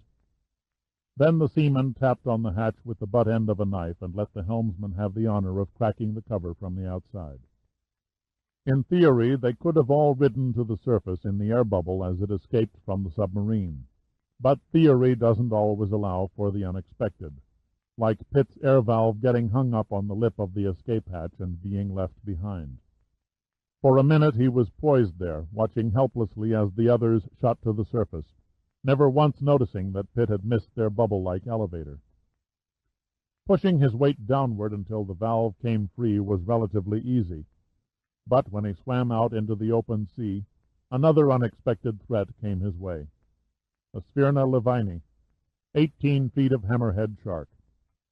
For a moment Pitt thought the great gray 2,000-pound bulk, one of the few species of sharks known to attack humans, was going to ignore him and pass overhead. But then, in an unerased moment of time, he watched the broad flattened head turn and approach, its mouth a mass of razor-sharp teeth curved into a vicious expression. Pitt's barf was lying useless back on the submarine. His only weapon, and a pitifully inadequate one at that, was the small glove-shaped gun that had killed March. As the shark was homing in on the blood clouded around his leg, Pitt stared spellbound at the shark as it swam effortlessly toward him, curving slightly in a circle, staring at him from one great eye on the end of the hammer. It cut its arc even smaller, narrowing the gap until it brushed by him only a few inches away. Pitt lashed out with his left hand and rammed his fist against the monster's gills. What a useless, almost comical gesture, he thought. But the unexpected contact surprised the shark, and Pitt felt the pressure of water as the shark spun and swam away. But then it made a U-turn and came back. Pitt kept facing it, kept kicking his fins frantically. He stole a look at the surface, no more than 30 feet away, but he wasn't going to make it. The man-eater was on its second pass, and Pitt was down to his last ace. Pitt held out the gun and carefully aimed. The shark had but to open its mouth, and Pitt's hand would be clenched between its teeth. As the creature moved in, Pitt squeezed the button trigger and shot it squarely in the cold, tranquil left eye. The shark rolled by and thrashed wildly, the rush of water whirling Pitt in a mad backward somersault as though he were being caught by a breaking surf. With all his strength he recovered and broke for the surface, keeping a wary eye on the shark, glancing skyward so he wouldn't ram his head into the keel of the Martha Ann. A shadow fell across him. He peered up to see the helmsman 20 feet above, motioning Pitt in his direction. Pitt didn't need an engraved invitation. He made the distance in 10 seconds. Then he turned and waited for the next attack. The great board-headed murder machine had halted and was staring menacingly out of its good right eye, its powerful fins barely propelling the massive body through the water. Suddenly it spun about and unpredictably swam off at incredible speed, disappearing in the dark blue of the water. Exhausted and shaken, Pitt gratefully let himself be pulled up onto the diving platform where helping hands removed his diving gear. He was totally exhausted. Then he looked up and found Boland standing, grimly staring down at him. "Where's March?" Boland's tone was edged with ice. "Dead," Pitt replied simply. "These things happen," he said, and walked away. Pitt stared at the drink in his hand. His face was devoid of expression, but his eyes were tired and red. The brilliant tropical sunset threw its final rays of the day through a porthole and sparkled off the ice floating in the sky. Now, when he should have relaxed, he somehow sensed that the terrible events of the past hour were only the beginning of something even more sinister. "You're not to blame yourself for March's murder," Boland said earnestly. "If you had become trapped in the escape chamber, and if he'd drowned, then it would have been on your hands. But God only knows there was no way you could have foreseen a pair of killers roaming the Starbuck." "Come off it, Paul," Pitt said wearily. "I forced that boy to enter the sub. If I hadn't been so eager to prove a point, he'd be alive now. Okay, a life has been lost, but the staggering importance of what you found more than offsets a single life. If it cost me every man in this crew to return the Starbuck safely to the security of Pearl Harbor, I wouldn't hesitate to sacrifice them all, and that includes you and me." "I appreciate what you're trying to do, Paul," said Pitt. Boland smiled. "I'm a nice guy because of your influence with admirals. Beyond that, I think you're a pretty shrewd operator. I believe your insane act of flooding the forward torpedo compartment has a Machiavellian scheme behind it. Got an explanation?" "Simple," Pitt said briefly. "I sabotaged the Starbuck to keep her on the bottom for a few days." "Go on," Boland said. There was no smile now. "To begin with, there were 2 armed men down there, and Seaman Ferris, who was starved and mistreated. The Starbuck was his prison. He couldn't escape because there was no place to go. Even the guards came on in shifts. From where, I can't guess, but they didn't live on the sub." "How can you say for sure?" "The Epicurean in me. I checked the galleys in the crew's mess and the officers' wardroom. There wasn't a hint of groceries." "The guards had to eat. Even Ferris couldn't last 6 months without food. Either there's a McDonald's in the neighborhood we don't know about, or those guys go home for lunch. I strongly suspect the latter.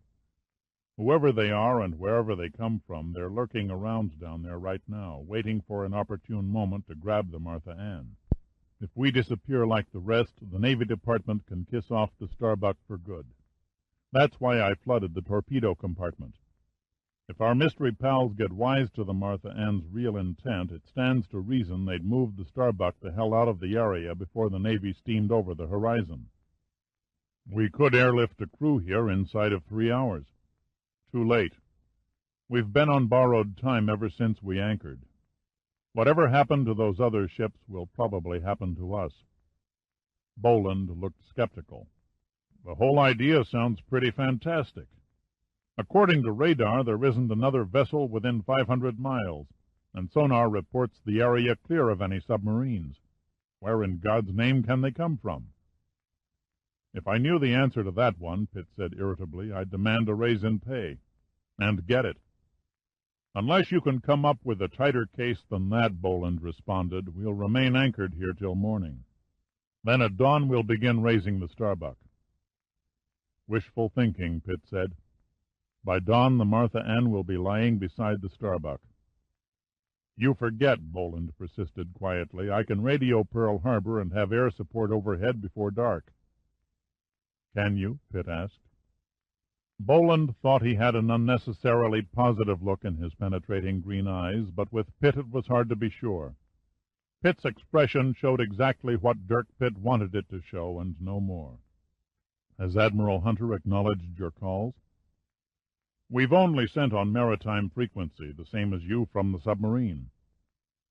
Doesn't it strike you as odd that Hunter hasn't sent a communication concerning the discovery of the Starbuck? You said it yourself. My call from the submarine was heard by every transmitter within 1,000 miles. How come none broke in to say, screw you, or how's the weather? Why haven't Hunter or Gunn requested details? Chances are you'll find nothing got through, even that phony bit about the burned propeller shaft bearing. Pitt struck home this time. Boland raised an eyebrow and then calmly touched one of several intercom switches and said, This is Commander Boland. Open communication to Pearl on Code Overland 6. Let me know as soon as they acknowledge. Code Overland 6, yes, sir, replied the rough voice from the speaker. What makes you think we didn't get through? Boland asked. Except for the Lily Marlene, no one else ever got off a message. Not even the Starbuck. It stands to reason that our unknown friends aren't about to let the world know what we've found. If you're correct, then they must be jamming our transmissions. You bet your life they're jamming, Pitt said seriously. That explains why no signals ever came from the missing ships. They sent them out all right, but nothing was received at the maritime stations on Oahu. It also explains the fake position report from Dupree before the Starbuck supposedly vanished. Our unknown friends have a high-power radio transmitter stashed somewhere, probably on one of the Hawaiian Islands. They'd need a land base to support an antenna tall enough to overpower signals from ships at sea. Commander Boland, a voice rasped from the speaker. Boland here, let's have it. Nothing. Just nothing, sir. They acknowledge all right, but not on Code Overland 6. I've repeated the call 4 times. All they do is send back a request for a message. Can't figure it, Commander. The calls on the maritime channel came in letter perfect. Somebody is trying to get cute. Boland flicked off the intercom. Nobody said anything. It didn't seem important that we were in contact, Pitt thought. All that mattered was that we were in contact with the wrong party. Not good, said Boland, his expression grim. That answers one question. But what really happened to the Starbuck's crew 6 months ago? And if she's sitting down there all prim and proper, why hasn't she been put in operation? We can scratch the Russians or any other foreign power, said Boland. No way they could have kept this a secret this long. Crazy as it sounds, said Pitt, I don't think the capture of the Starbuck was a conspiracy, or a preconceived act. You're right, it sounds crazy, Boland said evenly. It's not exactly the easiest trick in the world to unintentionally put the grab on a nuclear submarine in mid-ocean. Somebody mastered it, Pitt retorted. March and I found nothing to indicate the slightest damage inside or out of the hull. It won't wash. An army couldn't have gained entrance inside the sub. The array of sophisticated detection gear must have given off a warning. The Starbuck has automatic alarms that will wake up the dead when activated by open ventilators or hatches. Nothing but fish could have come within spitting distance. Still, even modern submarines aren't prepared to repel boarders. Before Boland could reply, he was interrupted by the intercom speaker. Skipper? Go ahead. Could you please come to the bridge, sir? There's something you ought to see up here. Give me a clue. Well, sir, it's kind of crazy. Come, man, Boland snapped. Spit it out. The voice from the bridge hesitated. Fog, Commander. Fog is coming up out of the water and covering the surface like an old Frankenstein flick. I've never seen anything like it. It's unreal. I'll be right there. Boland stared grimly at Pitt. What do you make of it? I'd say, Pitt murmured softly, we've had it.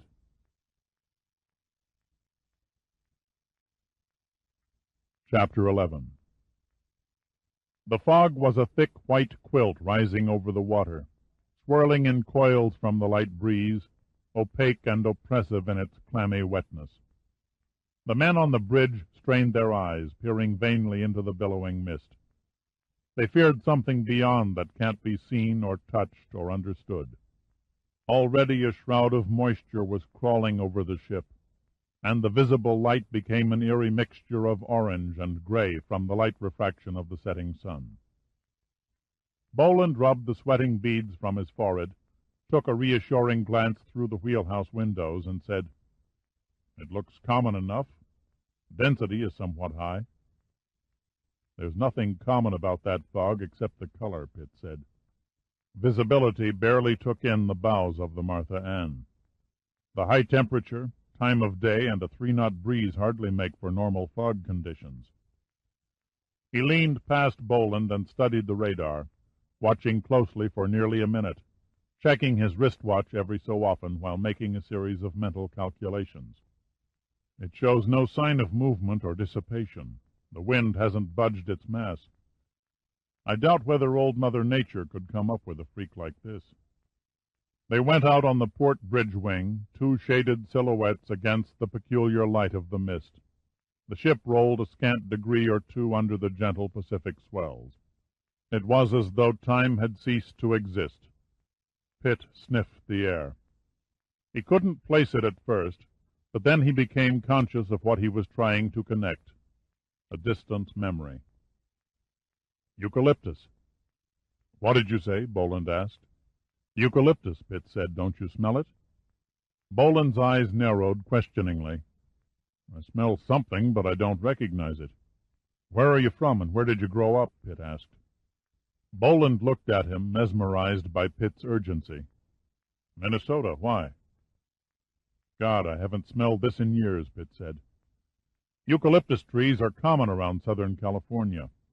They have a distinct aroma and yield an oil used for inhalation purposes." "That doesn't make sense." "I agree, but there's no denying the fact that this fog reeks of eucalyptus." Boland flexed his fingers, speaking to Pitt without facing him. "What do you suggest?" "In simple English, I suggest we get the hell out of here." "My thoughts exactly." He stepped back into the wheelhouse and leaned over the intercom. "Engine room, how soon can we be under way?" "Say when, Commander," the voice down in the bowels of the ship echoed metallically. "Now," Boland said. He turned to a young officer on watch. "Up anchor, Lieutenant." "Up anchor," the boyish watch officer affirmed. "Detection room, this is Commander Boland. Any readings?" "Stanley here, sir. All quiet. Nothing except a school of fish about 100 yards off the starboard beam." "Ask him how many and how large," Pitt said, his face set. Boland nodded silently and issued the request to the detection room. "By rough count, over 200 of them swimming at 3 fathoms. "Size, man, size," Boland snapped. "Somewhere between 5 and 7 feet in length." Pitt's eyes shifted from the speaker to Boland. "Those aren't fish. They're men." It took a moment for Pitt's words to hit. "Men," Boland said flatly, as if trying to memorize it. "How can they attack from the surface? The Martha Ann has 20 feet of freeboard." "They'll do it, you can be sure of that." "The hell they will," Boland said harshly. He pounded his fist on the binnacle, snatched a microphone, and Pitt could hear his voice echoing throughout the ship. "Lieutenant Riley, issue sidearms to the entire crew. We may have uninvited visitors." "It'll take more than a few sidearms to turn back a horde that size," Pitt said. "If they make it over the railings, there will be little 15 men can do against 200. "We'll stop them," Boland said resolutely. "You better be prepared to ditch the ship if the worst happens." "No," Boland said calmly. "This decrepit-looking old gut-bucket may not look like much, but she still belongs to the United States Navy. I'm not going to give her up without making somebody pay. Tell Admiral Hunter what happened here. Tell him yourself. I'm not lifting that helicopter off this ship without you and your crew." Boland's lips arched into a grim smile. "Good luck." "I'll see you on the flight pad," was all Pitt said. Then he turned and passed through the door. The pilot's seat was damp and sticky as Pitt climbed onto its vinyl padding. He went through his pre-flight checklist as the mist tightened around the ship. The atmosphere was heavy and all light was muted. Nothing could be seen outside the ship. The sea was gone, the sky was gone, and only a tiny world of 200 square feet was recognizable from the cockpit windows. He engaged the auxiliary power unit and pushed the starter switch. The APU struggled and moaned in protest as its electrical output shoved the copter's turbine into even faster revolutions, until the exhaust temperature gauge and the whine from the exhaust pad notified him of a smooth start. Then the rotor gears meshed, and the giant blades began slowly beating the misty air with their peculiar swishing sound. When the needles of the gauges on the instrument panel settled in their normal operating positions, Pitt reached over to the co-pilot's seat and picked up the towel-encased Mauser. He laid the gun in his lap and quickly unwrapped it, making certain the shoulder stock was attached securely. Then he shoved the 50-shot clip into the receiver, climbed from the cockpit, and peered into the ghostly light. Nothing could be distinguished. The landing skid offered him some protection as he crouched on his heels and aimed the gun into the gloom. 90 seconds was all Pitt had to wait before two spectral forms materialized over the railing at the stern and drifted menacingly toward the vibrating helicopter. Pitt waited until he was certain they were not members of the Martha Ann's crew. Then the Mauser spat. The pair of semi-nude figures fell silently as their now familiar projectile guns dropped from their hands and clattered to the steel plates of the deck. Pitt swung around and scanned a full 360-degree circle before he briefly inspected the fallen men. They lay twisted and limp beside each other, their life oozing from their torn chests. The green-colored, almost non-existent attire around their hips and the weapons they'd carried were identical to those he'd seen on the men he'd killed on the Starbuck. The only difference his eyes could detect, a difference he hadn't had time to notice before, was a small plastic box that seemed to be adhered to each man's chest under their armpits. Before he could study the corpses in more detail, his gaze was diverted by another figure that slowly rose over the handrail. Pitt pointed the gun and fanned the trigger with one gentle kiss of the finger. A short blast shattered the sound of the copter's whirling blades for the second time, and the indistinct form suddenly vanished backward into the mist. Cautiously, Pitt crept over to the handrail. He was almost on top of what he was searching for when his hand brushed against it. It was a grappling hook, its 6 curved prongs covered under a thick sheathing of foam rubber, its length disappearing into the unseen water below. It was now easy for him to see how these strange men from the sea, under concealment of the fog, had silently dispatched almost 100 ships and thousands of their crewmen to the bottom of this god-forsaken piece of the Pacific Ocean. Pitt's thoughts were interrupted by the heavy thunder of the .45 automatics, punctuated by the sharper crack of the .30 caliber carbines. Screams from wounded men reverberated in the mist. Pitt felt remote and oddly detached from the fight that was growing in intensity. A stray bullet whined past the helicopter and dropped far out into the water. "Damn you!" Pitt shouted. One bullet into a vital part would destroy the copter. 3 shapes that became men stumbled onto the flight pad, with glazed eyes and sweat trailing down their faces. "Come on, don't lag," Pitt boomed. "Get a move on." Pitt didn't turn as he spoke. He kept his eyes peeled into the gloom. Nearly a full minute passed before another figure ran onto the flight pad. The young sailor's panicky headlong dash was so rapid that he slipped on the wet deck and would have skidded between the railing bars and over the side but for Pitt's strong grasp on a flailing arm. "Take it easy," Pitt admonished. "It's a long swim home." "I'm sorry, sir," the seaman blurted. "You can't see the bastards. They're on you before you have a chance." Pitt pushed the young seaman under the haven of the helicopter as 4 more men appeared out of the gray film. One was the helmsman with Ferris in tow. The sole survivor of the Starbuck was mentally disconnected from the battle going on around him. He looked straight through Pitt, his eyes wide and dull with abstract unconcern. "Set him in the co-pilot seat and strap him in tight," Pitt ordered the helmsman. Then he turned his attention toward the forward part of the ship. He cupped his left ear and listened, picking up heavy footsteps several feet beyond the impenetrable haze. "Pitt, you there?" a voice yelled. "Keep coming," Pitt shouted back. "No sudden moves." "No problem there," said the voice. "I'm lugging a wounded man." Out of the fog came Lieutenant Harper, the engineering officer who weighed almost 250 pounds. Over his shoulder he carried a boy who could not have been more than 19 years of age. The boy's face was ashen, and a thick stream of blood ran down the length of his right leg, splattering in dark maroon-colored drops to the deck. Pitt reached out and grasped a huge bicep, pulling the massive body attached to it onto the flight pad. "How many more behind you?" "We're the last." "Commander Boland?" "A whole gang of those naked bastards jumped him and Lieutenant Stanley just aft of the bridge." Harper's voice was apologetic. "I'm afraid they got 'em both." "Get the kid into the copter and see what can be done to stop the bleeding," Pitt ordered. "And have the men form a firing line with what weapons you have left. I'm going to make one last check for wounded." "Watch your step, sir. You're the only pilot we got." Pitt didn't wait to answer. He jumped off the pad and lunged blindly across the deck, his feet slipping on the wet plates, his breath coming in short, deep pants. Shapes loomed up in the mist, and Pitt opened up with the Mauser and cut them apart. 3 men from the sea went down like wheat beneath a scythe. Pitt kept his finger on the trigger, spraying a path in front of him.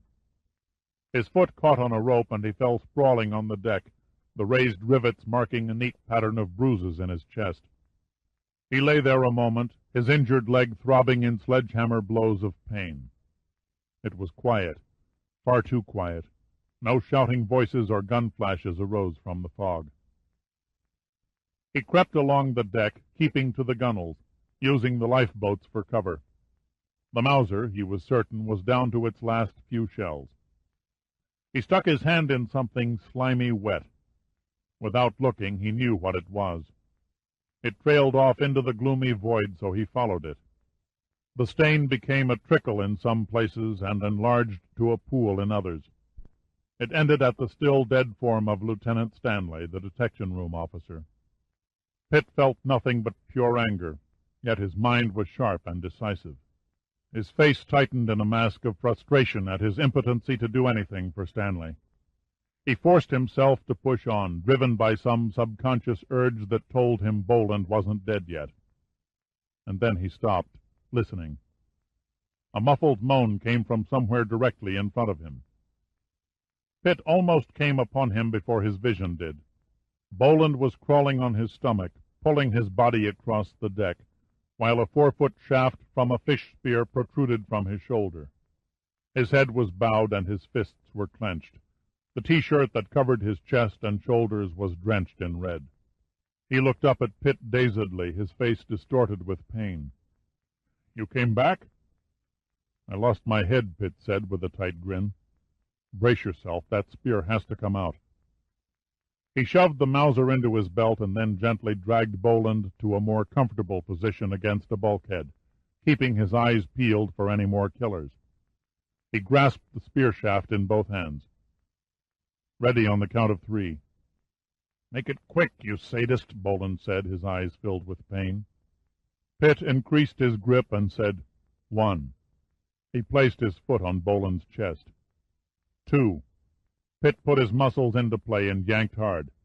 The blood-red spear slid free from Boland's shoulder. Boland lurched forward and groaned. Then he fell back against the bulkhead and stared up at Pitt through glazed eyes. "You son of a bitch," he mumbled. "You didn't say 3. Then his eyes rolled upward, and he passed into unconsciousness. Pitt cast the dripping spear over the side and picked up Boland's limp body, hoisting it over his shoulder. He crouched low and ran as fast as the weight of his load and his stiffening leg would allow, using the cargo hatches and loading derricks as cover. Twice he had to freeze when he heard indistinct sounds coming from the fog. Weakly, dizzily, he pushed himself on, with the knowledge that 11 men would die if he didn't get the helicopter off the Martha Ann's deck. At last, his breath coming in fiery pants, he tottered onto the edge of the flight pad.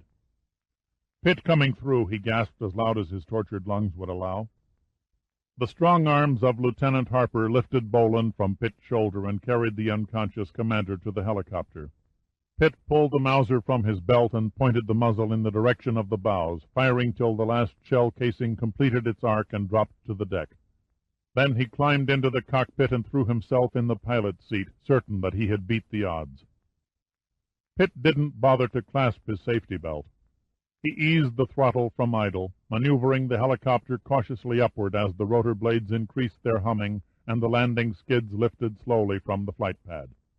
The copter rose several feet into the fog before Pitt dipped it forward and deserted the Martha Ann. Once clear of the ship, Pitt kept his eyes on the turn and bank indicator until the little ball held steady within the center of its dial. "Where's the sky?" he shouted in his mind. Where? Suddenly it was there. The helicopter shot into the evening moonlight. The beating rotor blades rose higher as Pitt gained altitude, and lazily, like a homing goony bird, the lumbering craft leveled its aluminum beak and began chasing its moon-cast shadow toward the distant green palms of Hawaii.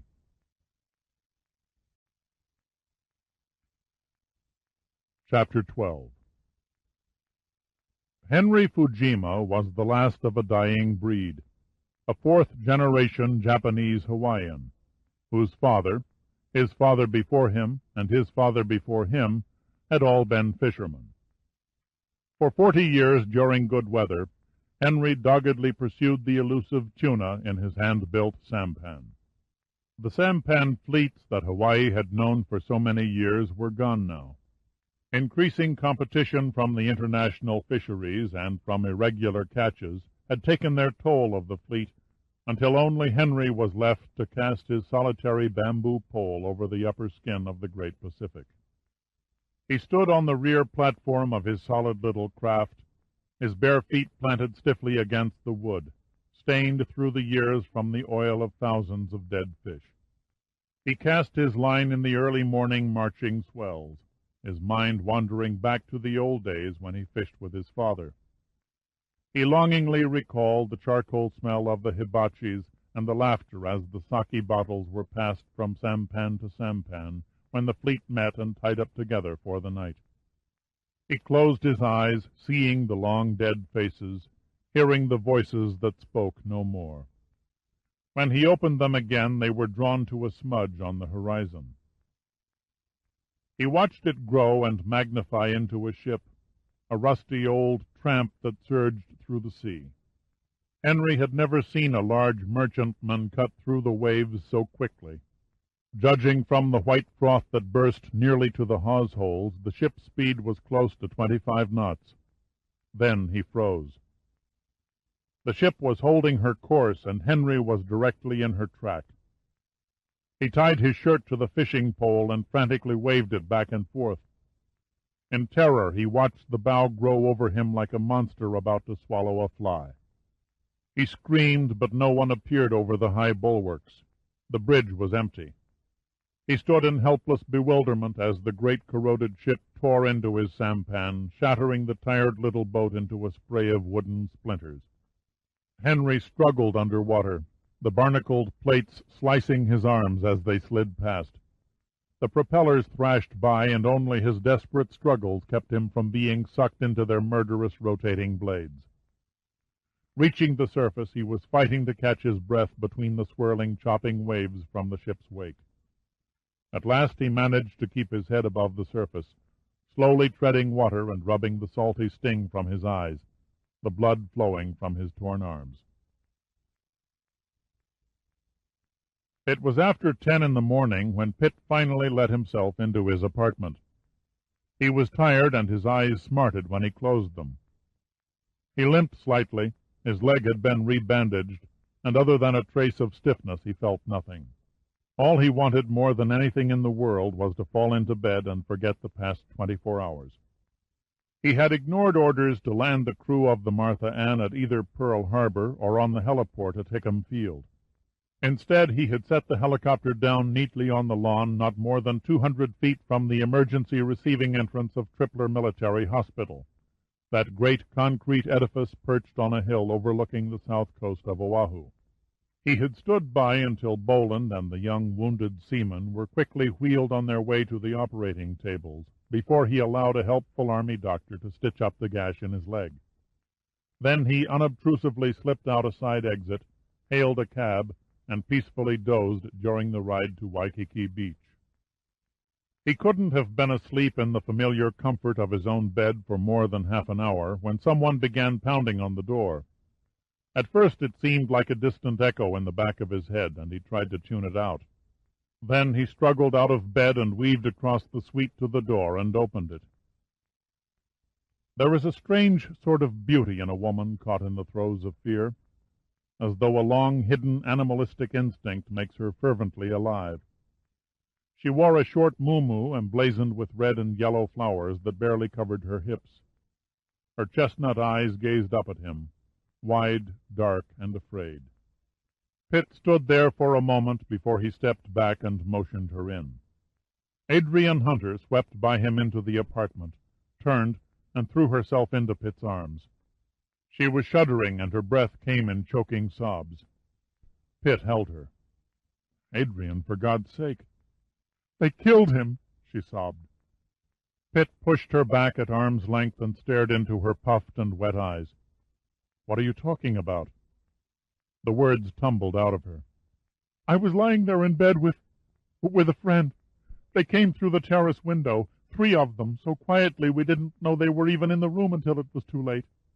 He tried to fight with them, but they carried funny little guns that made no sound.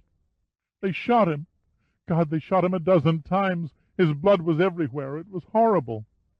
She trembled. Pitt steered her to the couch and held her tightly.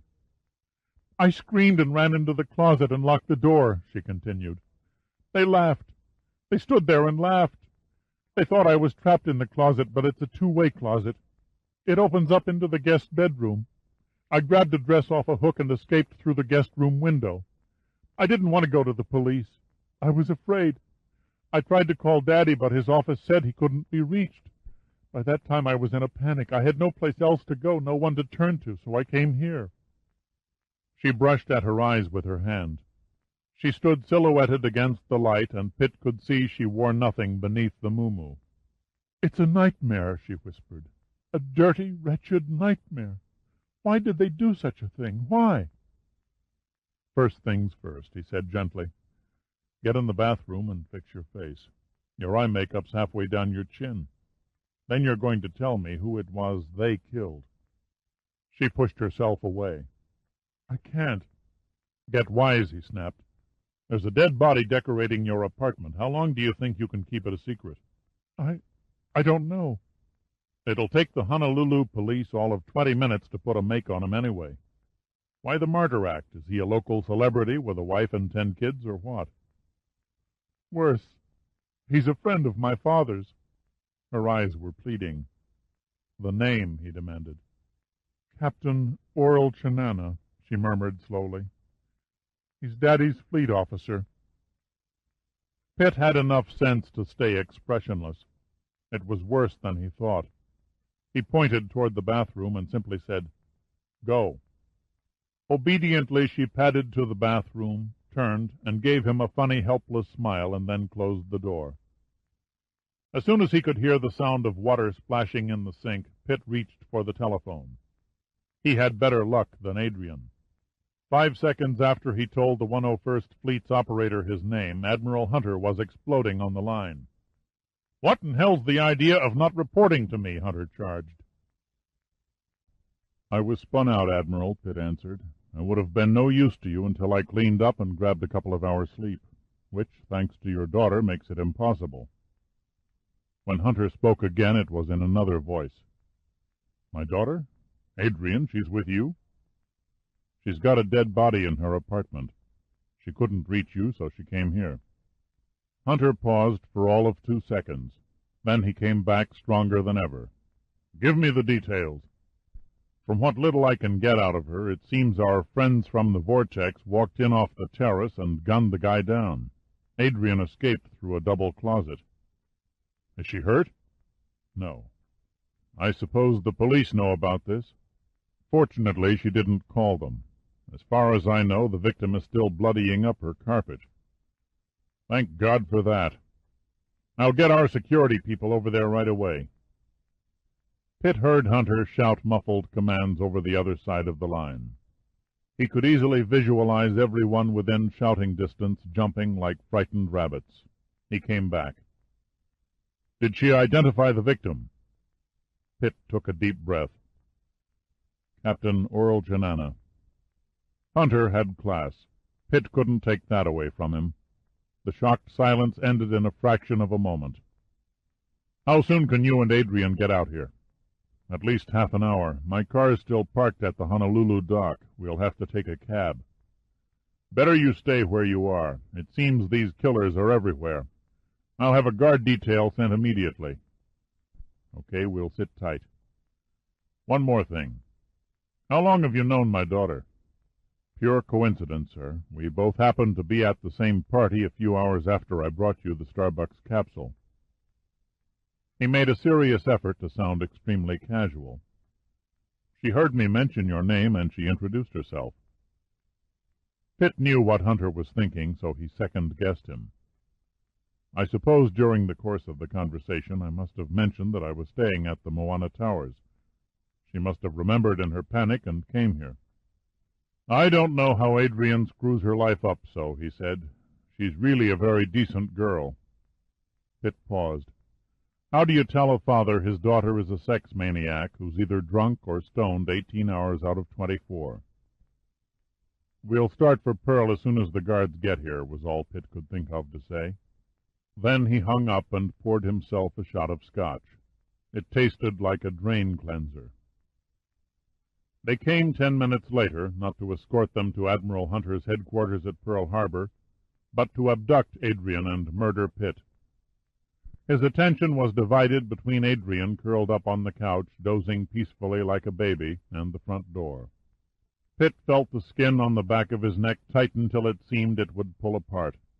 He had no time to grab the phone. They had dropped from the roof on ropes, 5 of them, silently entering the room from the balcony in Pitt's bedroom. Their familiar, compact pistols pointed not at Pitt's heart, but at Adrian's uncaring, unconscious brain. "You move, she dies," said the man in the middle, a giant of a man with blazing golden eyes. Pitt, in those first few seconds of shock, was conscious only of his total absence of emotion, as if his complete lack of anticipation had somehow deprived him of any facility to think. But then came the slow, bitter realization that this massive man standing before him had been manipulating his waking destiny for over a week. It was the man with the deep yellow eyes who had haunted his dreams and nightmares, the man who had discovered the secret of cannoli from the archives of the Bishop Museum so many years ago. The huge man stepped closer. He looked too young for a man who must have been nearing his 70s. The aging process had not wrinkled his skin nor withered his muscles. He was dressed casually like a beach bather with swimming trunks and a hotel towel thrown carelessly over one shoulder, while the other men with him wore street clothes. His face was long and gaunt, and was framed by a heavy layer of unkempt silver hair. The giant walked over, and, gazing down from his hypnotic yellow eyes 6 feet 8 inches above the ground, he smiled with the friendliness of a barracuda.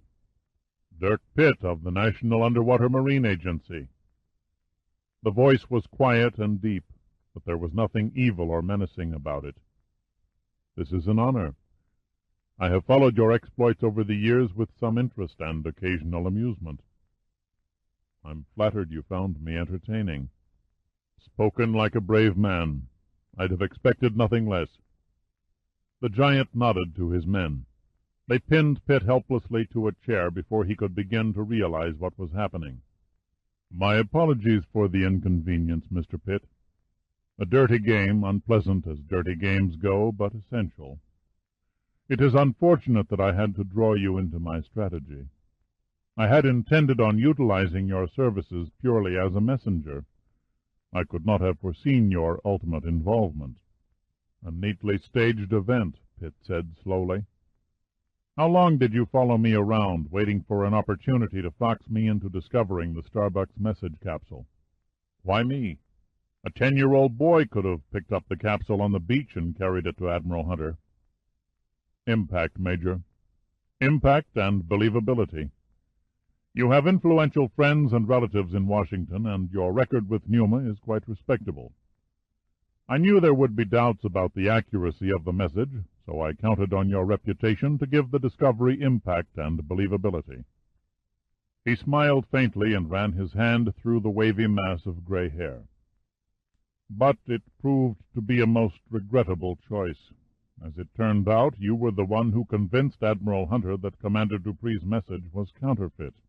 A pity, Pitt said sarcastically. He decided to throw out a probe. Your informant didn't miss much. Yes, he was quite diligent at times. There was a long moment's silence. Pitt turned and looked at Adrian.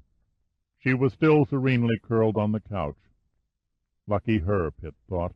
She's sleeping through the whole ugly scene. He pushed his attention back to the giant. I don't believe you've given me the courtesy of your name. It does not matter. My name is of no further consequence to you. If you're going to kill me, I think it only fair to know who's responsible. The huge man stood there hesitating, then he nodded heavily. Delphi, he said simply. That's all? Delphi will suffice. You don't look Greek. Pitt's hands were firmly tied behind the chair now. Two of the men stood guard with their weapons still aimed at Adrian. The other two finished with Pitt and moved back.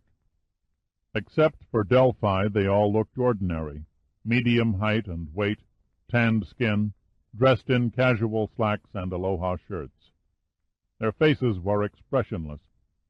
They accepted Delphi's unspoken authority mutely and unquestioningly. There was no doubt in Pitt's mind that they would kill on command. You've built a ruthless and efficient organization. You've concocted one of the great mysteries of the age. Thousands of seamen lie dead from your hands, and for what? I'm sorry, Mr. Pitt. This isn't a play where the arch-villain tells all before he does away with the hero. No theatrics, no prolonged climaxes, no suspenseful divulgence of unnecessary secrets. It's a waste of time to explain my motives to anyone with less intellectual understanding than a Lavella or a Robelman. How do you mean to do it? An accident. Since you love the water, you shall die from the water, drowned in your own bathtub. Won't that appear ridiculous? Not really. I intend to make it convincing. The police will simply assume you were shaving with your electric razor while taking a bath. Admittedly a stupid thing to do. The razor slipped from your hand and into the water. The resulting voltage was sufficient to render you unconscious. Your head slips beneath the water and you drown. The investigators will report it as an accidental death, and why not? Your name will be printed in the obituary columns of the newspapers, and in time Dirk Pitt will become a distant memory among his relatives. Frankly, I'm astounded I'm worth all the effort. A fitting end for the man who came unnervingly close to destroying an undertaking that has been brilliantly designed and executed for over 30 years. Spare me the ego, Pitt growled. What about Adrian? It might look funny if we both drowned while shaving in the tub. Ease your mind. Miss Hunter is not destined to be harmed. I'm taking her as a hostage. Admiral Hunter will think twice before he continues his quest for the Pacific Vortex. That won't stop Hunter for more than 2 minutes. Duty takes priority to family in his book. You're wasting your time. Let her go. I'm also a man of discipline, said Delphi. I never deviate once I've drafted my plans. My goals are elementary. I simply wish to be free from the destructive designs of the communist countries and the imperialistic impulses of the United States. Between them they will destroy civilization. I intend to survive. Time, Pitt thought. He had to keep the giant talking. Another few minutes and Hunter's men would be at the door. Talk was his only weapon. You're insane, Pitt said coldly. You've gotten away with mass murder for decades in the name of survival. Spare me the old trite phrases about communism and imperialism. You're nothing but an anachronism, Delphi. Your kind went out of style along with Karl Marx, slicked down hair and buggy whips. You've been buried half a century and don't know it. Delphi's studied calm cracked slightly at the edges. A taut flush touched the wide cheekbones, but he immediately gained control again. Philosophical detachment is for the ignorant, Major. In a few minutes your irritating harassment will be mine no longer. He nodded. One of the guards went into the bathroom to turn on the water in the bathtub. Pitt tried moving his hands. Although his wrists were wrapped many times, they were loose enough so as not to leave telltale bruises on the skin. Then, suddenly, Pitt thought his senses were deceiving him. The sweet, fragrant smell of plumeria began to envelop him. It was impossible, yet he knew she was there. Summer was in the room. Delphi silently pointed to Adrian, and the man who had tied Pitt pulled a small case from his pocket, inserted a needle into a hypodermic, and then lifted the hem of Adrian's short muumuu, unceremoniously jabbing the needle into one well-rounded buttock's cheek. She stirred slightly, sighed, frowned, and then within seconds went into a sleep bordering on a coma. Quickly, Delphi's assistant placed the hypodermic case back in his pocket and lifted Adrian up in his arms, waiting expectantly for new orders from his master. "I'm afraid this is goodbye," said Delphi. "You're leaving before the main event?" "There is little to see that interests me further. You'll never get her out of the building." "We have a car waiting in the basement garage," Delphi said smugly. He stepped over to the door, opened it a crack, and peered into the hall. As Delphi was halfway through the doorway, Pitt yelled out, "One final question, Delphi." The giant hesitated, turned, and glared at Pitt. "The girl who called herself Summer, who is she?" Delphi grinned evilly. "Summer is my daughter." He waved a salute. "Goodbye, Major." Pitt desperately tried one last parting shot. "Give my regards to the gang on Cannoli." Delphi's eyes hardened. Some unformulated doubt seemed to cloud his mind for a moment. Then it quickly dispersed as he stared at Pitt. "Goodbye," he said, and then he passed into the hallway like a shadow. Pitt had failed to delay Delphi and to prevent Adrian's abduction. He sat there, agonized, as the man in the bathroom came out, nodded, and then returned. The other guard set down his gun in a chair and approached Pitt, his round, ordinary features masking any dark hint of sadistic traits. Pitt saw the blow coming, but was too late to duck. He could only bow his head. The guard's fist connected solidly on the top of Pitt's cranium, smashing him out of the chair to the floor against the balcony curtain. Blackness tightened its hold on his brain, but Pitt shook it off and pushed himself groggily to his feet. He dimly perceived the guard kneeling on the carpet, holding a deformed wrist in one hand, and heard him whining like a wounded animal. The bastard broke his wrist, Pitt concluded. A grim smile touched Pitt's face as he realized the pain from the growing knot on his head was nothing compared to a fractured bone. Pitt stood without moving. Then a hand from behind the curtains touched his arm. He felt a back-and-forth motion as the cord that bound his arms and wrists was cut. The aroma of plumeria swept over him like a warm and releasing wave. In an instant the bonds were gone, and a small double-edged knife was carefully slipped into the palm of his right hand.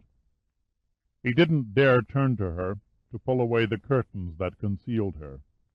Instead, he grasped the knife tightly and wiggled his hands to be sure he could call upon them without any numbness or restricting stiffness.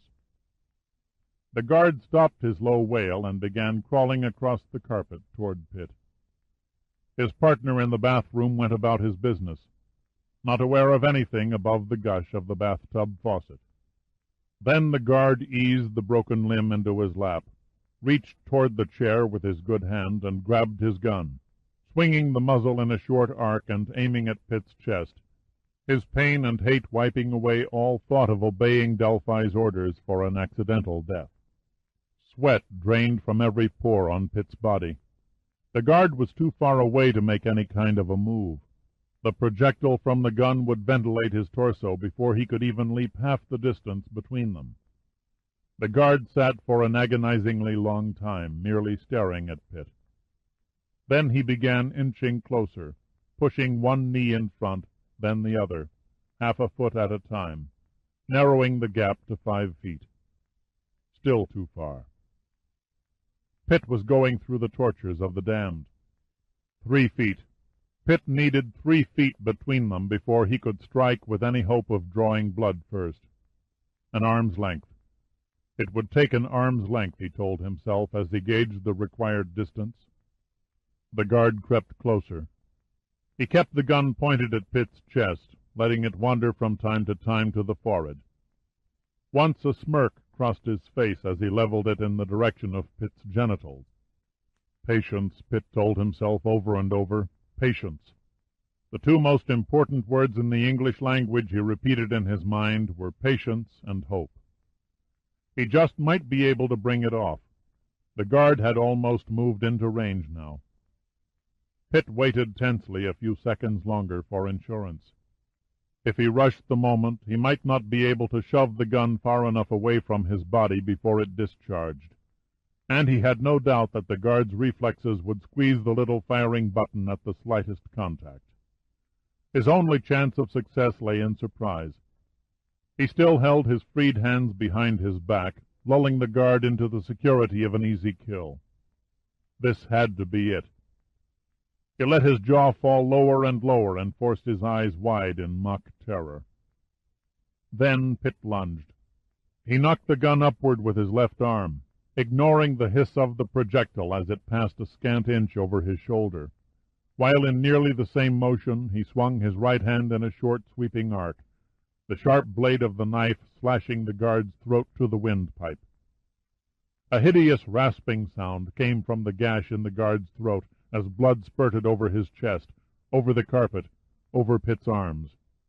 The guard's eyes looked on Pitt in glazed shock before they rolled up beneath the lids, and then his body gave a convulsive heave as he slowly collapsed. Pitt sat transfixed for an instant at the sight of the dead guard. Then he retrieved the gun from the floor and stepped softly toward the bathroom. He could hear the whirring of the electric razor as the other guard readied the instrument for Pitt's execution. The tub was full and waiting.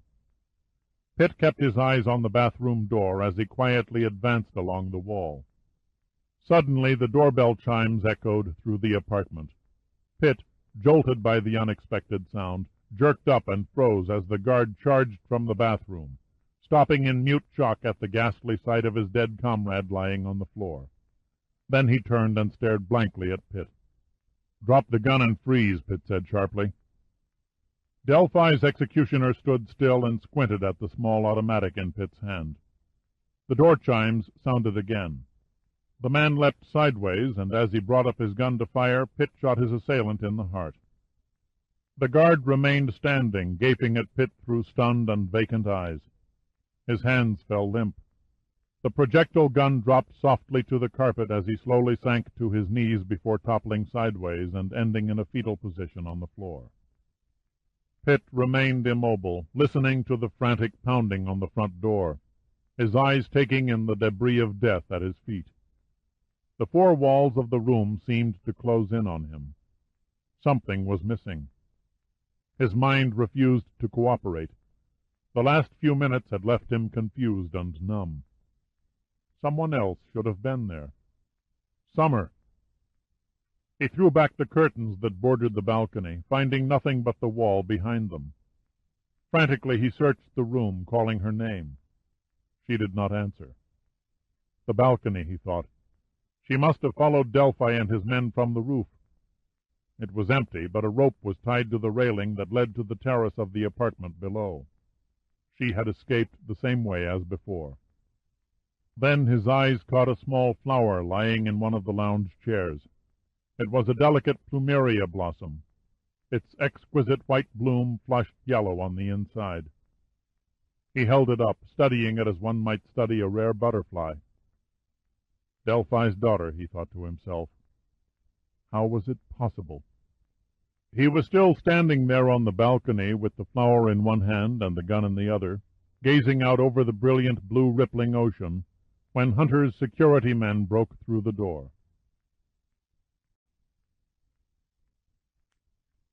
Chapter 13. Mr. Pitt? The attractive young wave spoke hesitantly. The Admiral's expecting you. Oh, by the way, she said, lowering her eyes, we're all proud to have you in the 101st for what you did on the Martha Ann. How's the Admiral taking his daughter's kidnapping? He hadn't meant to sound so brusque. He's a tough old bird, she answered simply. Is he in his office? No, sir, they're all waiting in the conference room. She rose and came from behind her desk. This way, please.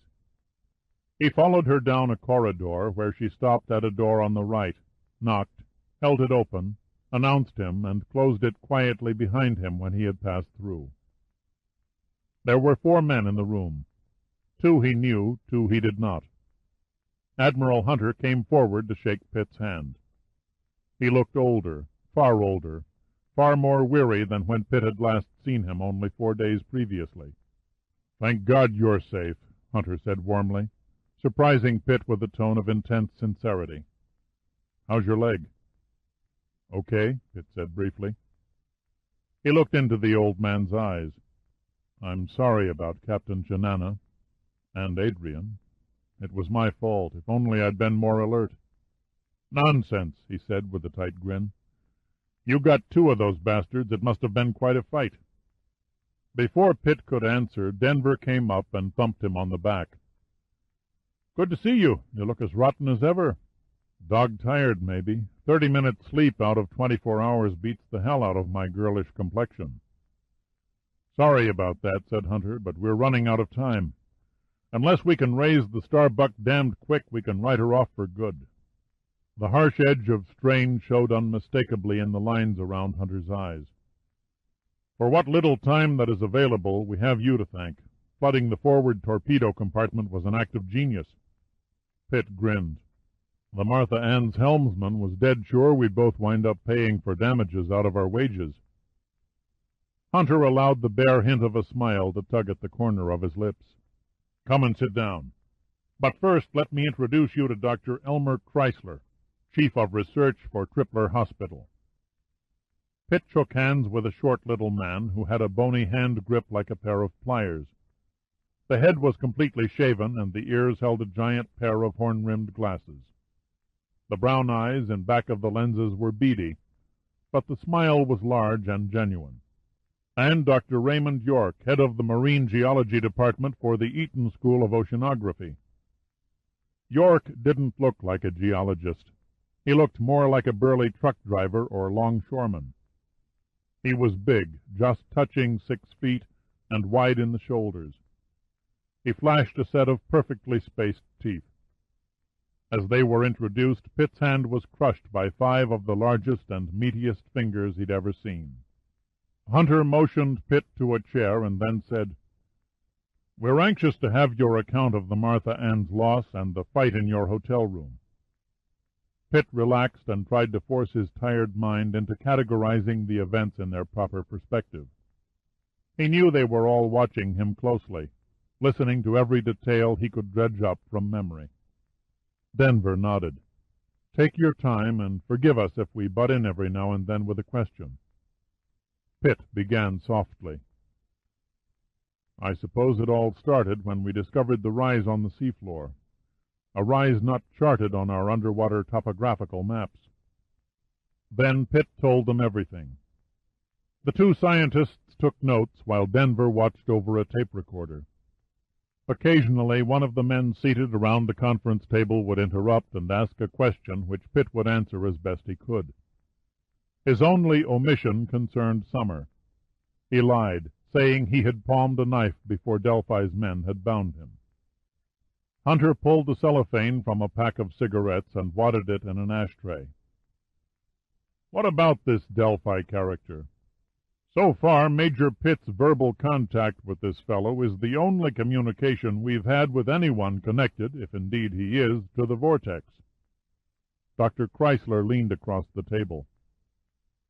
"Could you describe this man in detail?" "Approximately 6 feet 8 inches in height," Pitt replied. "Well proportioned for his size. I'm not versed at guessing weight for someone that tall. Rugged, lined face, graying hair, and, of course, his most striking feature, yellow eyes." Chrysler's brow furrowed. "Yellow?" "Yes, almost gold." "That's not possible," Chrysler said.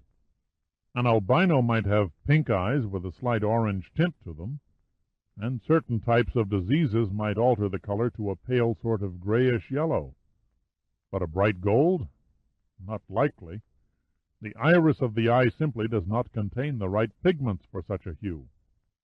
Dr. York took a pipe from his pocket and idly twisted it in his hand. "Most strange that you should describe a giant of a man with yellow eyes. There really was such a person."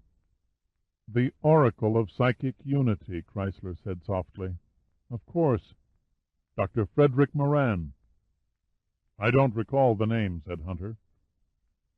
Frederick Moran was one of the century's great classical anthropologists. He advocated the theory that the human mind would be the crucial factor in man's eventual extinction. York nodded.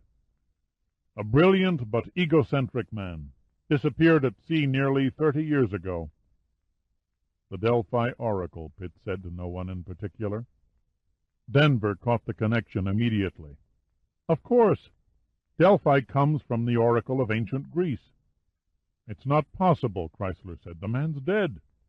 "Is he?" Pitt questioned. "Maybe he found his cannoli." "Sounds like a Hawaiian Shangri-La," said Hunter. "Perhaps it is," Pitt said. He related briefly his conversation with George Papaaloa at the Bishop Museum. "I still find it hard to believe that a man of Dr. Moran's stature," said York, "could simply drop from sight for 3 decades and suddenly reappear as a murderer and kidnapper." "Did this Delphi say anything else that might tie him to Dr. Moran?" Chrysler asked. Pitt smiled. "He implied that my intelligence fell far short of Lavella and Robelman, whoever they might be." Chrysler and York stared at each other. "Most strange," York said. "Lavella was a physicist who specialized in hydrology, and Robelman was a renowned surgeon." Chrysler's eyes suddenly widened and locked on Pitt. "Before Robelman died, he was experimenting on a mechanical gill system so that humans would be able to absorb oxygen from water." Chrysler paused and walked over to a water cooler in one corner of the room. He filled a paper cup, creating deep gurgling sounds from inside the glass bottle, and then returned to the table, downing the cup's contents before continuing. "As we all probably know, the primary function of any respiratory system is to obtain oxygen needs for the body and to cast off carbon dioxide. In animals and humans, the lungs hang loosely in the chest and must be inflated and deflated by means of the diaphragm and air pressure. Once the air is in the lungs, it is absorbed into the lining and then into the bloodstream. On the other hand, fish obtain their oxygen and expel the carbon dioxide through soft vascular tissues containing many tiny filaments. The device Robelman supposedly created was a combination gill-lung that was surgically attached to the chest with connecting lines for the transportation of oxygen." "It sounds incredible," said Hunter. "Incredible, yes," said Pitt. "But it explains why none of the men who boarded the Martha N carried diving gear." "Such a mechanism," Chrysler added, "would hardly allow a human to remain under water much more than half an hour." Denver shook his head in wonderment. "Maybe half an hour doesn't seem like much, but it still beats the hell out of lugging the bulky equipment in use today." "Do you gentlemen know what became of Lavella and Robelman?" asked Hunter. Chrysler shrugged. "They died years ago." Hunter picked up a phone. "Data section, this is Admiral Hunter. I want details on the deaths of two scientists named Lavella and Robelman. Pipe it through the minute it's in your hands." "Well, that's a start. Dr. York, what do you make of the marine geology in the Vortex area?" York opened a briefcase and laid several charts in front of him on the table. "After questioning the survivors from the Martha Ann's instrument detection room, Commander Boland at the hospital, and listening to Pitt's remarks, I'm forced to only one conclusion. The Vortex is nothing more than a previously undiscovered seamount." "How is it possible that it was never found before now?" Denver queried. "It's not at all unusual," said York, "when you consider that mountain peaks on land were being discovered right up until the late 1940s, and we have yet to map in any detail 98% of the ocean's floors." "Aren't most seamounts the remains of underwater volcanoes?" Pitt probed. York filled his pipe bowl from a tobacco pouch.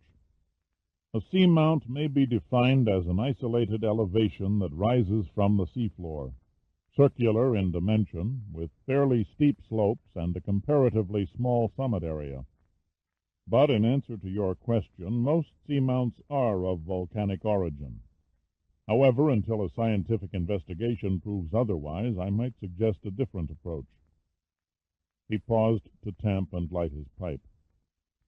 "If we suppose the myth of Canoli is true, and the island and its people did indeed sink beneath the sea during a cataclysmic disaster, then I might consider the theory that it was uplifted in the beginning and sank in the end by faulting rather than by volcanism." "In other words, an earthquake," said Denver. "More or less," York returned. "A fault is a fracture in the earth's crust. As you can see by the charts, this particular seamount sits on the Fullerton fracture zone. It's quite possible that heavy activity could build a rise of several hundred feet, pushing it above the sea's surface during the span of 1,000 years, and then suddenly drop it back in a matter of days." He was facing the window, his eyes turned inward, envisioning the step-by-step process of destruction. "Mr. Pitt's report on the seabed rise and the cooler water temperature around the mount also tends to support our fault theory. Cold, deep-bottom water often upwells thousands of feet to the surface from extensive fractures along the seafloor, and this, in turn, explains the absence of coral. Coral will not thrive in water temperatures of less than 70 degrees. Hunter stared thoughtfully a moment at the charts before speaking. "Since the people who boarded the Martha Ann had to come from somewhere, could they have come from the seamount itself?"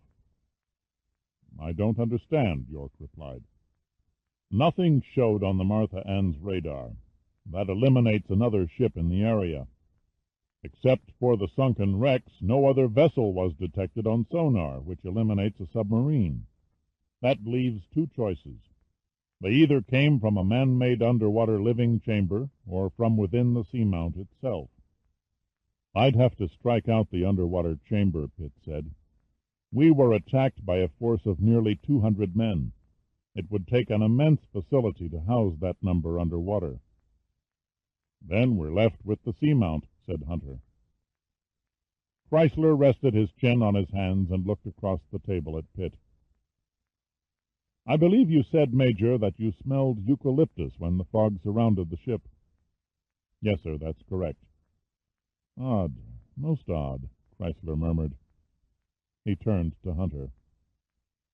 "As astounding as it might sound, Admiral, your suggestion of the seamount isn't too far-fetched at that." "How so?" "Eucalyptus oil has been used for a number of years in Australia for purifying the air in mines. It is also known to lower the humidity within a closed area." The phone buzzed. Hunter picked it up, saying nothing, only listening. When he replaced the receiver in the cradle, he wore a satisfied expression. "Doctors Lavella and Robelman were lost at sea on board a research vessel named the Explorer.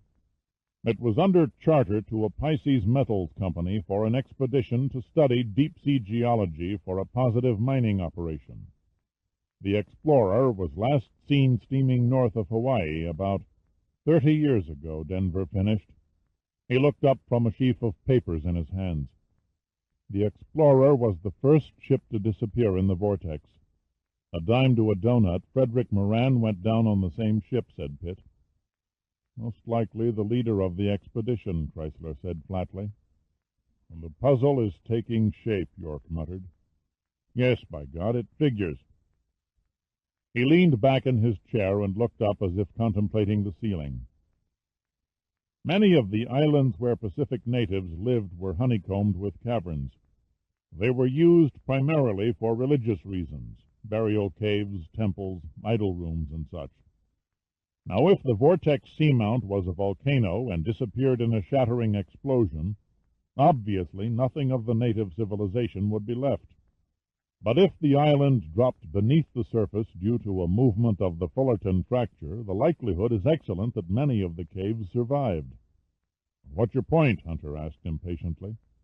Dr. Lavella's field was hydrology, and hydrology, gentlemen, is the science dealing with the behavior of water in circulation on the land, in the air, and underground. In short, Dr. Lavella would have been one of the few people in the Western world who could have designed a system for pumping dry a network of caverns under the sea. Hunter's tired eyes gazed at York steadily, but the doctor made no further comment. Hunter rapped his knuckles against the table and rose to his feet. Dr. York, Dr. Chrysler, you've been a great help. The Navy is in your debt. Now, if you'll please excuse us. The two civilians shook hands, bid their goodbyes, and left. Pitt rose and walked slowly over to the big map on the other end of the long room. Denver slouched in his chair. Now, at least, we know who we're up against. I wonder, Pitt said quietly, staring at the red circle in the middle of the map. I wonder if we'll truly ever know. It was 4 hours later when Pitt released his hold on a comforting sleep and drifted awake. He waited a moment and then focused his eyes on two upright brown bars directly in front of his face. His foggy mind cleared in an instant as he recognized a pair of shapely, tanned, feminine legs. He stretched out his hand and ran the back of a finger up one of the nylon-clad calves. "Stop that!" the girl yelped. She was cute, and her face had a soft, surprised expression. The figure was lush and was tightly enclosed in the chic uniform of a naval officer. "Sorry, I must have been dreaming," Pitt said, smiling. Her face flushed with embarrassment as she unconsciously smoothed her skirt and demurely stared at the floor. "I didn't mean to wake you. I thought you were already up, and I brought some coffee." Her eyes smiled nicely. "I can see now that you don't need it." Pitt followed her snappy swivel action as she walked from the room. Then he sat up on the leather couch, stretching his arms as he glanced around the Admiral's paneled study. It was obvious that Hunter was busy. The desk and floor were littered with charts and papers, and a huge ornate ashtray was filled to the hilt with cigarette butts. Pitt groped in his pockets for his cigarettes, but couldn't find them. He resigned himself to their loss and reached for the coffee. It was hot, but the acid taste restored his dulled senses to near normal. At that moment Hunter walked briskly into the room. "My apologies for not allowing you more shut-eye, but we've made a couple of breakthroughs. I take it you found Delphi's transmitter." Hunter's eyebrows raised a notch. "You're pretty perceptive for a man who just woke from a sound sleep." Pitt shrugged. "A logical guess." "It took a recon plane all of 2 hours to spot it," Hunter said. "A 300-foot antenna mast doesn't exactly lend itself to concealment." "Where is it located?" "On a remote corner of the island of Maui, situated in an old abandoned army installation built during World War II for coast defense artillery. We checked through old records. The property was sold off years ago to an outfit called—" "The Pisces Metal Company," Pitt interrupted. Hunter scowled good-naturedly. "Another logical guess?" Pitt nodded. Hunter gave him a wolfish grin. "Did you know the Martha Ann will be docking in Honolulu about this time tomorrow?" Pitt was properly surprised. "How is that possible?" "Minutes after you airlifted the crew off the flight pad," Hunter answered, "we programmed the computers to bring the ship back to Hawaii." "Smash a few instruments, cut a few wires," said Pitt. "Surely Delphi's men could have stopped the engines or knocked the steering equipment out of control." "You might think so," Hunter replied, "but the Martha Ann's override command system was designed with that very probability in mind. We work under the constant threat of capture and impoundment by a foreign government at odds, shall we say, with the 101st Fleet's rather clandestine salvage operations. The engine room and navigational controls are automatically sealed off by electronic command with steel doors which would take at least 10 hours to cut through. By that time the ship is safely back in international waters and ready to raise wrecks another day." "Is she running without crew?" "No, we airlifted a crew at first light," Hunter said. "Damn good thing, too. The helicopter arrived just in time to see the Martha Ann run down a fishing boat. They managed to pull the skipper out of the drink only minutes before the sharks would have gotten him. It was a damn near thing." "Now that the Martha Ann is on her way home, what about the Starbuck?" "We write her off," Hunter answered tonelessly. "Orders from the Pentagon. The Joint Chiefs have firmed their decision. Better to mangle the Starbuck as soon as possible so her missiles can't be launched and then raise her later." "How do you intend to mangle her?" "At 0500 hours tomorrow morning, the frigate Monitor will launch a Hyperion missile on the position where you found the Starbuck. The concussion from the warhead's detonation, combined with the water pressure, will collapse and inundate any air pockets inside the seamount, as well as destroy the submarine." "An overkill," Pitt muttered. "I agree. I presented my case for going back with a crack team of Navy SEALs and recapturing the sub, but was voted down. Better safe than sorry, so saith the big brass on the Potomac. They're afraid that if Delphi has computed the launching sequence, he could conceivably level 30 cities anywhere around the world. An extremely complicated procedure. He'd have to reprogram their guidance controls to strike targets outside of Russia. Doesn't matter where he might send the warheads. The Joint Chiefs are afraid he's learned how to do it." "I disagree. If Delphi has been sitting on the 30 nuclear missiles for 6 months without letting anyone know about them, or if he was threatening to use them, it's obvious that he hasn't figured out the launch systems." "You're probably right, but it won't change anything. I have my orders, and I intend to obey them." Pitt gave Hunter a long stare. "Are your superiors aware of Adrian's abduction?" Hunter shook his head slowly. "I'll not confuse the issue with a personal problem. If she and Delphi are still on the island and can be tracked down before tomorrow morning—" "I know your train of thought. Capture Delphi and the crisis is over. A good script, but it won't play. Unfortunately, they're both at the seamount." "You can't know that for certain." "My people sifted through all the licensed private aircraft in the islands. They discovered a jet seaplane registered to our old friend, the Pisces Metal Company. A team of security men surrounded the dock where it was kept, but they were too late. Witnesses said that 2 hours before, a giant man and a dark-haired woman climbed on board and took off. We then picked it up on satellite recon and tracked it to the Starbuck's position." "Then we must assume Adrian is with him at the seamount." Hunter nodded without answering. Pitt pulled up a chair opposite Hunter's desk. "Erasing the Starbuck and the seascape around her is a grave mistake. We don't know anything about Delphi and his setup. He may have other bases scattered around the globe.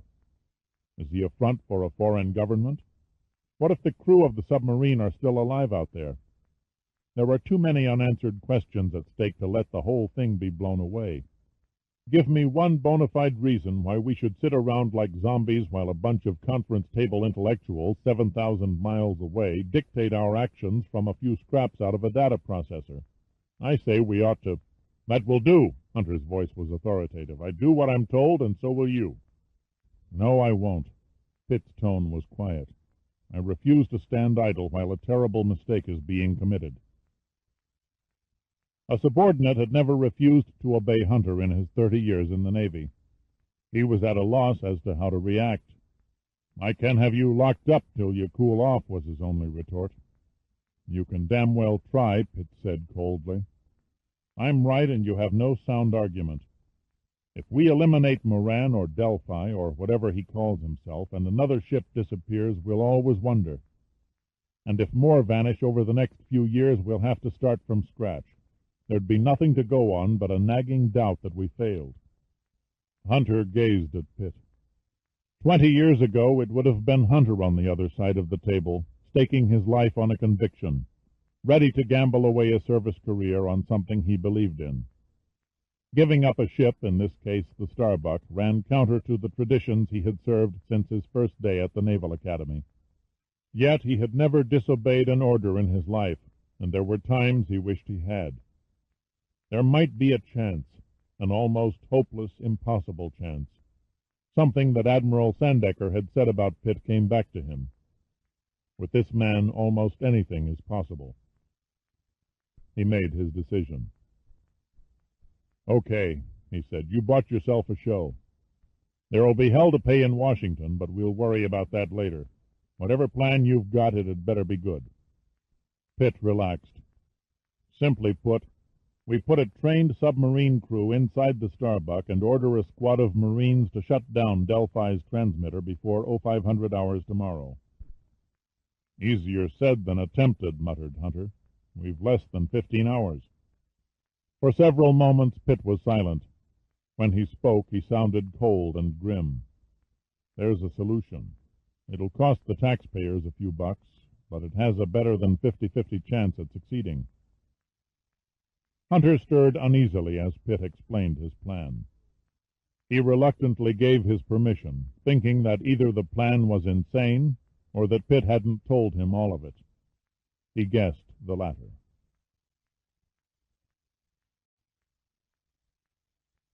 Chapter 14. The ancient Douglas C-54 aircraft sat poised on the runway, aiming its bow down the black asphalt between the bordering rows of colored marker lights. The wings and fuselage quivered in symphony with the 4 vibrating engines as their prop wash hurled dust and debris under the horizontal stabilizer into the night. Then the plane began to move forward, gathering speed with agonizing slowness as the runway lights reflected off the shiny aluminum surface and flickered across the windows. Finally it lifted off the concrete and swept elegantly over the lights of Honolulu, making a wide left bank over Diamond Head and heading north into the trade winds. Soon Pitt's hand eased the 4 throttle arms back and cocked an ear to the roaring engines as he checked the RPM and torque gauges, satisfied that the shuddering and noisy relic would get him where he wanted to go.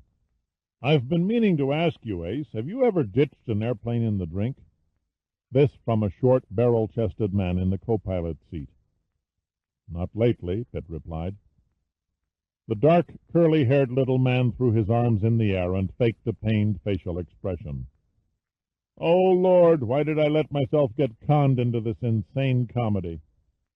He turned and offered Pitt a crooked smile. "I guess I'm just so good-natured at heart that everybody takes advantage of me." "Don't hand me that crap," Pitt blurted. "I've known you since kindergarten. No one's ever taken advantage of you." Al Giordino slouched down in his seat and brushed a straggling lock of black hair from one eye. "Is that so? What about the time I worked for months selling violets on street corners so I could take that gorgeous little blonde cheerleader to the high school prom?" "Well, what about it?" "God, what gall! Well, what about it?" he mimicked. "You bastard! When we got to the dance, you told her I had the clap. She wouldn't have anything to do with me for the rest of the evening." "Ah, yes, now I remember," chuckled Pitt. "She even insisted I take her home." He tilted his head back and closed his eyes, reminiscing. What a soft, cuddly little creature she was. It's too bad you two didn't hit it off. Giordino's face registered blank astonishment. Talk about cavalier treatment. Pitt and Giordino were close friends. They were classmates in both high school and college. Giordino held his hands aloft and stretched. He was short, no more than 5'4" in height, his skin dark and swarthy, and his Italian ancestry clearly evident in his black curly hair. Complete opposites in appearance, Pitt and Giordino were ideally suited to one another. One of the primary reasons why Pitt had insisted that Giordino become his assistant special projects director. Their escapades, much to the chagrin of Admiral Sandecker, were already legend throughout the Oceanographic Agency. "Won't Hickam Field's commanding officer be a mite irritated when he finds out we broke his private airplane?" asked Giordino. "He can't wait. As soon as this old museum piece lands in the drink, the good general will put in a requisition for a new jet transport." Giordino sighed wistfully. "Ah, to own your own airplane. I'd like an antique B-17 Flying Fortress with a king-sized bed and a wet bar stocked with booze. And you can paint out the Air Force insignia on the wings and replace it with a pair of bunnies." "Not bad," Giordino said. "Just for that, I might even let you borrow it now and then, for a small fee, of course." Pitt gave up. He looked out the side cockpit window at the sea below and spotted the lights of a merchantman headed in a northeasterly direction toward San Francisco. He could discern no whitecaps. The black ocean seemed smooth and unbroken. A calm sea is best for impact, he reflected, but it also makes it difficult to judge height. "How much further to your mysterious playground?" asked Giordino. "Another 500 miles, Pitt replied. "At the rate you're pushing this old whale, we should be there in less than 2 hours." Giordino propped his feet on the instrument panel. "We're already at 12,000 feet. When do you want to start your descent?" "In about an hour and 40 minutes, Pitt answered. "I want to take the last leg on the deck. I'm not taking any chances on detection until we set this baby right on the front porch." Giordino let out a low whistle. "Sounds like we'll have to pick a winner on the first pass." "We won't get a second chance." Giordino leaned over and tapped a wide dial in the middle of the instrument panel. "We might do it so long as that underwater position marker keeps beeping away." Pitt glanced at the homing device and adjusted his course until the needle behind the circular glass settled between the proper markings. "The signal should become stronger the closer we get." "Just get us within 500 yards, Giordino said hopefully, "and Selma's snoop will take us the rest of the way." He nodded toward a small blue watertight box, a battery-operated radio direction finder tightly strapped to the arm of his seat. "You sure Selma is checked out?" Pitt said. "She works," Giordino said patiently. "Like I said, put us down within 500 yards of the beeper, and I'll put us down on the Starbuck." Pitt smiled. In spite of his indolent attitude, Giordino was a perfectionist who rose to every occasion with a style that always amazed Pitt. He motioned silently to Giordino and lifted his hands from the control column. Giordino nodded and took over command of the aircraft as Pitt unreeled from the cramped pilot's seat, left the cockpit, and moved aft into the passengers section of the fuselage. Seated in the plush comfort of the general's private transport were 20 men. Probably, Pitt mused, 20 of the most resigned men on the face of the earth. They were resigned to death. There was no other way to describe it. True, they volunteered, but the prospect of adventure had overridden their desire for a long and fruitful life. Each man was encased in a black rubber wetsuit with the zipper pulled open to allow cool air to evaporate the sweat oozing from his skin. Behind them, lashed to cargo rings on the floor, rested an assortment of equipment and variously shaped bundles, and toward the rear of the fuselage was a row of air tanks, firmly secured and shielded to prevent them from hurtling across the compartment during the touchdown. The nearest diver, a blond man with Scandinavian features, gazed up at Pitt's arrival. Madness, sheer madness. Lieutenant Commander Samuel Crowhaven was definitely a very unhappy man. A promising career in the submarine service, and I have to throw it away by smashing into the ocean in the middle of the night. No great danger. It's really no different than driving a car into a garage, Pitt said soothingly. I wouldn't worry too much. Crowhaven was genuinely surprised. Like driving a car into a... You've got to be kidding. Easing this bird down on the water is my responsibility, Commander. If I were you, I'd worry about what comes next. I'm an engineering officer on a submarine, Crowhaven said morosely. I'm not cut out to play commando. I promise not to murder you and your men on landing, Pitt said quietly. And Giordino will get you to the Starbuck. After that, it's your show. Are you sure she's dry? Except for the forward torpedo compartment, she was dry when I left her. If nothing's been touched, I can have the torpedo room pumped clean and the sub underway inside of 4 hours. The schedule allows for 4.5. That only leaves you a safety margin of 30 minutes. Not much time. It's all you've got. Crowhaven shook his head sorrowfully. Suicidal, that's what it is. You realize, of course, that you may have to fight your way into the sub. As I've said, I'm no commando. That's why I invited those steely-eyed killers from the SEALs. Pitt looked at the 5 men Crowhaven jerked his thumb at. Members of the Navy's Select Security Force. There was no denying that they were a hard-looking lot. They sat off by themselves, constantly checking and rechecking their equipment and weapons. Big, silent, purposeful-looking men, highly trained for fighting on land or underwater. Pitt turned back to Crowhaven. And the others? Submariners, Crowhaven said proudly. Not many to operate a submarine the size of the Starbuck, but if anyone can bring it back to Pearl Harbor, they can. Providing one of the reactors is doing its thing. If we have to start cold, we'll never get her clear in time. You'll have a reactor, Pitt said confidently. He put up a calm front. In truth, there was no way of knowing whether the sub was still there, or if the port reactor was still pounding its atoms. Wait and hope. The phrase crossed his mind again. There was little else he could do except face the obstacles when the time came. But if you have problems, get your men out of there by 0430. I'm no hero, Crowhaven said dolefully. Pitt patted him on the shoulder, turned, and walked back to the cockpit. Admiral Hunter glanced at his watch for the 20th time in the last hour. He mashed out the cigarette he'd been nervously puffing, rose from his chair, and crossed the busy operations room to peer at the huge map covering the wall. Behind him, Denver was slouched in a stiff-backed chair, his feet balanced on the back of another chair. Denver didn't fool Hunter for a moment with his display of indifference. When the message came on the progress of the aircraft, he jerked upright almost instantly. Big Daddy, this is the Kid. Do you read? Over. Pitt's voice crackled through the amplifier mounted over the radio set. Hunter and Denver were both leaning over the operator before he acknowledged.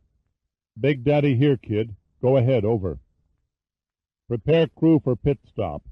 I'm going for the checkered flag, over. It was Pitt's signal that he was descending to wave-top level and beginning his final dash prior to ditching the plane in the water over the seamount. The operator answered in the microphone. Trophy awaits winner, over. See you in the winner's circle, Big Dad. The voice over the speaker stopped in mid-word. Hunter snatched the microphone. Come in, Kid. This is Big Daddy, over. There was a pause. Then the voice came in stronger with a slight change in tone. Sorry, Big Daddy, for the delay. What are your instructions, over? Instructions? Asked Hunter slowly. You request instructions? Yes, please comply. As if in a trance, Hunter set the microphone down and switched off the transmission switch. Dear God, they're onto us, he said mechanically. Denver couldn't hide his shock.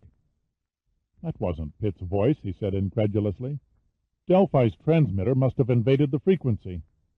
Hunter slowly sank into a chair. I should have never gone along on this insane scheme. Now there's no way Crowhaven can communicate with us once he's entered the Starbuck. He could transmit in code through the communications computers, Denver offered. Have you forgotten? Hunter said impatiently. The communications computers weren't installed in time for the Starbuck sea trials. The radio can only be operated on standard frequencies. Until the Marines move in on Delphi's transmitter, he'll be monitoring every open frequency on the air. Even if Delphi isn't wise to our exact plans as of this moment, he'll know he's been had the instant Crowhaven begins sending. And attack the Starbuck or blow it to pieces, Denver finished. Hunter's voice dropped until it was barely distinguishable. God help them, he murmured. He's the only one who can now. Pitt ripped off his earphones and hurled them on the cockpit floor. The bastard's cut us off, he snapped. If Delphi guesses what we're about, he'll lay a trap sure as hell. A wonderful feeling, knowing that I've got friends like you, Giordino said with a sarcastic smile. You are lucky. There was no answering smile on Pitt's face. Chances are Admiral Hunter is praying we'll abort the mission. No way, Giordino said seriously. You people overestimated this big yellow-eyed clown. Bet you a case of good booze we get in and out before it dawns on him that he's been hit by the two greatest submarine thieves in the Pacific. If you say so. Face it, Giordino said loftily. Nobody in their right mind would voluntarily ditch an aircraft in the sea during the dead of night.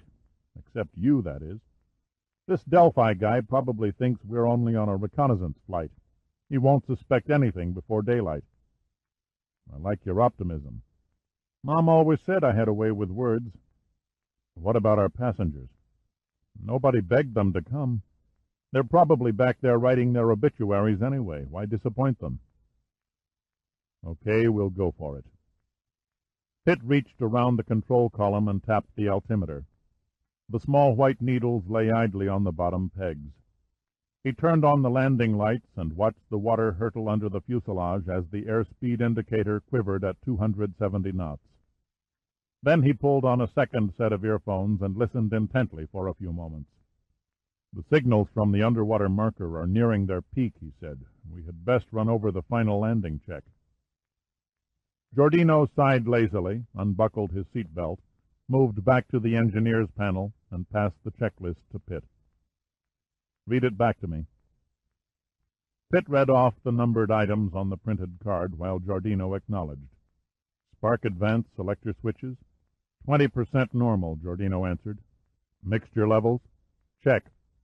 Pitt droned on through the tedious but necessary routine while diverting a cautious eye every few seconds on the sea a bare 50 feet below. Finally, he reached the last item on the card. Center wing tank line valve and boost switches? Closed and off. That's it, Pitt said, flipping the check card over his shoulder onto the cabin floor. Nobody will need that again. Giordino bent over the controls and pointed. The stars near the horizon straight ahead, they're fading out. Pitt nodded. The fog bank. An ominous smudge soon appeared against the black horizon line. Pitt gradually closed the throttles until the airspeed indicator read 120 knots. This is the magic moment, Pitt said quietly. He glanced briefly into Giordino's dark eyes. His friend's face, though unsmiling, was calm and unworried. Give me 100-degree flaps, Pitt said. Then get back in the main cabin with the others and act like a bored streetcar conductor. I'll entertain them with a series of my best yawns. Giordino leaned over the co-pilot seat and held the on position of the flap switch until it registered 100 degrees. So long, pal. See you after the bash. He gave Pitt's arm a gentle squeeze, then he turned and left the cockpit cabin. There was a crosswind. Pitt crabbed the C-54 to compensate for the drift. As the plane settled a few feet lower, he could clearly make out the height of the swells in the brilliance from the landing lights. He silently wished he could have laid her on the surface with no beams showing, but that would have been impossible. Not yet. Not yet, he said over and over in his mind. 3 more miles. It would take split-second timing to ease the plane down short of the marker and the fog, and still have momentum left to carry it well into the target area. The airspeed was dropping past 105 knots. Easy, baby, don't stall on me just yet. Pitt concentrated on keeping the wings level. If one of the tips dug into a wave crest, the plane would be transformed into a giant cartwheel. He gently nudged the plane lower, dropping behind the rows of waves, attempting to land on the downward side of one, using its slope to slacken the impact. The propellers were throwing up huge billows of spray behind the engine nacelles, and the fog was beginning to enshroud the cockpit windshield when the first impact came. It was like a clap of thunder, only louder. A round, red auxiliary fire extinguisher broke loose from its mounting and sailed over Pitt's shoulder, crashing into the instrument panel. Pitt was just recovering from the shock when the plane bounced over the water like a skipping stone and smacked its aluminum belly for the second time. Then the nose dug into the back side of a swell, and the C-54 stopped abruptly in the middle of a great splash. Pitt stared dazedly through the dripping windshield at the mist. He did it. He had brought her down in one piece. The plane was gently rising up and down with the swells. It would float, maybe for a few minutes, maybe for days, depending on how badly the underbelly was ruptured. He exhaled a tremendous sigh and relaxed, noting with satisfaction that the batteries had survived the impact and were keeping the interior of the cabin bathed in a soft light. He flicked off the ignition switches and the landing lights to conserve the battery cells, tore off his seat belt, and hurried through the door to the main cabin. He found a far more confident group of men this time. Crowhaven was the first to slap his back. The rest whistled and applauded, all, that is, except for the 5 SEALs. They were already efficiently going about their business, removing the escape hatch and checking each man's equipment. "Good show, Dirk." Giordino grinned broadly. "I couldn't have done better myself. Coming from you, that's a blue ribbon compliment." Pitt quickly donned his diving gear, slipping on an air tank and adjusting a face mask. "How long will she float?" asked Crowhaven.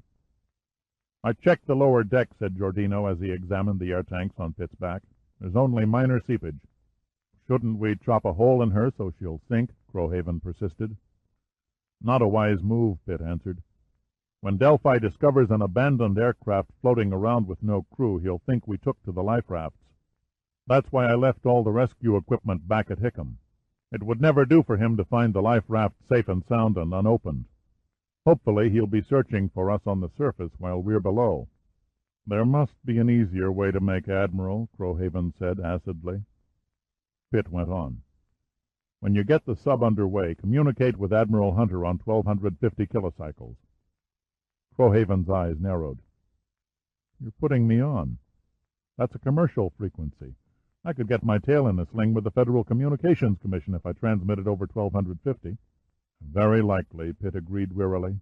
"But Delphi's got a monitoring system that won't quit. He's already invaded our pre-planned frequency. 1250 is your only chance of getting through. We'll worry about where the chips fall if we're lucky enough to enjoy the next sunrise." Pitt pulled on his fins and checked his breathing regulator. Then he leaned out the open hatch and peered into the blackness. The swells were washing across the leading edge of the wings as the plane took on a slight nose-downward attitude. He turned to Giordino. "Ready with your magic box?" Giordino held up the signal detector. "Shall we?" "Yes, let's." "Go find us a submarine," Pitt said, nodding out the hatch. Giordino sat with his back facing the water for a moment while he adjusted his mouthpiece. Then he threw a jaunty wave to Pitt and disappeared backward into the sea. Silently, one by one, 5 SEALs and Crowhaven, followed by his men, splashed into the darkness outside the aircraft. Each went through the door grim-faced. Pitt glanced below him and observed the underwater dive lights blinking on and wavering into the distance as each man aimed his beam on the man ahead and began swimming downward into the depths. Pitt was the last to leave. He took one last look around the interior of the aircraft, and, like a man leaving the house for a weekend vacation, he dutifully opened the cover to the cabin circuit box and switched off the lights.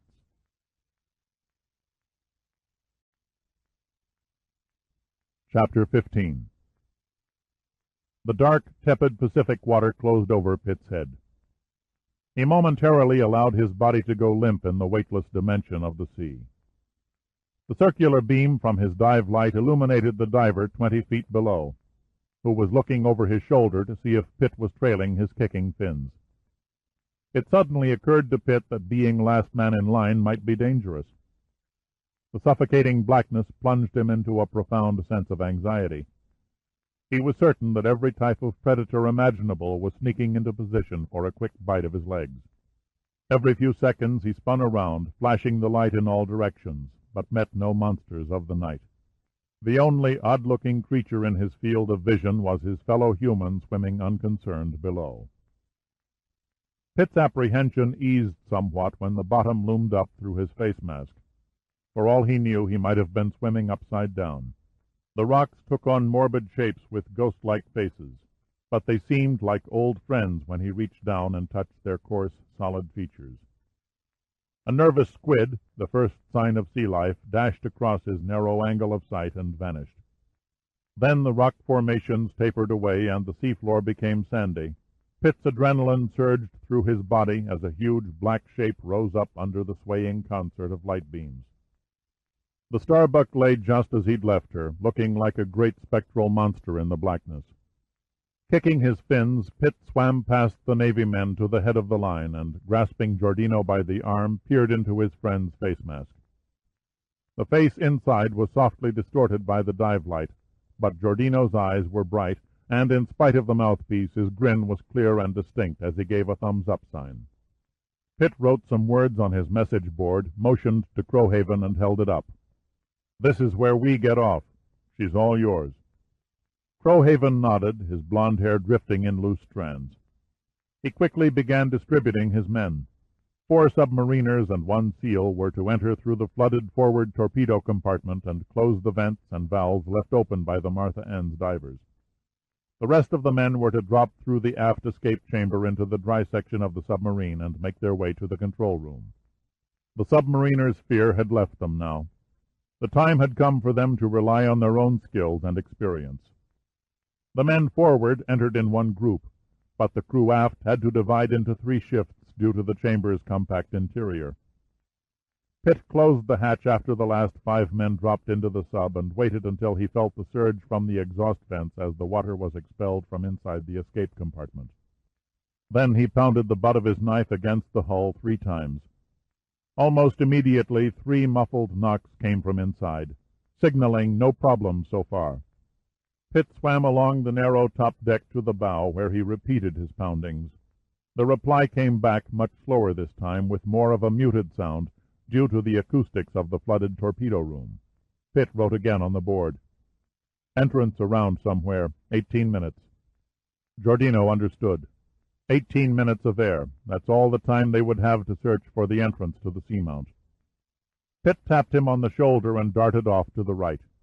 Giordino followed Pitt's slithering form as they silently glided over the eerie seascape, bound together by the fragile glow of their lights. They didn't bother memorizing landmarks. Instead, they placed their trust in the compass strapped to Pitt's left wrist as the only means of rediscovering the Starbuck before their air ran out. Their first encounter was with another victim of the vortex, slowly materializing in the twin shafts of their lights. The plates on the side of the hull were smooth and clean, and there was no sign of weed growth. It was a fresh wreck. Pitt was at a loss. He had studied the list of missing ships, and except for the Starbuck, no new disappearance had been reported in the last 6 months. How could a ship this size vanish without being reported overdue in port? She was sitting upright as though she were still floating on the surface, refusing to concede her fate. They swam past the deserted decks and saw that she had once been a trawler, a large one. A pity, Pitt thought. She was certainly a fine ship. The bulwarks gleamed and the superstructure fairly bristled with the latest design in electronic scanners and antennae. So far there was no sign of Delphi's men, but just to be on the safe side, Pitt gestured for Giordino to stand watch while he searched the bridge. Giordino waved a hand in acknowledgment, stationing himself at a bulkhead below the starboard bridge wing, where he switched off his light and instantly melted into the black depths. Pitt snaked through the open door of the wheelhouse and into its ominous crypt-like interior. He shined his light about, rooted to the spot by the strange surroundings. His eye caught an ugly, transparent snake that wiggled across the ceiling and dissolved into an open vent. Then another long reptilian form that slithered into a ceiling corner and then slowly meandered into the vent. The snakes were streams of his own exhaust bubbles that had risen to the top of the cabin before discovering an escape route to the surface. Pitt didn't know what he expected to discover in the ship, but what he found gave him nightmares for many years to come. The charts, folding back and forth from the current, lay on the table, still firm to the touch as though they had been immersed just the day before. The spokes of the wheel were thrown out in a pathetic circle of despair, as if knowing that no hands would ever grip their contour again. The brass on the binnacle gleamed in the faint light, and the compass needle still faithfully pointed toward some forgotten course, while the arrows on the telegraph were settled forever on the all-stop position. Pitt bent closer. Something was out of kilter. The letters beneath the signal lever weren't printed in English. He studied them intently for a moment and then swam back to the binnacle, aiming his light at the nameplate screwed flush above the compass opening. His knowledge of the Russian language consisted of less than 20 words, but he could make out enough of the backward alphabet to decipher the ship's name, Andrei Viborg. So the Russian spy trawler had found the Starbuck, Pitt reflected, only to die and rest beside her, courtesy of Delphi and his pirates. Pitt didn't have time to reflect further. Just then something touched him on the back of his shoulder. Pitt spun around, beaming his light into the face of a man. It was a face that was frighteningly unnatural and twisted with an ungodly expression. The white blur of teeth shone through a mouth that was agape, and he stared unblinkingly out of one eye. The other eye was hidden by a small crab that had eaten itself halfway into the socket. The man swayed and motioned like a drunken scarecrow, his arms lifting and falling as if beckoning under the silent, unrelenting force of the current. The terrifying wraith hovered 4 feet from the deck and moved against Pitt, who was rooted to the spot, frozen immobile at the sight. Pitt savagely shoved the dead body away, watching it float toward the inner doorway of the wheelhouse where it dissolved into the curtain of black beyond. There was nothing more to be seen or accomplished on the Soviet trawler. It was time to get the hell out. There were only a few minutes left before he and Giordino would be on their reserve air. Giordino was still standing his vigil under the bridge wing when he heard the sound waves off in the distance. He swam up to the wheelhouse and motioned for Pitt, who was just exiting, to douse his light. Pitt complied. They both crouched below the port window, listening to the approaching whir of an electric motor several seconds before the dim glow of a light came into view. At first it looked like a strange primeval creature, but as it neared, they could see that it was an underwater craft designed like a porpoise with a horizontal fluke on the tail for control. 2 figures sat astride the sleek mini-sub, the man in the front saddle steering, while his partner navigated from behind.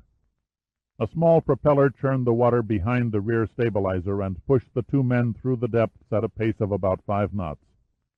The craft and its passengers were headed directly toward the bridge of the Andrei Viborg. Pitt and Giordino pressed their bodies against the bulkhead beneath the window. It was too late to contain their breathing. They could do nothing but watch helplessly as their bubbles floated upward into the path of the sub. In a synchronized movement, they each unsheathed their knives and waited for the inevitable confrontation. The twin streams from their exhaust air were bound to give their presence away. The sub veered around the forward mast and approached the wheelhouse. It was so close now that Pitt could distinctly make out the small breathing units attached to the crew's chests. His grip on the knife tightened. He braced his body to spring through the doorway, hoping to get in the first thrust, knowing his small blade was no match for the projectile guns. The moment of suspense ended. At the last possible instant, the sub's bow tilted sharply upward, passing through the bubbles and disappearing over the bridge. The sound of the motor slowly diminished. Almost immediately its light was lost to sight, and seconds later the last beat of the propeller died away. Giordino switched on his light, and Pitt could see him shrug his shoulders in a questioning, baffled gesture. Then it slowly dawned on Pitt. The Andrei Viborg had not yet belched all of her air pockets. Everywhere along the hull and superstructure, small trails of air and oil mingled and rose in lazy spurts to the ocean's surface. Delphi's men had simply ignored all signs of bubbles, knowing that a sunken ship takes months, sometimes years, to expel its trapped air. Pitt tapped his watch and pointed in the direction of the retreating mini-sub. Giordino nodded, and together they swam over the ship's railing and dropped down to the seafloor, taking advantage of its grotesquely shaped rocks and vegetation for cover. As the dark hulk of the André Viborg receded behind them, Pitt threw her a last look over his shoulder. The Americans now knew the location of her grave, but the Russians, he was certain, would never be told where to find her. Pitt's depth-gauge readings began rising. He led Giordino up a slope on the seamount. The water was cold, far colder than it should have been for this part of the Pacific. Their eyes strained the length of their light's rays, searching the bottom for signs of activity. But evidence that would betray the geometrical straight lines of human manufacture failed to materialize. There had to be an opening, Pitt thought. The mini-sub must have come from somewhere. They were past their time limit now. There was no chance of making it back to the safety of the Starbuck. They had no choice but to keep going until the air in the main tanks was nearly exhausted, and then head for the surface in the impossible hope they might somehow be picked up before the concussion from the Monitor's missile crushed their bodies to pulp. Suddenly, Pitt noticed a change in the water temperature. It had become warmer, perhaps by as much as 5 degrees.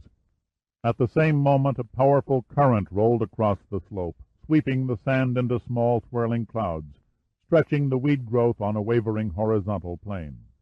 The sudden surge of the current thrust its invisible mass against the two men, thrusting them over the seafloor like ping-pong balls in a hurricane.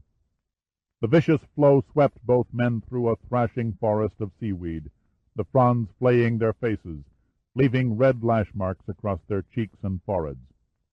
Pitt somersaulted and collided with a huge outcropping of rock that was coated with a thick blanket of marine growth. The green slime rubbed off in his hands, and the sharp edges from a colony of shell creatures sliced into his rubber wetsuit. He was pinned against the rocks for an instant, and then the unpredictable whim of the current jerked him back into its path. He felt something grasp his leg. It was Giordino's arm, circled around Pitt's thigh just under the crotch, holding on with all the force of a hydraulic vice. Pitt looked into Giordino's face mask, and he could have sworn he saw one brown eye wink. The added weight of their combined bodies was already reducing the drag from the current, and, more important, Giordino's grip would keep them from becoming separated during their swirling journey through the tempest of exploding sand and seaweed. Pitt became aware of a dull, clanking noise, an odd tolling sound coming from his air tanks smashing against the rocks. He tumbled on his back for a fleeting moment and shined his light upward, briefly watching the surface shimmer back in the reflection. He reached out as if to touch it, and then realized that his mind was wandering. He jerked his senses back to the moment, just in time to throw up his arm and shield his face before ramming a massive barnacle-coated boulder. What rescued him in those first jarring seconds was the quarter-inch rubber thickness of his wetsuit. But it wasn't enough to save him completely. The barbed growth cut past the rubber and nylon inner lining. Pitt was stabbed with pain as the water around his arm burst into a cloud of his blood. His face mask was ripped away, and the swirling sand invaded his eyes and nostrils, scouring the delicate membranes. He tried to exhale through his nose to clear the sand, but only succeeded in adding to the irritation. His eyes stung from the combined attack of sand and salt water. The sudden closure of the lids threw his brain into spinning blackness. Then his head slammed into a low rock, and a skyrocket soared and burst into a brilliant rainbow of color, sputtered out, and all was still. Giordino felt Pitt's body go limp and collapse. The dive light dropped from an open hand and fell to the bottom. Giordino shone his own light into Pitt's face, perceiving the loss of consciousness. He satisfied himself that Pitt's mouthpiece was still secured between the teeth, and then tightened his stubby arms around Pitt's leg and continued hanging on. A stretch of sandy gravel passed under Giordino. He lashed out with his feet, desperately attempting to drag them as a brake. Both his fins were torn away, and the skin flayed from his feet and ankles. He clenched his teeth on the mouthpiece of his air hose until the rubber split, and dug his bleeding feet deeper into the sand. It was a move born of desperation, and it failed. His feet merely gouged 2 grooves in the yielding sea bottom before losing their hold and breaking loose. Suddenly, like a cat who tires of a mouse, the treacherous undercurrent spun them out of its mainstream and released them. Giordino quickly reached out and grabbed a handful of seagrass, pulling his unconscious burden toward a small crater-like pocket on the bottom. Then he relaxed and drifted downward in the calm water, letting Pitt sink gently beside him. It was quiet in the operations bunker at Pearl Harbor. The typewriters were mute.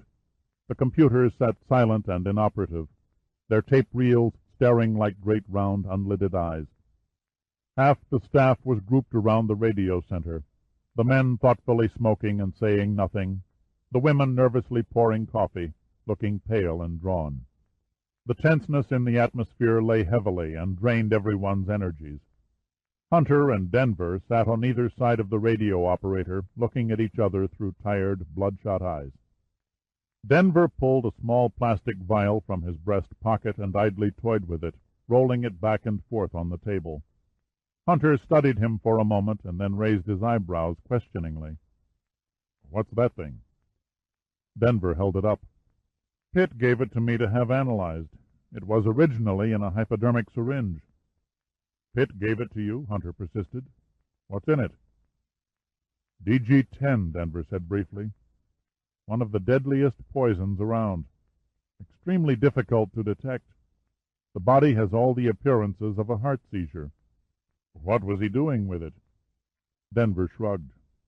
"I don't know. He was very sly about it. Said we'd know in the end." Hunter's eyes were remote, unseeing. "An enigma. That man's a don't-give-a-damn enigma." "Telephone, Admiral."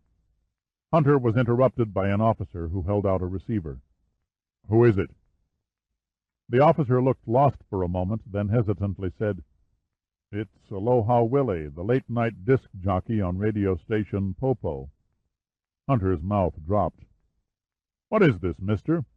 I don't want to talk to any damn disc jockey. How did he get on our private lines anyway?"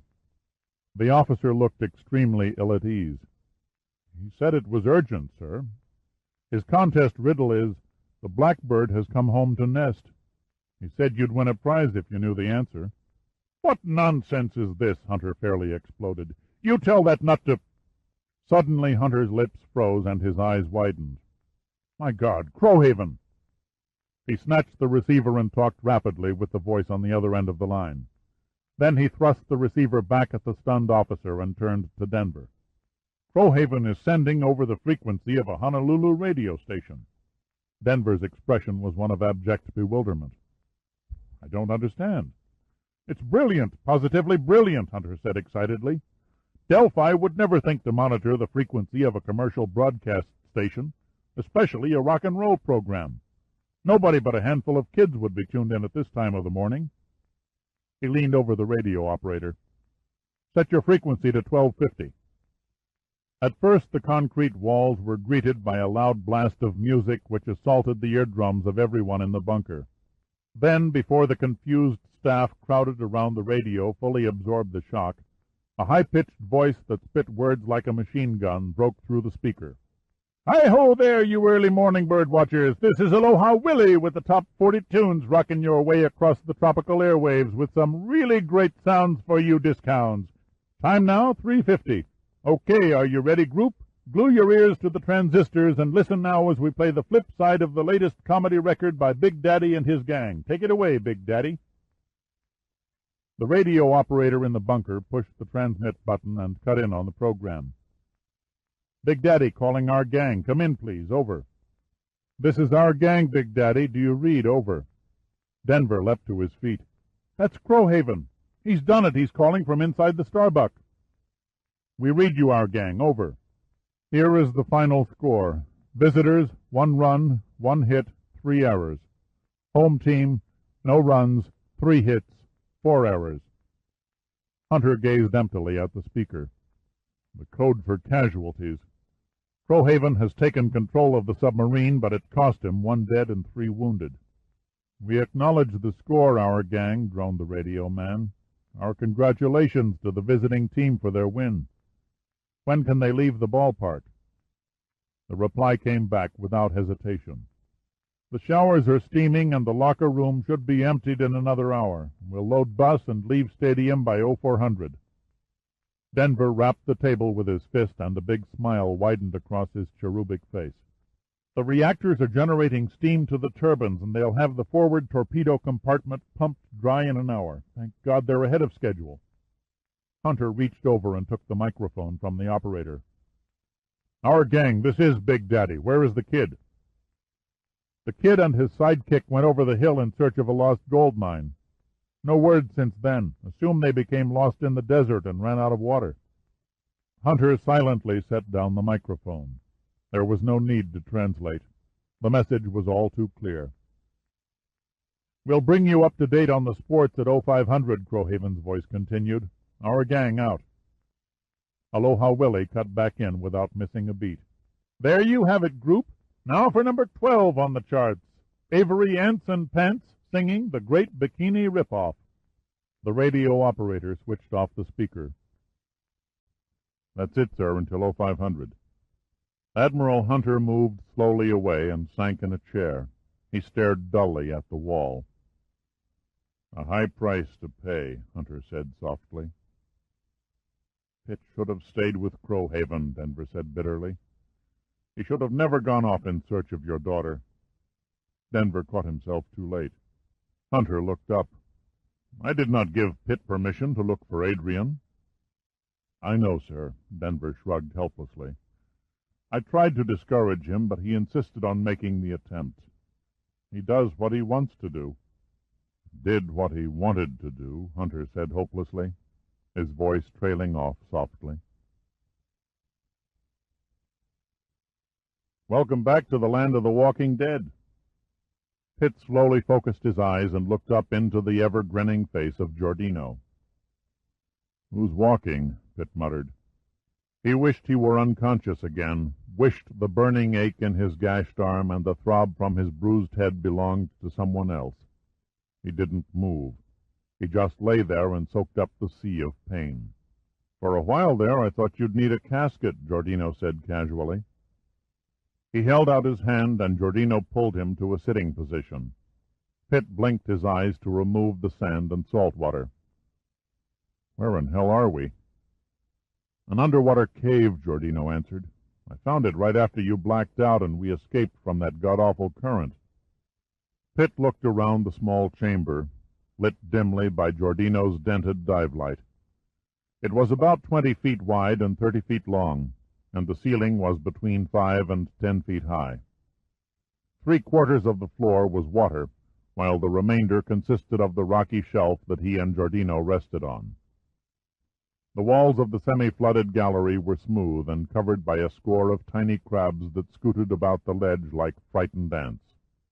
I wonder how deep we are, Pitt murmured. My depth gauge read 80 feet outside the entrance. Pitt longed for a cigarette. He dragged his sore body across the shelf to one wall and leaned against it, staring in dumb fascination at the blood that splotched his black rubber wetsuit. A pity I don't have a camera, said Giordino. You'd make a great human interest story. Looks worse than it really is, Pitt lied. He nodded at Giordino's feet. I'm sorry I can't say the same about your bug crushers. Yeah, I don't think any of my piggies will be going to market for a while. Giordino coughed up mucus and spat it in the water. Now what? We can't go back outside, Pitt said thoughtfully. With all this blood, we'd draw every shark within 10 miles. He paused, glanced at his watch, and then stared at the water. We've got nearly 2 hours before the monitor cuts loose. What say we spend it looking around? Giordino's expression was devoid of enthusiasm. We're hardly in prime condition to go exploring caves. You know how easily I get bored sitting around. Giordino wearily shook his head. The things I do for a friend. He took careful aim at a crab, spat, and missed. I guess anything beats an evening with these guys. What's the status of our equipment? "I'd hoped you wouldn't ask," Giordino said. "All in about the same shape I'm in. Except for our air tanks, which are, if you'll pardon the expression, on their last gasp, we have exactly one face mask, 40 feet of nylon line, one flipper, and this light which has just about had it. Forget the air tanks. I'll try a free dive first." Pitt slipped the fin on a foot and took the nylon cord, wrapping one end around his waist. "You rest easy and hold on to the other end of the line. When you feel 3 jerks, get out of there fast. 2 jerks, pull like hell. 1 jerk, follow me in." "It'll be lonesome here," Giordino sighed. "Just me and the crabs." Pitt grinned. "You won't be lonely long." Pitt picked up the light and sat on the edge of the shelf. He inhaled and exhaled several times, hyperventilating to purge the carbon dioxide from his system. Finally, satisfied that his lungs could hold no more, he slid into the gloomy water and stroked toward the bottom of the cavern. Pitt was an excellent diver. He could stay under water, holding his breath for nearly 2 minutes. His muscles ached and the bloody cuts in his skin smarted from the salt water, but he plunged downward with one hand touching the smooth surface of the wall, while the other gripped and aimed the light. The wall sloped on a broken angle for 15 feet and then leveled out into a confining shaft. Pitt came to a mound of fallen rock that nearly blocked his forward progress, but he managed to snake over the obstacle and found that the walls began expanding away from his line of vision. He pulled his body through into the new chamber and made a gliding ascent, slowly waving the one flipper. In a matter of seconds he popped into sweet air and a gallery that was flooded by a soft yellow glow. It was a golden world, a world of yellow where even the shadows were cast in matching hues. The roof was at least 20 feet high and glistened with a mass of tiny stalactites which trickled water in small splashing drops throughout the interior. Pitt breaststroked through the gold-tinted water to a rock-carved grand stairway, which stretched into a long curving tunnel with odd-looking triangular grooved notches embedded in the steps. 2 effigies of square-bearded men with fishtails instead of legs crouched in a sphinx-like fashion on each side of the landing. The statues were deeply eroded from the dripping water and appeared to be extremely old. He hoisted his buttocks onto the bottom step of the landing and removed his mask, blinking his eyes to adjust to the eerie strangeness of the light. The tightness of the wetsuit began to irritate his arm. Tenderly favoring the gashes on his arm, he managed to slip it from his body. When he unwrapped the nylon cord from around his waist, he noticed a scant 3 feet of slack. He gave the cord one sharp tug, and as soon as it became taut, he hauled it in hand over hand until Giordino's curly head popped to the surface. "I've gone to a yellow hell," Giordino sputtered. He pushed the hair out of his eyes and extended his hand to Pitt. "Welcome to Delphi's House of Horrors." He grabbed Giordino's hand and hauled him from the water onto the step. Giordino nodded toward the sculptures. "The local reception committee?" He rubbed a hand over one of the squared-off beards, stroking the stony surface. "Any idea what causes the weird light?" "It seems to emanate from the rocks." "That it does," Giordino agreed. "Take a look at my hand." He held up his palm, and the skin emitted a faint glow. "I can't give you a chemical analysis of the mineral content, but I'm reasonably certain it contains a healthy dose of phosphorescence." "I've never known it to be quite this bright," Pitt said. Giordino sniffed the air.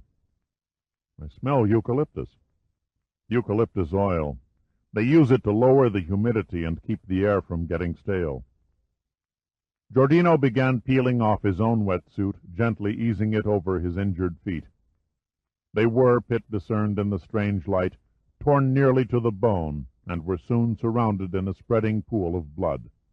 But, he thought, he could still walk easily enough. "I'm going to scout the stairway. Why don't you hang around and enjoy the sights?" "No chance," Giordino smiled gamely. "I think it wiser if we stuck together. I'll keep up. Just mind the road ahead." Pitt squinted at Giordino's bleeding body and then looked down at his own. "We're certainly a sorry-looking invasion force," he thought. They were both hurt badly. "Okay, tough guy, but don't play silent hero." Pitt knew his words were useless. Giordino would follow until he passed out. Without waiting for a comment, he turned and began walking up the stairway. They climbed with agonizing slowness amid the unreal surroundings into a winding tunnel. The only sounds came from their labored breathing and the constant splatter of water trickling from the ceiling. The tunnel gradually narrowed until it was slightly over 5 feet high and 3 feet wide. The steps suddenly shortened until they became a smooth ramp.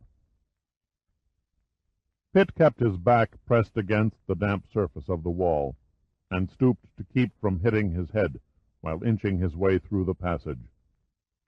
The batteries of the dive light were almost dead, and the beam they projected through the lens barely cast more illumination than the phosphorescence.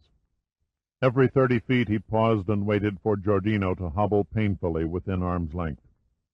Pitt noted that each time he halted, Giordino took a little longer to catch up.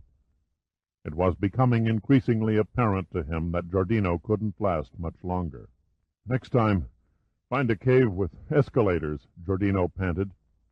It took him 3 breaths to get the words out through clenched teeth. "A little workout never hurt anybody," Pitt said. He had to keep Giordino going now. If they didn't find a way to the surface above the seamount, they would die a lonely death, crushed under thousands of tons of rocks and water. Pitt pushed on. The dive light was down to a faint glow, and he simply, uncaringly let it slip from his hand to the rock floor. He hesitated a moment, staring unconcernedly at the light as it rolled down the tunnel in the direction he had climbed. He vacantly wondered what Giordino would think when it came rattling by. Pitt's goose-flesh rose in unison with the sudden cold air current that danced across his skin. There had to be a vent or an opening ahead. Soon a gentle, textured blue film met his eyes. The blue seemed to waver and alternate in tones that cast soft, animate shadows on the passage walls. Pitt moved closer. The thing swirled with a movement that was familiar. "Why can't I recognize it?" he dazedly wondered. His brain was fogging. Fatigue rushed through his veins and deadened all his thought processes. He stopped and waited for Giordino, but Giordino did not come.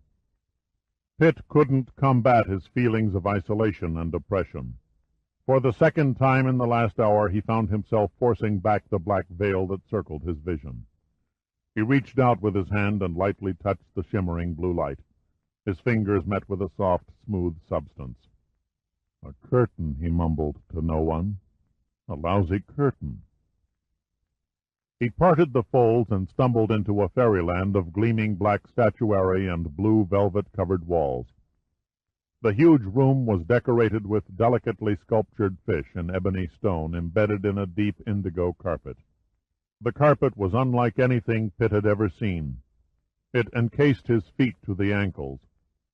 He looked up and saw that the entire fantastic setting was reflected in a gigantic mirror which spanned the ceiling from wall to wall. In the center of the room, elevated by 4 carved leaping sailfish, was a clamshell-shaped bed adorned by the body of a naked girl lying on a sparkling satin spread, her white skin contrasting vividly with the blue and black motif of the chamber. She lay on her back with one knee drawn up and one hand palmed around a small white breast as though caressing it. Her face was enticingly hidden by long, sleek hair that glinted in the light as it trailed across the pillow. The rise and fall of her breathing distinctly showed that her stomach was hard and firm. Pitt leaned unsteadily over the bed and brushed the hair away from her face. His touch awakened her, and she moaned softly. Her eyes slowly opened and locked on Pitt, gazing unseeing for a moment until her sleep-dulled brain registered the sight of the bloody spectre standing over her bed. Then her lovely face snapped into shock, and her large, inviting lips opened for a scream that was never uttered. "Hello, Summer," Pitt muttered with a crooked smile. I was in the neighborhood and thought I'd drop in. Then the door in Pitt's skull slammed shut, and he pitched backward onto the waiting carpet.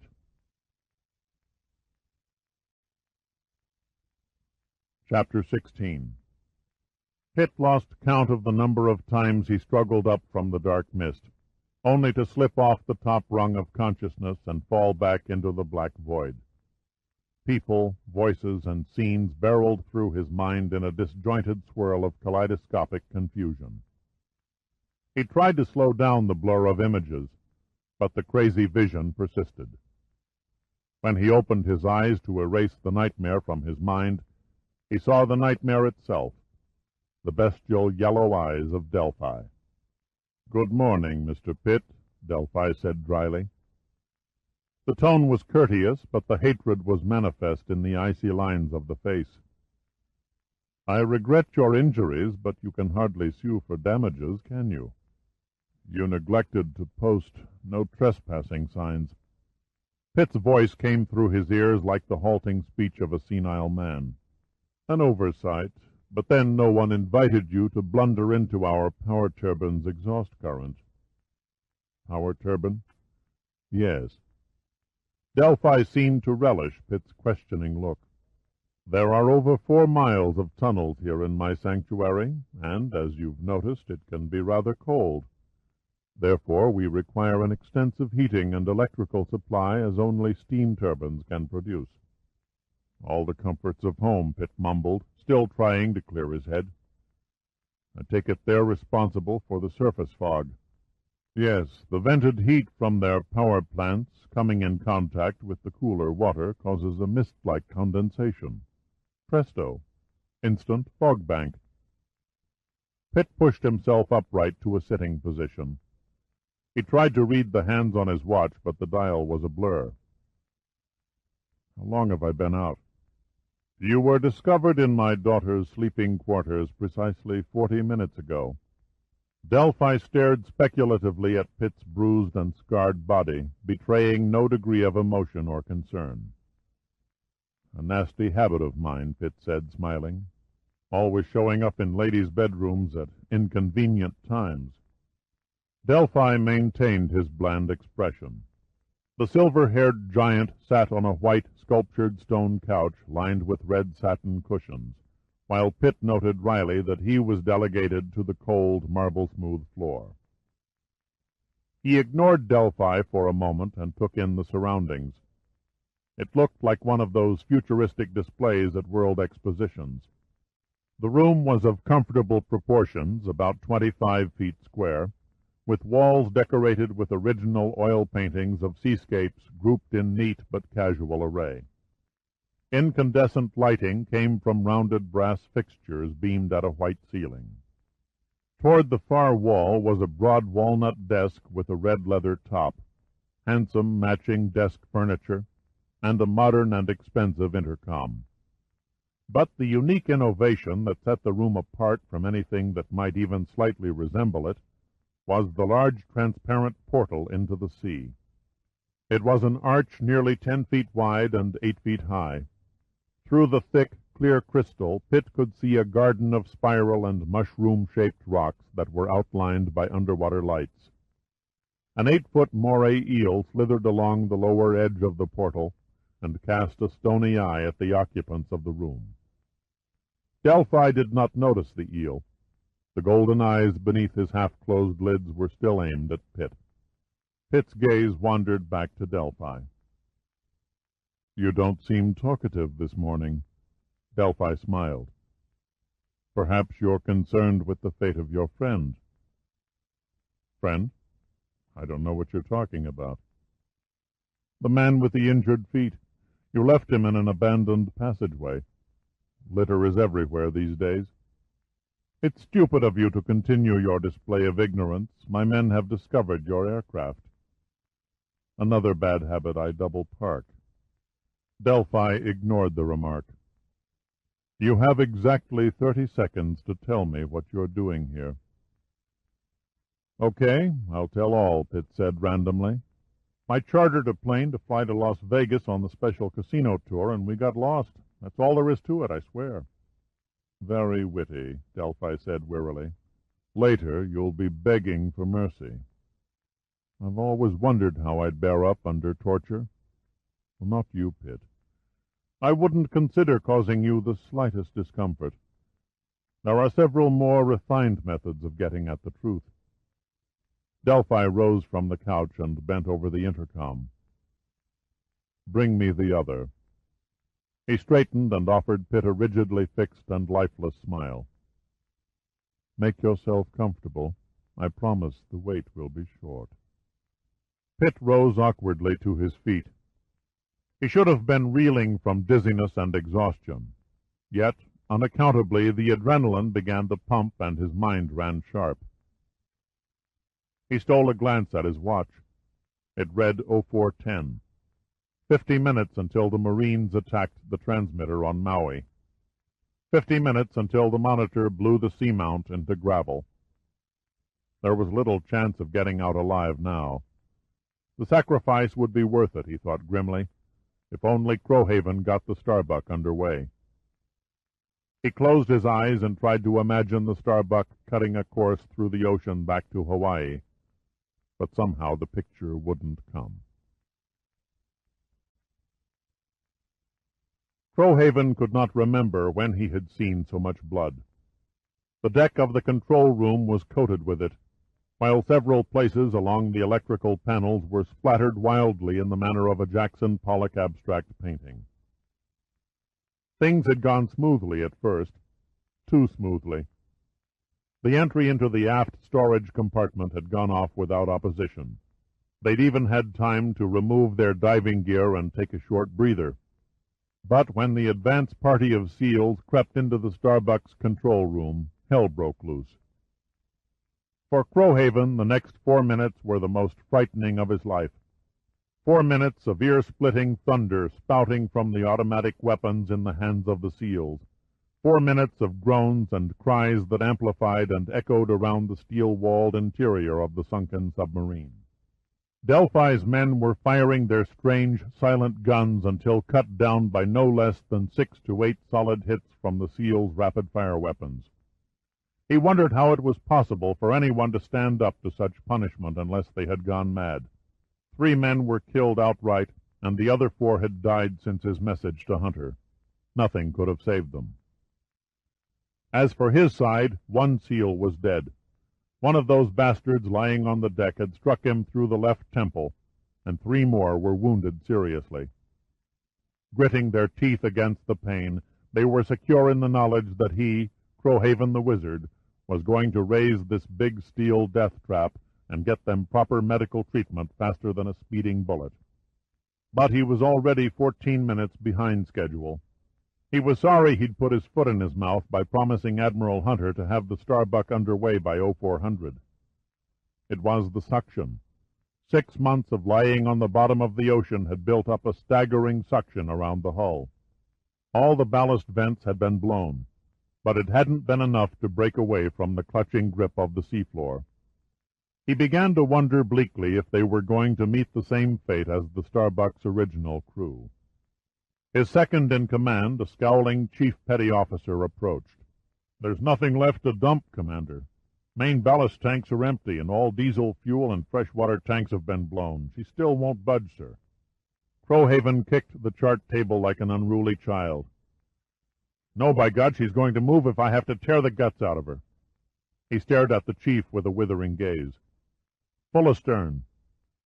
The chief's eyes widened. "Sir?" "I ordered full astern, damn it." "Begging the commander's pardon, that'll beat the hell out of the screws, sir. They're half stuck in the seabed now, and there's a good chance we'd shear a shaft." "It beats the hell out of dying," Crowhaven said curtly. "We'll kick this mother out of here as though she were a mule in a swamp. No more arguments, Chief. Give me full astern for 5 seconds, and then jam her full ahead for 5 seconds. Keep repeating the process until we bust her into scrap or she breaks free." The chief shrugged in defeat and hurried off to the engine room. After the turbines were engaged, it took only half a minute before the first dire report came into the control room. "Engine room, Commander," the chief's voice carried through the speaker. "She can't take much more. We've already bent the screw blades, twisting them into the sand. They're out of balance and vibrating like crazy." "Keep at it," Crowhaven snapped over the microphone. He didn't have to be told. He could feel the deck shuddering beneath his feet as the giant propellers pounded themselves against the bottom. Crowhaven stepped over to a young, red-haired, freckle-faced man standing in front of several deck-to-ceiling control panels, intently studying the massive banks of gauges and colored lights.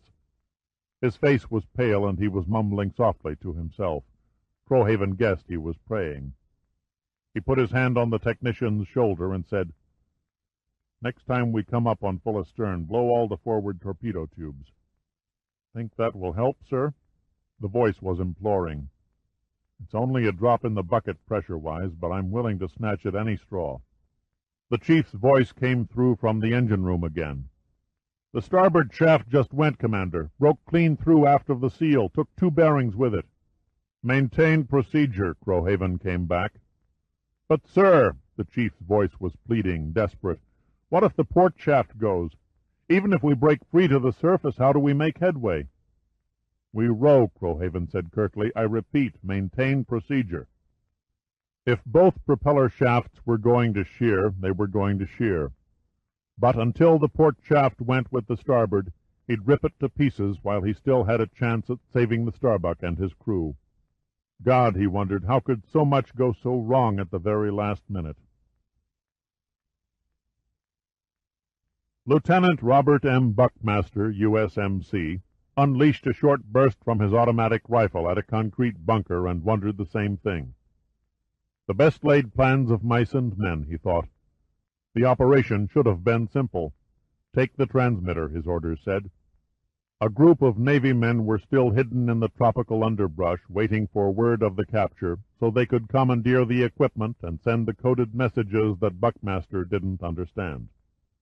Marine lieutenants were seldom privy to classified information, he mused. It's okay to get killed, but it's not okay to know why. The old Army installation on the northwest tip of Maui had looked deserted and innocent enough, but the instant his squad began infiltrating the perimeter, they'd run into more detection and warning gear than surrounded the gold depository at Fort Knox.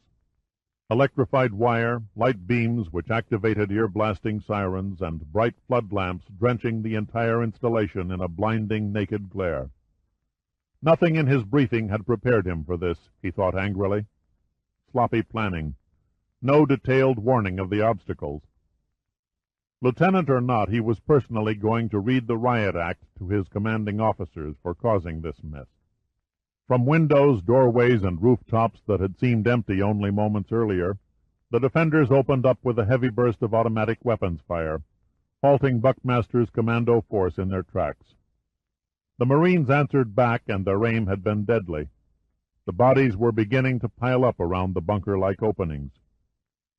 At the height of the battle, a burly, grizzled-looking sergeant ran through the shadows cast by the flood lamps, and threw himself down on the ground next to Buckmaster.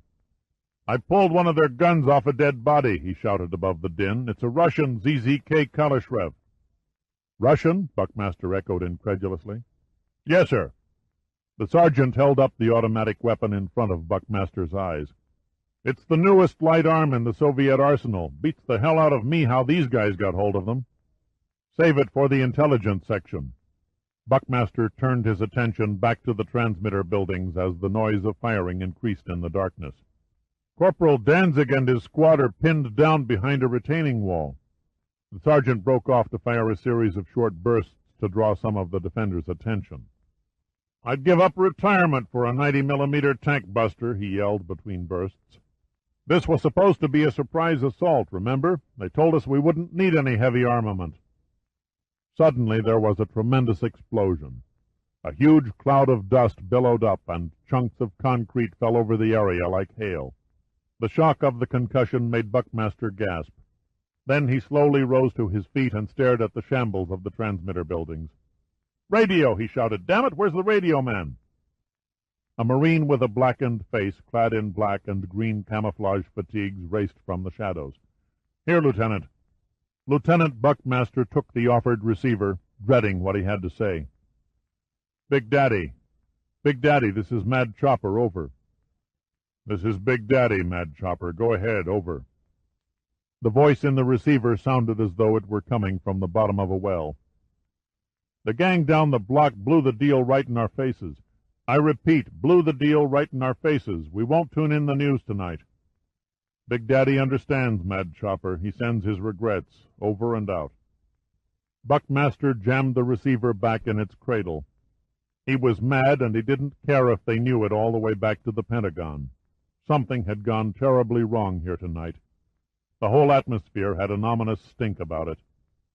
He vaguely wondered, as his men began regrouping, whether he would ever know who had gotten the short end of the stick.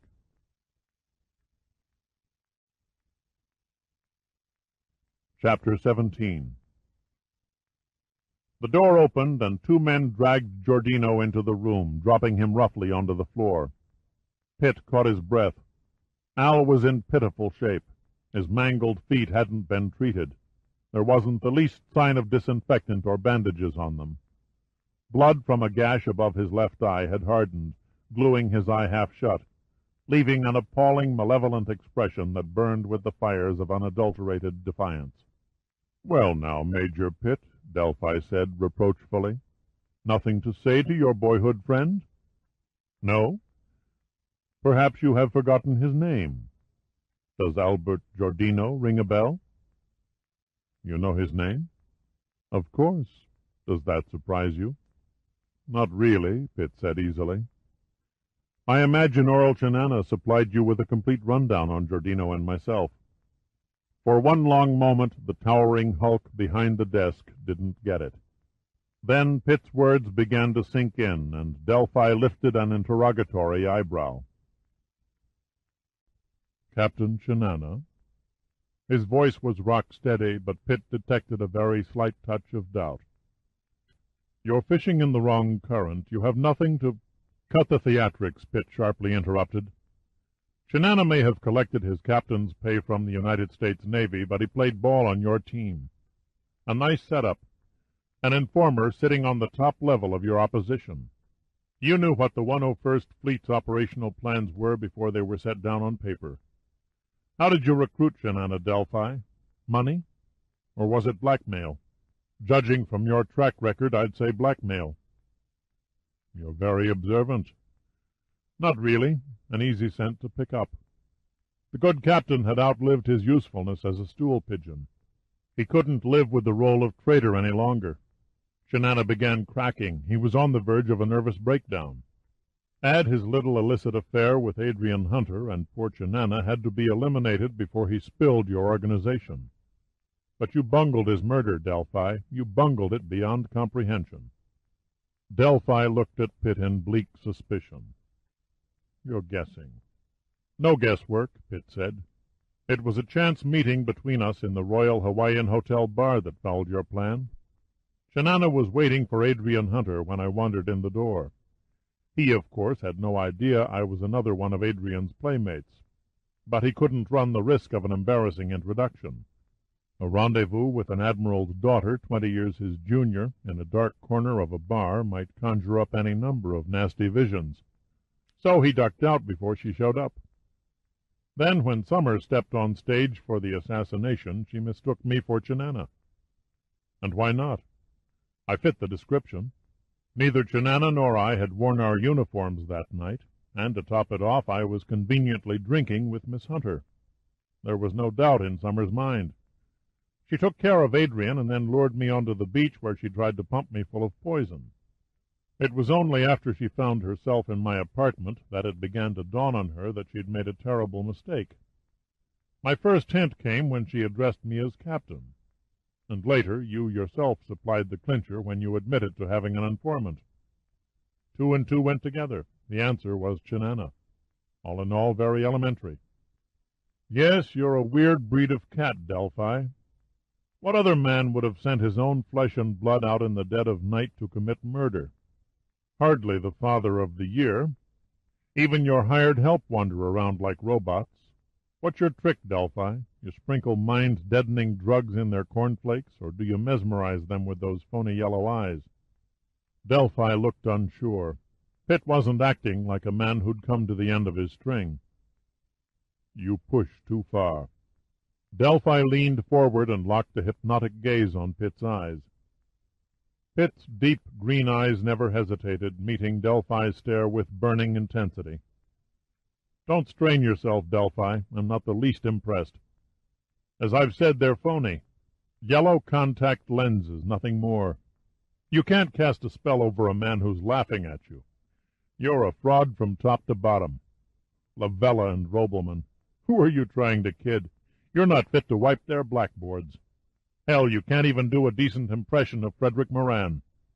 Pitt broke off abruptly, dodging to the side as Delphi, clenched teeth bared in rage, leapt from behind the desk and swung in a wide windmilling arc with his fist.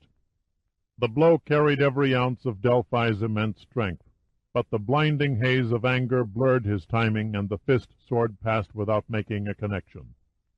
He stumbled, recovered, and then lost his balance, going down on his hands and knees with a grunt of agony as Pitt's foot caught him on the side of his body. He stayed where he was, swaying from side to side. There was a moment of stunned silence throughout the room as Delphi rose unsteadily, supporting himself on the top of the heavy desk. His breath was coming in gasps, his mouth a taut white line. Pitt stood frozen, cursing himself for overplaying his hand. There was no doubt in his mind, there could be no doubt in the mind of all who were in the room, that Delphi meant to kill him and Al.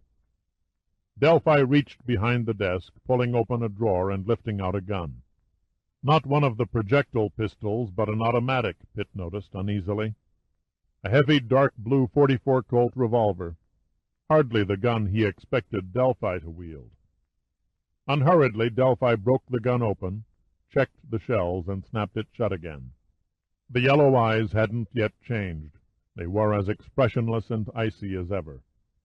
Pitt turned and looked down at Giordino, who met his eyes with a wry grin.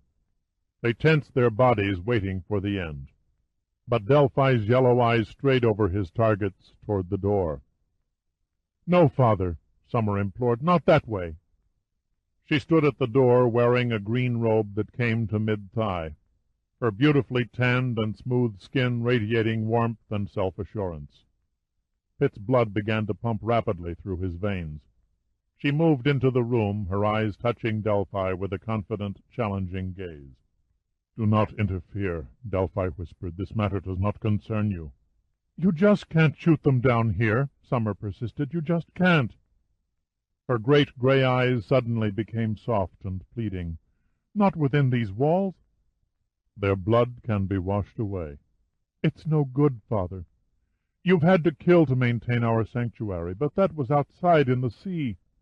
You must not bring death into your own house." Delphi hesitated and slowly dropped the gun. "You're quite right, daughter." He smiled. "Death from a bullet is too quick, too merciful, and too unclean. We'll set them free on the surface. We'll give them a chance to survive." "Fat chance," Pitt growled. "Hundreds of miles to the nearest land, man-eaters waiting for a bite of human flesh. You're all heart. Enough of this morbid talk." The giant's face wore a sardonic expression. "I still wish to hear how you came to be here, and I haven't time for any more of your wit." Pitt casually studied his watch. "About 31 minutes, to be exact." 31 minutes? Yes, that's when your precious sanctuary caves in. Back with the jokes again, are we, my friend?" He walked over to the portal, staring at the moray eel before turning abruptly. "How many other men were in your aircraft?" Pitt snapped another question back. "What became of Lavella, Robelman, and Moran?" "You persist in toying with me." "No, I'm dead serious," Pitt said. "You answer a couple of questions, and I'll tell you what you want to know, my word." Delphi thoughtfully looked at the gun. Then he laid it on the desk. "I believe you. To begin with, Major, my name really is Moran." "Frederick Moran would have to be in his 80s to be alive now." "I am his son," Delphi said slowly. "I was a young man when he set out with Dr. Lavella and Dr. Robelman to find the lost island of Cannoli. You see, my father was a pacifist. After the Second World War had ended in the inferno of the atomic bomb, he knew it would only be a question of time before mankind destroyed itself in a nuclear holocaust. When countries arm for war, the arms never go unused, he once said. He began researching areas that would be safe from radiation and far from target sectors, eventually discovering that a base under the sea provided the ideal retreat.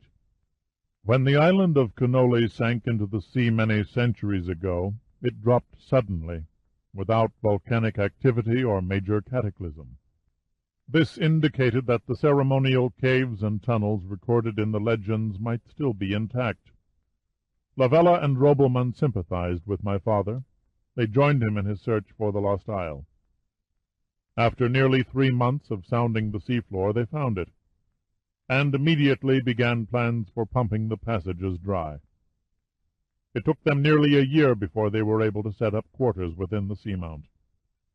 "How was it possible to work so long in secret?" Pitt asked. "The records list the expedition ship as missing only a few months after it left port." Secrecy was no great problem, Delphi continued. The ship's hull had been modified so that divers and equipment would be able to pass in and out of the sea. A few alterations, like changing the name on the bow and painting the superstructure, and the ship simply became another unnoticed steamer plying the western trade route. Not secrecy, but financing became the major problem. "The rest I know," Pitt said with an unnerving degree of certainty. Delphi looked up. Summer took a step forward, the identical expression of doubt showing in their faces. "How odd you didn't catch on to the fact that the entire 101st Fleet, the entire Navy Department, discovered your setup." "What purpose do you serve by lying?" Delphi demanded. "You should have guessed, Delphi. Remember when you left my apartment? I mentioned Cannoli, yet you hardly batted an eye. Probably because you knew I was about to die, so my little revelation was of no consequence." How could you?" "The curator at the Bishop Museum. He remembered your father. But that was only the beginning. The pieces are all there, Delphi, and they all neatly finish the puzzle." Pitt walked over and knelt down beside Giordino. Then he faced Delphi again. "You kill because of greed, nothing else. You've even embedded the same cold-blooded philosophy in your own daughter. Your father might have been a pacifist, but what Dr. Moran began for strictly scientific and humanitarian reasons unwittingly became, in your hands, the slickest hijack operation in maritime history." "Don't stop," Delphi said grimly. "I want to hear it all." "You want to hear it told from the other side?" Pitt asked, his tone neutral. "Want to hear how you're put down in the files? Very well. Before continuing, however, I'd appreciate it if you could make Giordino here a bit more comfortable. It's embarrassing for him to have to lie on the floor like an animal." Delphi nodded reluctantly to the guards, who lifted Giordino by the arms and carried him to the red-cushioned couch. Only when Giordino was sitting more comfortably did Pitt continue. The next few minutes wouldn't make much sense unless he could guess enough of the plot behind Delphi's strange organization. If they were to have even one chance in 100 of escaping the crush of the coming explosion, he'd have to get Giordino and Summer out of that room. The great crystal port would be the first to go, unleashing 1,000,000 gallons of seawater. He could only pray for an interruption. He took a deep breath, hoping his imagination was operating in high gear, and began. "The Explorer, your father's ship, had outlived her usefulness by the time the scientists had made the seamount livable. Dr. Moran needed money to buy equipment in order to continue underwater construction. So he resorted to the world's most common con game, taking an insurance company. Screwing the establishment out of a few bucks in the name of science consoled his conscience. And what the hell did he care? He and Lavella and Robelman had dropped out of society anyway. So he sailed the Explorer to the States, loaded the holds with worthless junk, insured the ship and cargo to the hilt, all this under a different name and registry, of course. Then he sailed the ship back to Canoli, where he opened the seacocks and became the first victim of the Vortex. He immediately applied for the insurance. The scheme worked so smoothly, Delphi, that you couldn't resist opening up for business in a big way after the good scientists died off and could offer no objections. Only this time you refined the operation. You used ships that didn't belong to you. There was more loot in this method, as you weren't out the original cost of the ship. It must have been one hell of a profitable scheme, and still is, for that matter. It's almost ridiculously simple. You arrange for a few of your men to sign on as crew members on a merchantman heading west from the mainland to the Indies and the Orient. Why always west? The western steamer lanes cut right over your backyard, and not only does Canoli lie near its path, but goods stamped "Made in the USA" are easier to sell in the backwater black markets.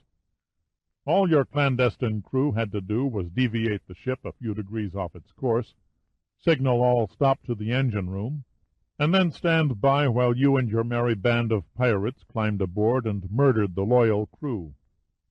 No trace of the vessel is ever found. How could it be? The bodies were weighted and dumped over the side, the hull was repainted from stem to stern, a few prominent areas of its superstructure were altered, and presto, you had a new ship. Then it was only the small matter of selling the cargo, unless it was easily traceable and too hot to handle, in which case it was expediently dropped in the sea. You made a few honest trade runs under a new registry before you then reinsured it, and then you sunk it on the summit of the seamount so you could always get at the remains for spare parts needed to make phony modifications on future acquisitions to your ill-gotten fleet. God, how all the buccaneers of the Spanish Main would have envied your organization, Delphi. Next to you they were nothing but a gang of muggers. Why, hell, you've got half the world fooled into thinking there's almost 30 ships out there on the bottom, when in reality there's only half that many. Every one of them was listed as missing twice, once under their original name and again when you scuttled them under yours. Very penetrating. The scoff in Delphi's tone was belied by the deep absorption in his eyes. The Lily Marlene, Pitt went on in a quiet voice. That was a clever hoax. Things were getting a little too hot around the seamount. Too many private pleasure crafts cruising about, trying to treasure hunt the missing ships. It was only a matter of time before a fathometer or sonar picked up the outline of the hulks. So you cooked up the Lily Marlene affair to get the heat off your operation. The Coast Guard, the Navy, the Merchant Marine were all taken in by the eerie discovery on board the yacht. You'd make a great press agent, Delphi. That description of the dead bodies with green skin and burned faces put the fear of the unknown into every superstitious seaman sailing the Pacific. Ships and crews began avoiding these parts like the plague. You had them all conned. No one considered the notion of a trumped-up facade. You sent that phony message from the Lily Marlene's radio. The operator was already dead. The crew of the Spanish freighter, the San Gabriel, had murdered him and everyone on the yacht. Pitt paused to let his words sink in. That was a neat touch, having the Lily Marlene blow herself and the boarding crew to shreds. In reality, there was no explosion. The yacht had been captured and sailed away to the seamount for a complete facelift. She was too pretty a ship to scuttle. You've probably got her tied up this minute at one of the Honolulu yacht marinas under a new name and registered to the same outfit, on paper at any rate, that owns your other ships. What's the name again? The Pisces Pacific Corporation? Delphi suddenly stiffened. You know about Pisces Pacific? Doesn't everybody? Pitt asked. I can easily inform you that everything you own outside the seamount is under custody at this moment. Your amphibian aircraft, corporation offices, the radio transmitter on Maui, to mention a few. Pitt realized that his imagination had hit home. You've had a good thing going, Delphi. Every contingency was covered. Even if one of your victims managed to get off a Mayday signal, your transmitter on the island effectively garbled it and then rebroadcast a confused message that just happened to mention the ship's position, a position over 100 miles away from where the actual act of piracy actually took place. Delphi's face was a mask of malevolence. "You should have died, Pitt. You should have died in triplicate." "Ah, yes," Pitt shrugged. "The slimy crud in the grey panel truck, for one. A damnably crude attempt for someone of your finesse. But I suppose you were pressed for time, especially since Chenana had informed you that I was placed on duty with Admiral Hunter and his staff that morning. After the botched job by Summer the night before, it would have been awkward if I'd launched an investigation of my own. Or worse yet, if Adrian Hunter let slip a few choice remarks about her affair with Chenana. It all totaled to one conclusion. Pitt had to get flushed and fast. "You're a cunning man," Delphi said slowly. "Far more cunning than I gave you credit for. But it makes little difference now. You've played a bluffing game. Your guesswork is fairly accurate. You missed target on my father, however. He was a good man. He and his fellow scientists were all killed when a pump failed, and they drowned in a flood tunnel shortly before their work was finished. Credit for the missing ships belongs only to me. I planned and conceived the entire operation, beginning with the Explorer. I made mistakes, but none that couldn't be glossed over. Yes, Mr. Pitt, you are bluffing. Captain Chenana kept me informed right up until his unfortunate passing. Admiral Hunter could not possibly have put the entire story together in the last 24 hours. Delphi passed his hand over his brow and rubbed his closed eyes. It was as though he was trying to erase a past error. You were my most inexcusable mistake. 3 decades of perfect isolation, and you nearly destroyed it. 30 years is a long time to get away with so awesome a crime, said Pitt. You destroyed yourself, Delphi. You bit off more than you can chew. Your worst blunder was capturing the Starbuck. It's one thing to hijack a merchant vessel or pleasure boat. The Coast Guard seldom conducts any more than a surface search in the area of the last known position of the missing ship. But when a naval vessel vanishes, the Navy never stops scouring the sea, no matter how far or how deep, until they find the remains. Delphi stared out the portal for a long moment. If Commander Dupree had only kept on his original course, instead of deviating and discovering our sanctuary, he and his crew would still be alive. Pitt's eyes were like round chunks of ice. How did you do it? How did you capture a nuclear submarine while it was underwater? Really quite simple, Delphi answered. My men stretched heavy steel cable in the sub's path, snagging the propellers. When she drifted to a stop, we forced open several of her outside ballast vents, allowing water to enter her air tanks while flooding 2 interior compartments.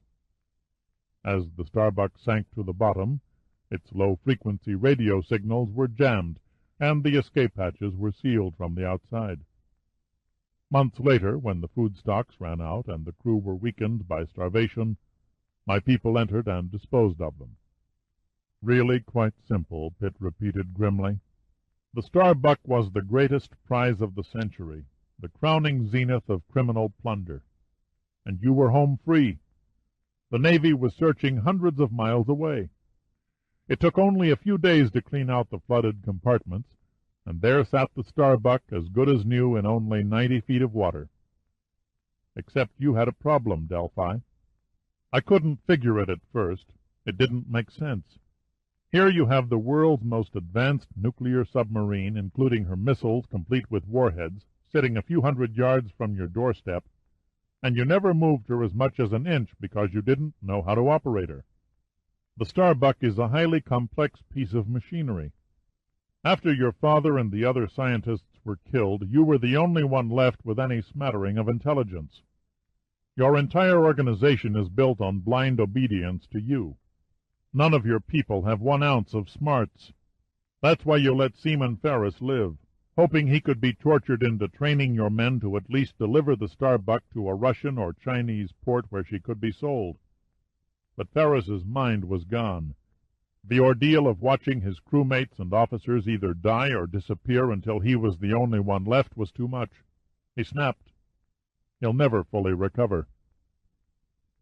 "A minor miscalculation," Delphi said tiredly.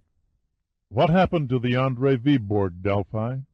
Did the Russians decide there was no honor among thieves and make a try at hijacking the Starbuck for themselves?" "This time you are quite wrong, Major Pitt." Delphi delicately massaged the spot where Pitt had kicked him. "The captain of the Andrei Viborg had his suspicions aroused when your ship, the Martha Ann, tarried too long in one spot. He came to investigate. I had no choice but to eliminate him as I had the others." "It must have broken your heart to lose the Martha Ann," Pitt said acidly. "She spoiled your record by being the first and only victim to have gotten away." "Unfortunately, our losses in capturing the ship were quite heavy," Delphi said. "The Martha Ann was activated to return to Pearl Harbor before my men could take the necessary steps to stop her." "You could have blown her out of the water." "Too late. Captain Chinana warned us of a new crew that was already flying from the islands to take command. We only had time to remove our dead and wounded." "Nothing seems to go right for you, does it?" Pitt said conversationally. "You were on the Martha Ann," Delphi said coldly. "It was you who shot down my men and spirited away the ship's crew in the helicopter. It has always been you who has corrupted my plans." "Get screwed," Pitt said viciously. "You invited me to the party, remember? I didn't ask to find that phony message capsule." Delphi bared his teeth. "Why did you come here?" he demanded. "What exactly is your mission?" "To rescue Adrian Hunter," Pitt snapped back. "You lie!" Delphi shouted. "Suit yourself." Delphi's eyes widened. Suddenly he knew. He hit Pitt across the face savagely, and Pitt stumbled back against the wall, tasting the blood in his mouth. "The submarine," Delphi said in a quiet, toneless voice. "You found the Starbuck operable, killed my men, and escaped with Ferris. Now you've returned with a crew to reclaim it." "As I promised," Pitt said, "nothing less than the truth." "You're right, Delphi. I brought a crew of Navy submariners with me to salvage the Starbuck. While we've been standing here discussing the sins of your criminal acts, the sub has been raised off the bottom." Pitt studied his watch. It was 11 minutes to 0500. "I should put her about 25 miles south by now." "How the fortunes of war swing from side to side," Pitt said quietly. "But it shouldn't come as a surprise, really. You couldn't be fool enough to think you could get away with it forever. In 11 minutes, the missile cruiser Monitor is going to fire a small nuclear warhead on the center of your precious seamount. In 11 minutes, we all die." "Nothing can crush these walls," Delphi said calmly. "Look around you, Major. The base of this seamount is granite, a hard quartz-type granite. It's stronger than reinforced concrete." Pitt shook his head. "One crack. All it takes is one crack, and thousands of tons of water will come bursting through these caverns with 10 times the pressure of a fire hose. Everyone will be crushed from the water's force before they have a chance to drown." "You're overly inventive," Delphi said. "Anyway, no missile will be fired as long as you, Captain Giordino, and Miss Hunter are here. Don't bet on it. The decision came from Washington, not Admiral Hunter. You underestimate Hunter. He won't plead for our lives against orders. Besides, he probably thinks Giordino and I are already dead. As for Adrian, no one will know until it's all over that his daughter was accidentally killed during a naval operation to destroy the Pacific Vortex. The man has an overabundance of guts. He won't hesitate to sacrifice Adrian's life to put your operation out of business." The calmness slowly faded from the giant's gaunt face, leaving it frozen in uncertainty. "Words. Nothing but words. You can prove nothing." Pitt decided to throw out his last card. With 10 minutes to go, it was now or never. "I can give you absolute proof that what I've told you is gospel. Check with your radio facility. You'll find that your transmitter on Maui is in the hands of the United States Marines. You will also discover that Admiral Hunter has been trying to reach you for the last 20 minutes to negotiate your surrender." Delphi suddenly started laughing, malevolently, angrily. "You fool!" he managed to gasp between uproars. "You stupid fool! Your desperate bluff has failed. You weren't as smart as you thought. You couldn't have known, could you? The transmitting station on Maui is no longer mine. I sold it out lock, stock, and barrel to the Russians 6 weeks ago. I haven't been monitoring your transmissions. The Russians have. The Soviet Navy paid dearly to own a radio facility so close to the United States Naval Headquarters of the Pacific, and by monitoring the 101st Fleet's messages, they hoped to find the Starbuck's whereabouts. A masterful deception, don't you agree, Major? They had no idea they were dealing with the organization that had already claimed the submarine." He looked at Pitt vengefully. "If you're waiting for a last-minute reprieve, my dear Pitt, you're wasting your time. There will be no communication from Admiral Hunter. There will be no offer of surrender. There will be no atomic missile for the qualified reason that I am leaving the Seamount. Its purpose has ended. Tomorrow I will begin moving my organization to a new location. My communication equipment here has already been dismantled, and without that, there can be no contact with Pearl Harbor or any place else, for that matter." Pitt didn't answer. He simply stood in place, wondering if the next 10 minutes would be his last. "And that's only the half of it," Delphi sneered. "You put the Starbuck 20 miles south of here indeed. How much practice does it take to inject so much conviction into your face when you spout so many lies?" He laughed out loud. "You were right about one thing, Pitt. I could not operate the submarine with a non-experienced crew. But I did figure out her ballast system. At this moment every air tank is empty. Yet there she still sits embedded on the bottom. Nothing short of a major salvage operation will pull the hull free. Months of resting in the same place has built up a suction beyond what her blown ballast is capable of breaking. Yes, a pity. Your crew of submariners are as good as dead, if they're not already dead, by the hands of 7 of my best men. I knew your Navy wouldn't give up so easily. I knew they'd be back for another try at reclaiming their precious submarine, so I left my most trusted men on board, men who love to kill. Against them I wouldn't give your engineering crew one chance in 10,000. Pitt tried to leap at Delphi, to ram his fist into the teeth under the yellow eyes. But one of the guards quickly shot him, grazing him in the left shoulder. He crashed sideways into a wall, where he slowly slid onto the stone floor. Summer gave a half-retching, half-choking scream. Her eyes showed white around large gray irises. She made a move to go to Pitt, then looked hesitantly at her father.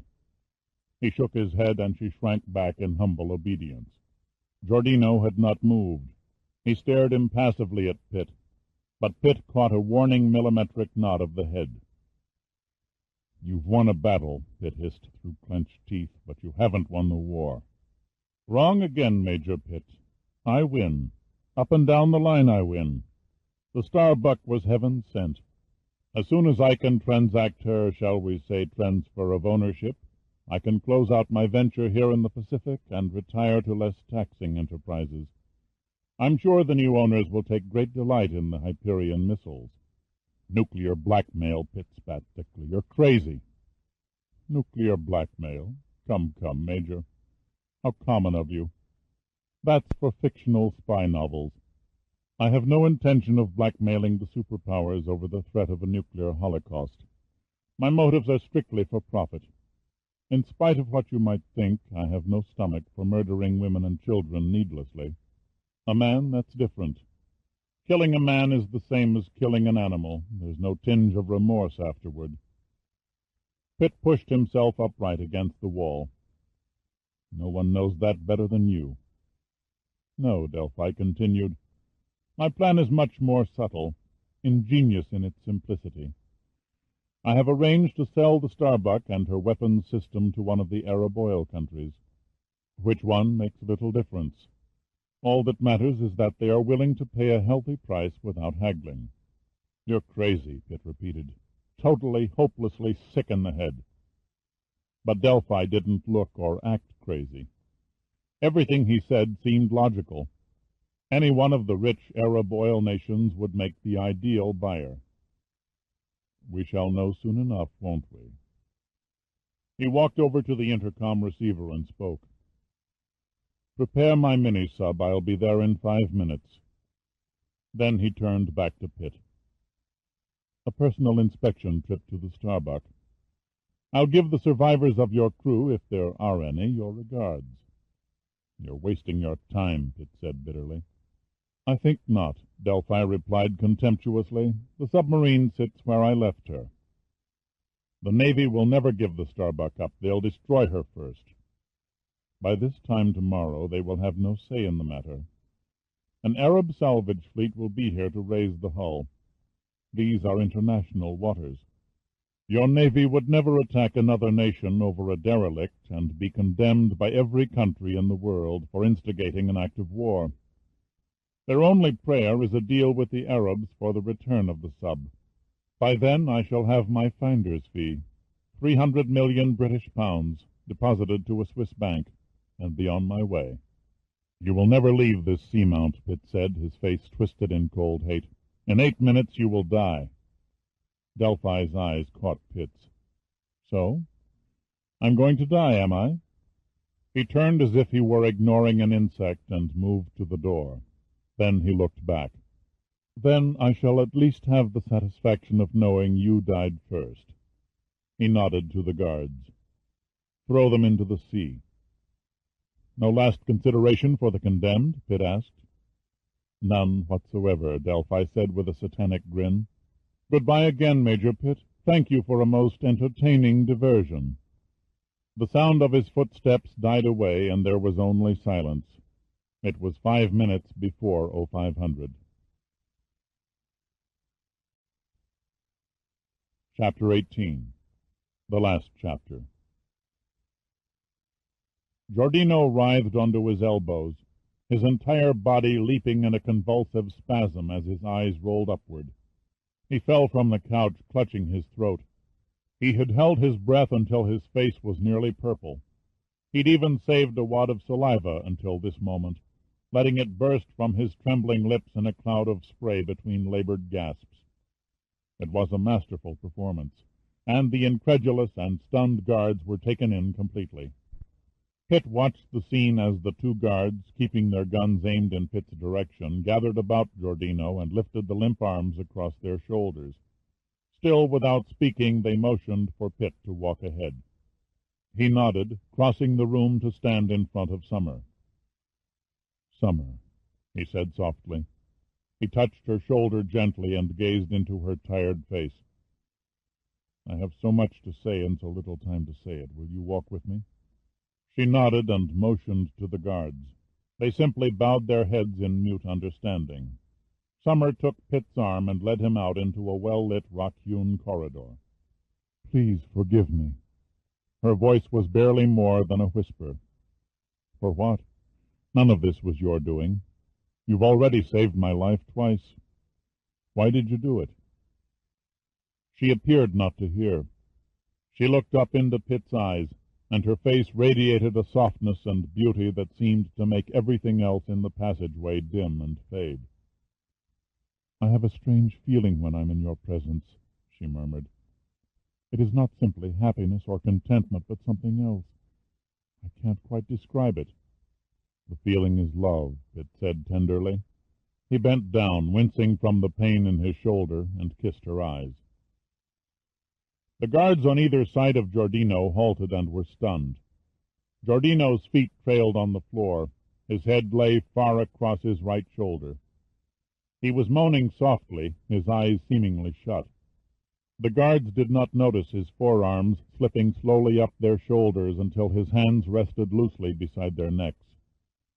Then there was a sudden flexing of the great biceps, and the guards were smashed together, bone against bone. Giordino stood there unsteadily on his shredded feet, sporting a satisfied grin. Was that, or was that not, a work of art?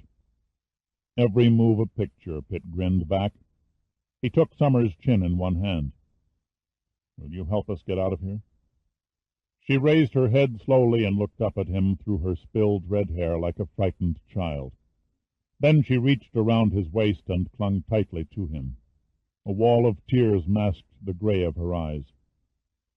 "I love you," she said, savoring the words. "I love you." Pitt kissed her again, this time on the lips. "I don't mean to come between you two," Giordino cut in, "but time is short." Summer hurried ahead, peering in both directions at the unconscious guards. "We must go before one of my father's men finds us like this." "Wait," Pitt snapped. "Where's Adrian Hunter? We've got to take her with us." "She sleeps in the room next to mine." "Take us there." She gently touched his shoulder. "But how? You were wounded, and your friend cannot walk." "I've borne his cross for years." Pitt kneeled down, and Giordino, in silent understanding, grasped him around the neck. Then Pitt hooked an arm under one of Giordino's knees and staggered upright. "I must look like a papoose," Giordino grumbled. "You sure as hell don't feel like one." Pitt then nodded to Summer. "Okay, lead on." Summer hurried ahead, peering in both directions at open corridors to see if all was clear. They walked on until someone approached from a side corridor. Summer waved them back. Pitt loosened his hold on Giordino, and they ducked into a doorway. The footsteps of the intruder could clearly be heard along the corridor across the interchange. For 5 seconds the footsteps pounded along the cross passage. Pitt's heart was pounding from exertion, sweat pouring down his face. One fit man against 2 down-and-out derelicts. 2 good legs against 2 wobbly ones. The odds, Pitt decided, were definitely not on their side. Then the footsteps passed the interchange and faded into the other direction. "Come, come," Summer whispered from another doorway further down the passage. "It's safe now." Pitt lifted Giordino again and struggled on. "How's the time?" Pitt asked. "We aren't going to make it," Giordino answered grimly, "providing the missile is on schedule." "It'll be on schedule," Pitt panted. "Delphi was wrong about that. When the Navy receives no reply to the surrender offer, they'll take it as an act of defiance and blast the seamount anyway." Summer took Pitt's arm and guided him, supporting his aching, overburdened body as best she could. Pitt staggered ahead, 1 foot in front of the other, telling himself just one more step, and they would be there. Finally, as he reached the last ounce of his endurance, Summer stopped at one of the side doors. She put her ear against the panel and listened a moment. Then she quietly pushed the door ajar and stepped inside. Pitt stumbled in behind her and sank to his knees, letting Giordino slide rump first onto a lush red carpet. Summer ran up to a large bed carved into the far wall and shook the sleeping Adrian. "Wake up, Miss Hunter. Please wake up." Adrian's response was a soft moan. Summer took her by the wrist and dragged her naked body from the bed. The sleep quickly receded from Adrian's eyes as she became aware of Pitt and Giordino on the floor. Making no attempt to cover her nakedness, she rushed across the room and knelt at Pitt's side. "Oh, my God, Dirk, what happened to you? How did you get here?" "We've come for you," he said between labored breaths. She shook her head slowly, disbelieving. "No, no, it's impossible. There's no way out of this place." "In the next room, Summer's bedroom, there's a passage to the sea." Pitt was interrupted by a heavy, rumbling explosion. The room trembled from distant shock waves. The Monitor's missile had struck the surface of the water above the seamount. The velvet curtains swept to and fro, and several coral ornaments on a stone table clattered from the unseen force. "No time for a recital," Pitt snapped. "Everybody out." Summer looked lost and confused, unable to move. "I can't. My father." "Stay with us or die," Pitt said. "This whole mountain is going to collapse any second." For a few seconds she didn't move, but then another tremor shook the room, shaking her back to her senses. She ran toward her room, Adrian right behind her, as Pitt and Giordino struggled painfully to bring up the rear. They had barely entered Summer's exotic blue bedroom when a deafening roar and mountainous shock wave knocked them to the floor. The compression waves, rammed by a giant surge of seawater bursting through massive cracks and fissures on the top levels of the seamount, came rumbling through the passageways like an express train, crushing everything in its path. Pitt scrambled to his feet, all pain forgotten. He slammed the corridor door closed, grabbed Adrian's arm, and pushed her through the curtain into the exit tunnel. Then he lunged at the fallen Summer, scooped her up, and threw her sprawling into a heap on top of Adrian. At that moment the great mirror on the ceiling fell with a shattering crash to the room below, missing Pitt by inches. A cascade of water followed the splintering glass, accompanied by a tearing, grinding rumble as the rock room tore apart. "Al!" Pitt shouted through the deluge of rock and water. "Over here!" Giordino yelled back. He waved an arm from under a stone dressing-table. Pitt waded through the rising milky froth of the slate-colored water and grabbed Giordino's upraised arm. "Stay back!" Giordino cried. "If you carry me, you'll never make it." "And ruin my big chance for a life-saving merit badge?" Pitt said curtly. "No way." He threw Giordino's arm over his shoulder and then half-carried, half-dragged his friend to the escape tunnel. By the time they made the entrance, the water was up to their knees and swirling into the darkness beyond. "You women run on ahead," Pitt commanded. Without being told a second time, Adrian and Summer began splashing awkwardly through the narrow tube. The process with Giordino was slow, and Pitt soon lost sight of the girls in the darkness. The rushing current of water hurtled down the ramp, causing him to stumble and fall. As he went down, his head was covered momentarily by the flow, and he inhaled the salt water. Choking, he pushed himself to his knees and managed to make it the rest of the way with the help of a strong, muscled arm that came out of nowhere. Miraculously, it was Giordino, gnashing his teeth from the agony of his bruised feet. "This is one good deed you're going to regret," Giordino muttered. "Complain, complain," Pitt sputtered, coughing out the sea-water. "That's all you ever do. Come on, we've got a boat to catch." The slippery stone ramp gradually broadened out into the stairway, and Pitt found the going a little easier. The yellow phosphorescent rocks were falling like hail, splashing around them in a flowing stream. The strange glowing color of the rocks as they streaked from the cavern's vaulted dome created the eerie appearance of a ghostly meteor shower. Then, at last, the gushing river of water finally diminished as it fell over the side of the stairs to the pond below, enabling Pitt to see where he was stepping. "Hold on, old buddy," Pitt said encouragingly. "We're almost there. The two statues should be around the next bend." "See the women?" Giordino asked. "Not yet." They would be there, Pitt was sure of that. A wave of confidence coursed through his veins. They were too close to die now. They had survived the explosion. Once in the water, it was only a short swim through the outer caves to the surface. True, they might all find death waiting outside from sharks, from drowning, or from exhaustion. But as long as they were still alive, Pitt would keep pushing them until the final door was slammed in their faces. He hurried his pace and began dragging Giordino 2 steps at a time, trying to end this part of the claustrophobic journey as quickly as possible. If they were to die, it was better to die under the familiar touch of the sun and sky. They were rounding the final bend now. Pitt could see Summer. She was standing at the edge of the pool like one of the sculptures under the yellow phosphorescent light. Adrian also came into view, leaning wearily against the base of one of the statues.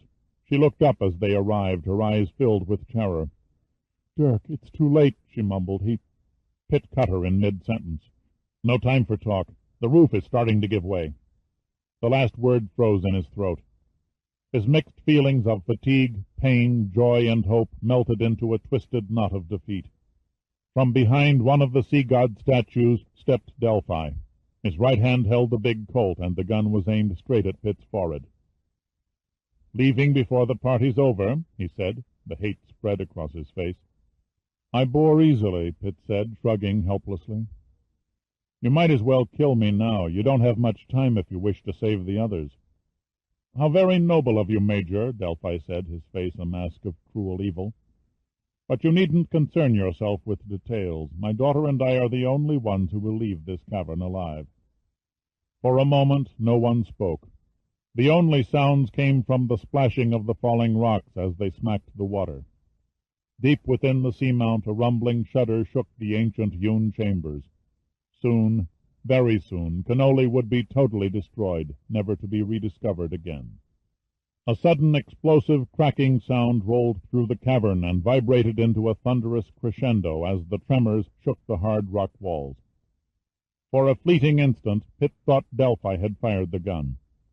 Then he realized the cracking sound had originated from overhead. One wall had broken loose and was crumbling down the stairway in a sweeping avalanche. Pitt gave Summer a violent shove which sent her flying from the steps into the yellow pool. In the same swift motion he threw himself on top of Adrian, blanketing her body with his. The avalanche hit. Tons of gold-tinted rock bounded down the sloping wall, burying the stairway. One of the carved sphinx-like statues stood firm on its pedestal against the onslaught, but the second figure succumbed to the crushing force and toppled over, to Pitt's dazed mind looking like a cowboy who fell off his horse in the middle of a cattle stampede.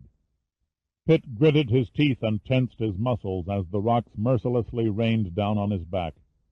One tumbling boulder smashed into his side, and he heard rather than felt a rib snap. His face itched as blood trickled down his cheeks from a gash in his scalp. An odd piercing cry reached his ears over the rumbling din. It seemed far away, but then it dawned on him that it was coming from Adrian's lips only a few inches away as she screamed in uncontrollable hysteria. The rocks kept coming, covering Pitt's legs to his waist. He was pinned and unable to move. He clutched Adrian more tightly, as if his arm could squeeze the fear out of her.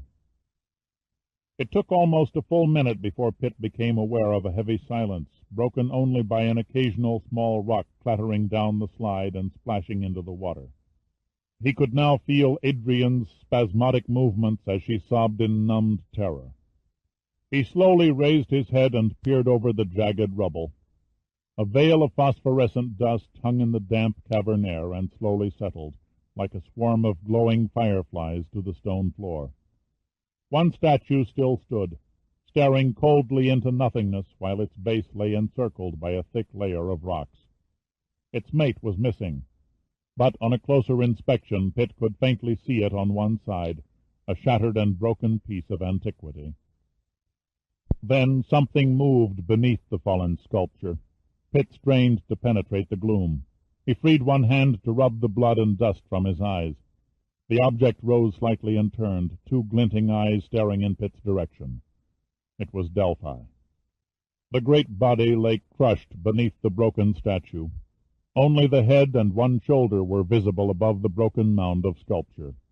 Blood oozed from his mouth, but he seemed unaware of it. Then the gold, venomous eyes narrowed when they recognized Pitt. It was becoming lighter now, and Pitt and Delphi saw the Colt at the same time, its steel blue barrel poking up from a pile of debris about 4 feet from Delphi's head. Pitt cursed his helplessness while Delphi's hand crawled toward the gun. Pitt struggled with every ounce of his ebbing strength to pull free, but his legs were pinned too tightly beneath the rubble. His breath came in great gulping pants. His mind raced with a growing sense of hopelessness. The gun was a good 2 feet closer to Delphi. Delphi's face was contorted with the strain. His skin glistened with sweat. He said nothing, conserving every gram of his diminishing strength. He looked at Pitt again, shook his head as if gripped by an enormous spasm of hatred, and willed his fingers on toward the Colt. To Pitt, the seconds decelerated until time slowed to a sluggish halt. He frantically began pushing the boulders from his buried legs, but each try was a tremendous agony, and he had precious little left to give the effort. Delphi's fingertips touched and clawed at the Colt. The barrel tilted slightly, and he hooked 2 fingers around the muzzle tip and pulled. The gun gave 1/8 of an inch, but Delphi lost his fragile grip. Again and again he tried, until at last the .44 fell within reach of his palm. Then he clutched the hand grip with such force his knuckles turned bone white. Delphi coughed, and a wave of blood spilled from his mouth, staining the rocks beneath him. But his intent never wavered. His face twisted fiendishly as he raised the gun barrel. He thumbed the hammer back. A grin swept his face, revealing a set of crimson-coated teeth as he leveled the sights at a point between Pitt's eyes. Suddenly there was a movement a few feet in front of Delphi. Pitt watched in stunned fascination as another arm snaked upward from the rubble. Like a ghostly apparition rising from the grave, the arm and its attached hand rose and swung in an arc toward Delphi. Slowly the hand doubled up and closed into a fist, except for the little finger which remained extended. Next, in one lightning motion, the fist fell and rammed against the gun muzzle, embedding the little finger up to the first knuckle inside the barrel. Giordino could not quite reach far enough to grasp the gun. He had jammed his finger in the barrel, knowing that if Delphi squeezed the trigger, the stoppage would momentarily expand the charge, and the breech would blow up in the giant's face. Incredulous surprise cast its shadow over Delphi's eyes. He feebly jerked the Colt from side to side. His strength was gone.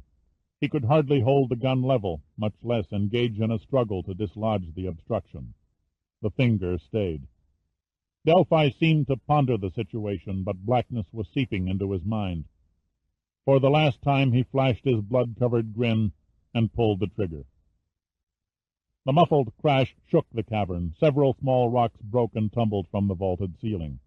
The right side of Delphi's face dissolved.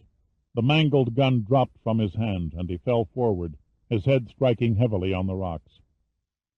Giordino had uttered no sound. His arm and hand were still erect as he unclenched the fist and revealed a thumb and 3 fingers. The little finger was smashed to its base. Pitt renewed the fight with his rock prison. He finally managed to tear himself free. Then he lifted Adrian from her confining position and leaned her against the standing statue. She had passed out cold. "If you're up to it," Giordino murmured through tight lips, "how about excavating me from the ruins?" "Hold on," Pitt answered. He crawled over the rubble to Giordino. Together they shoved away the boulders that had entombed all but Al's face and right arm. "Any other bones broken besides your missing pinky?" Pitt asked. "No," Giordino answered tersely, grimacing from the pain in his hand. "How about you?" "A bent rib or 2. Pitt slipped out of his torn swimming trunks and began tearing them into strips. "Here, let me wrap your hand." "I've heard of giving a friend the shirt off your back," said Giordino, smiling gratefully, "but this is a new twist." Just as he finished, Pitt heard a low gasp where the rock slide ended in the pond.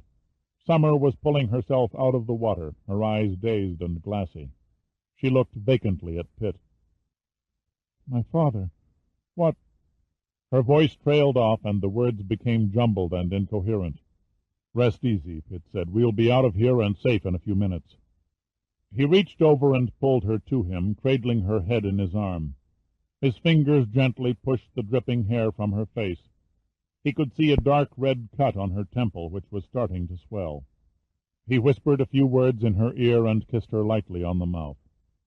The water was rising rapidly throughout the cavern, creeping up the stairway, but Pitt wasn't aware of it. His face was tight with pity for Summer. He wanted to cry out that he loved her, but his lips moved soundlessly. She looked up into Pitt's eyes with an expression of faraway detachment.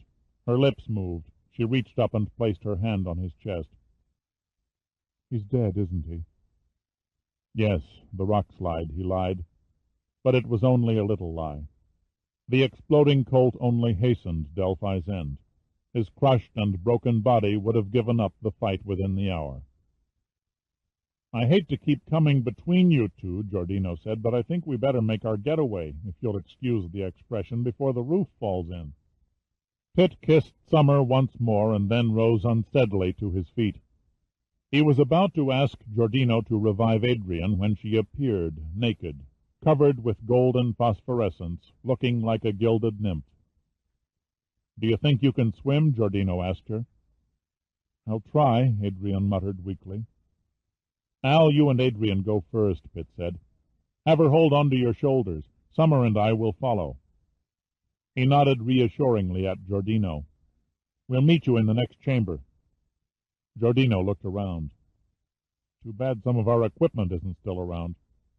Even if it was, we'd never find it under all this." "Come along," Giordino said to Adrian. "The Albert, Giordino, Great Western, and Pacific Underwater Express waits for no one." He led Adrian gently into the water. He had trouble walking, but swimming came easily. He guided her arms around his bull-like neck, and she buried her face on his back between the shoulder blades. "Now hold tight and take a deep breath," he ordered. Then they both disappeared, leaving only a spreading circle of ripples. Summer gazed back at the mound of rocks surrounding the fallen statue. "There's nothing that can be done?" she asked. "Nothing." Grief is a strange emotion. Summer's sad and lovely face suddenly became a mask of haunting serenity, edged by an icy expression of determination. "I love you, Dirk, but I cannot go with you." Pitt stared at her. "That's nonsense. Please understand," she pleaded. "This seamount has always been my home. My mother lies buried here, and now my father. That's no reason to die here, too." She laid her face against his chest.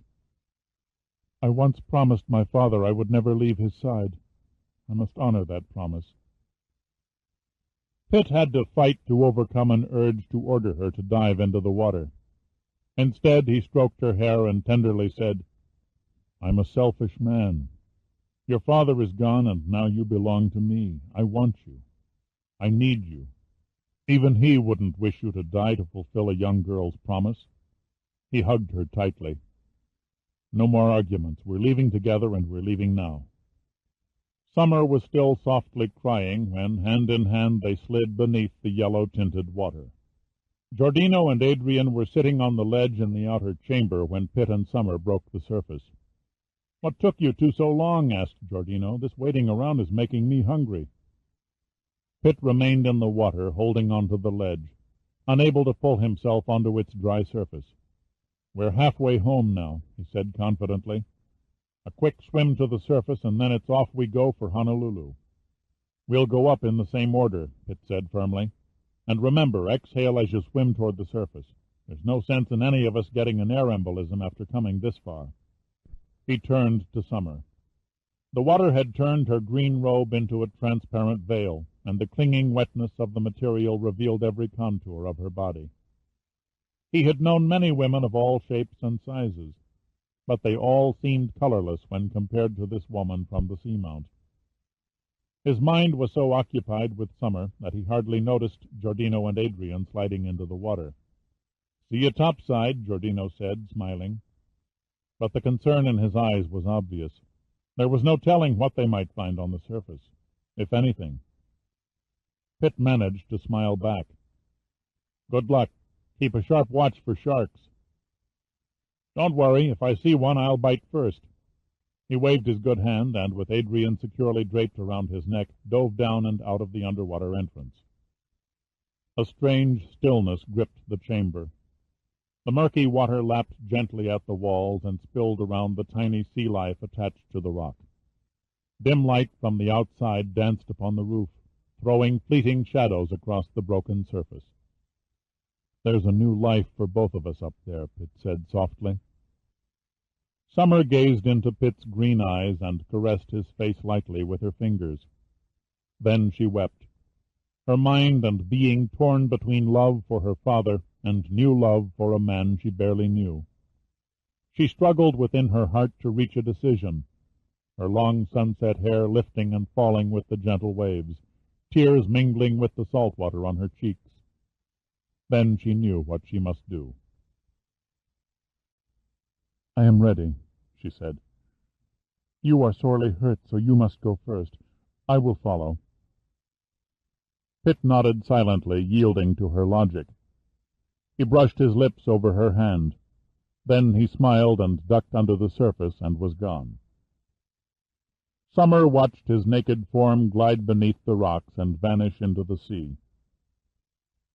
"Goodbye, Dirk Pitt," she murmured to herself and the empty chamber. She climbed up on the ledge, arched her supple body, and dove cleanly into the water. For a brief instant she stared at the sunlit entrance to the outside world.